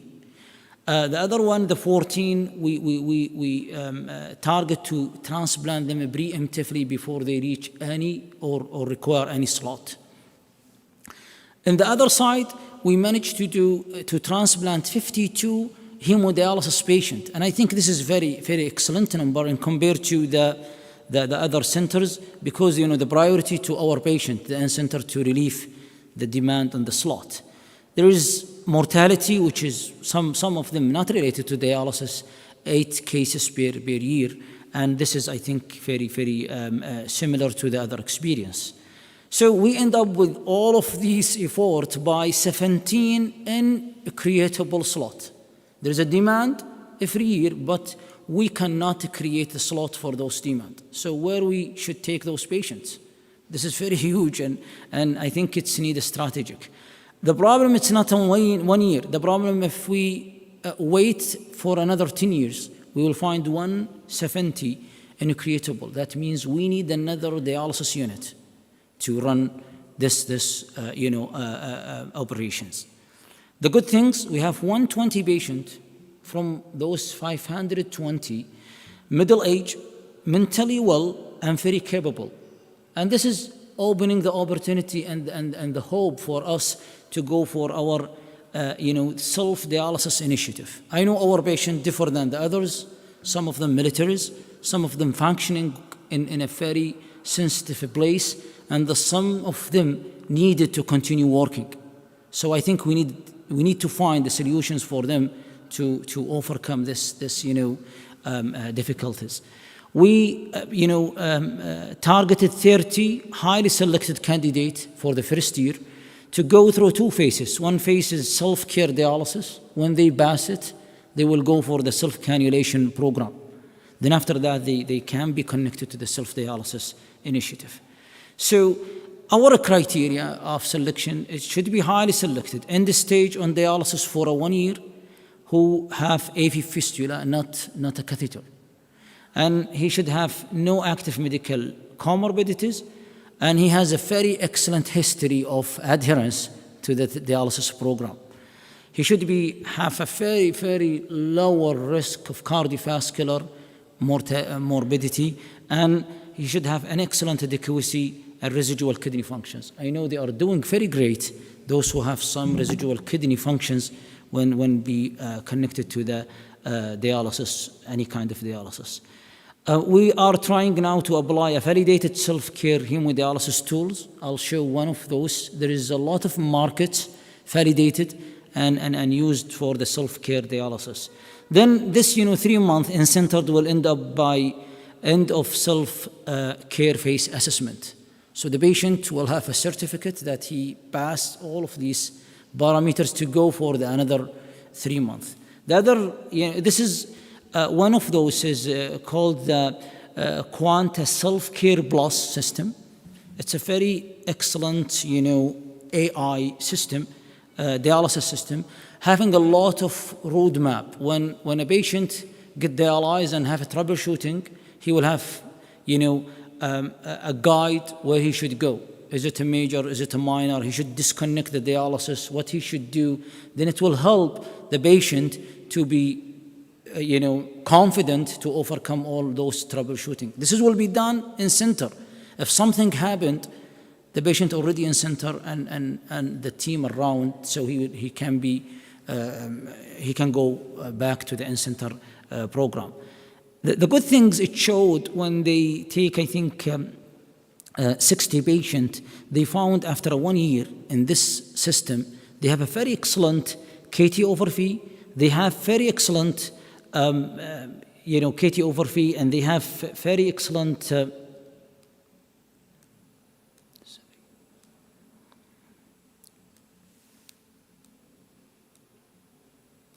Sorry, could you take that slide back? 2 slides.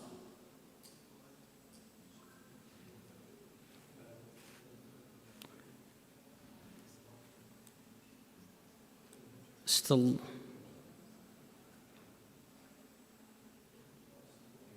Okay, another one. Yeah, yes, thank you. So it showed a very excellent KT over V in 96% of them. And, the ultrafiltration was very excellent. And they still have a residual kidney function at the end of the 1 year follow-up. So it's a very safe, validated, and can be used in our program. And it's a very, can be provided even by the care provider as well for this perspective. If they pass this phase, they will go for another phase, which is more practical and more interventions. They will have a time frame to achieve self-cannulations. So it will take place like every 3 weeks. It will be trained by high-skilled nurses. Then they will have some attempt and trial by themselves. Then after that, it will be observed, during that. It will be like a very self-cannulated. And they will have, all the measures like a video and like simulations and some hands-on, and they will try to influence themselves. Like those 30 will be in the same room, and they will try to, help each others, and they will try even on each others to build up the trust and the confidence. Then when they get very, very,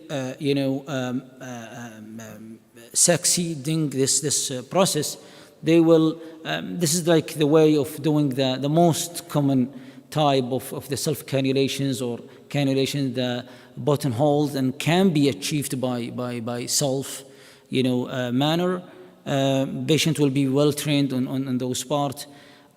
When they complete the self-dialysis training program, and we will make sure that they are full independent by themselves, We have a night shift ward will be specified for them. There is, good connection to the unit. There is a specific parking, and it's very easy access from the street, to the unit, so they can come at night to do nocturnal by themselves, monitored. And instead of we have like 30 nurses, we'll have one senior nurses just observe what's going on. So they will be starting at home, the first session, but we will make sure that they are well connected to our kidney care, clinic, emergencies, and the dialysis unit as well. So we will preserve their slot for a while till they make this transitions, They will have a remote hemodialysis care. The nurse practitioner and the nephrologist in the dialysis, they will just do like a virtual clinic for them, and they will just receive their call, concern or advices, and they will guide them. They will have a very excellent combined vascular access follow-up. They are doing for themselves, so they will have 1 or 2 visits for the vascular access clinic to make sure that the fistula is working well and there is no issues by those self-cannulations. Our KPIs from this program, we will try to look for the 3-month dialysis adequacy, the urea reductions rate, the KT over V, and the self-reporting experience and satisfactions. Then we will run our quality of life survey to see how is the quality of life improved by transforming to the self-dialysis. Hospitalizations related to the dialysis will be one of our KPIs. We are trying to minimize that one and to reach 0 rate by transforming them, for that one. We will observe and we will try to look for how they are doing their job and functions, because those we will select those who are working in the field, taking the decisions, dealing with machines and participations and commands and projects. So we will see how much they are functioning after we are shifting them to the self-dialysis. This is our transformation. We hope with our and my team, to work all together to make this happen, inshallah, in the coming 6 months, with the support of the medical services of Ministry of Defense. I want to acknowledge my team in the dialysis, who is working together, to make this happen, inshallah, very soon. Thank you so much. Shukran. Thank you, Dr. Thank you, Dr. Sultan. It's a very nice experience. I hope, inshallah, to be very successful. We are very excited for your result, and I think definitely it will relieve a lot of burden. We have a space for questions here, inshallah. Good, yes. Doctora.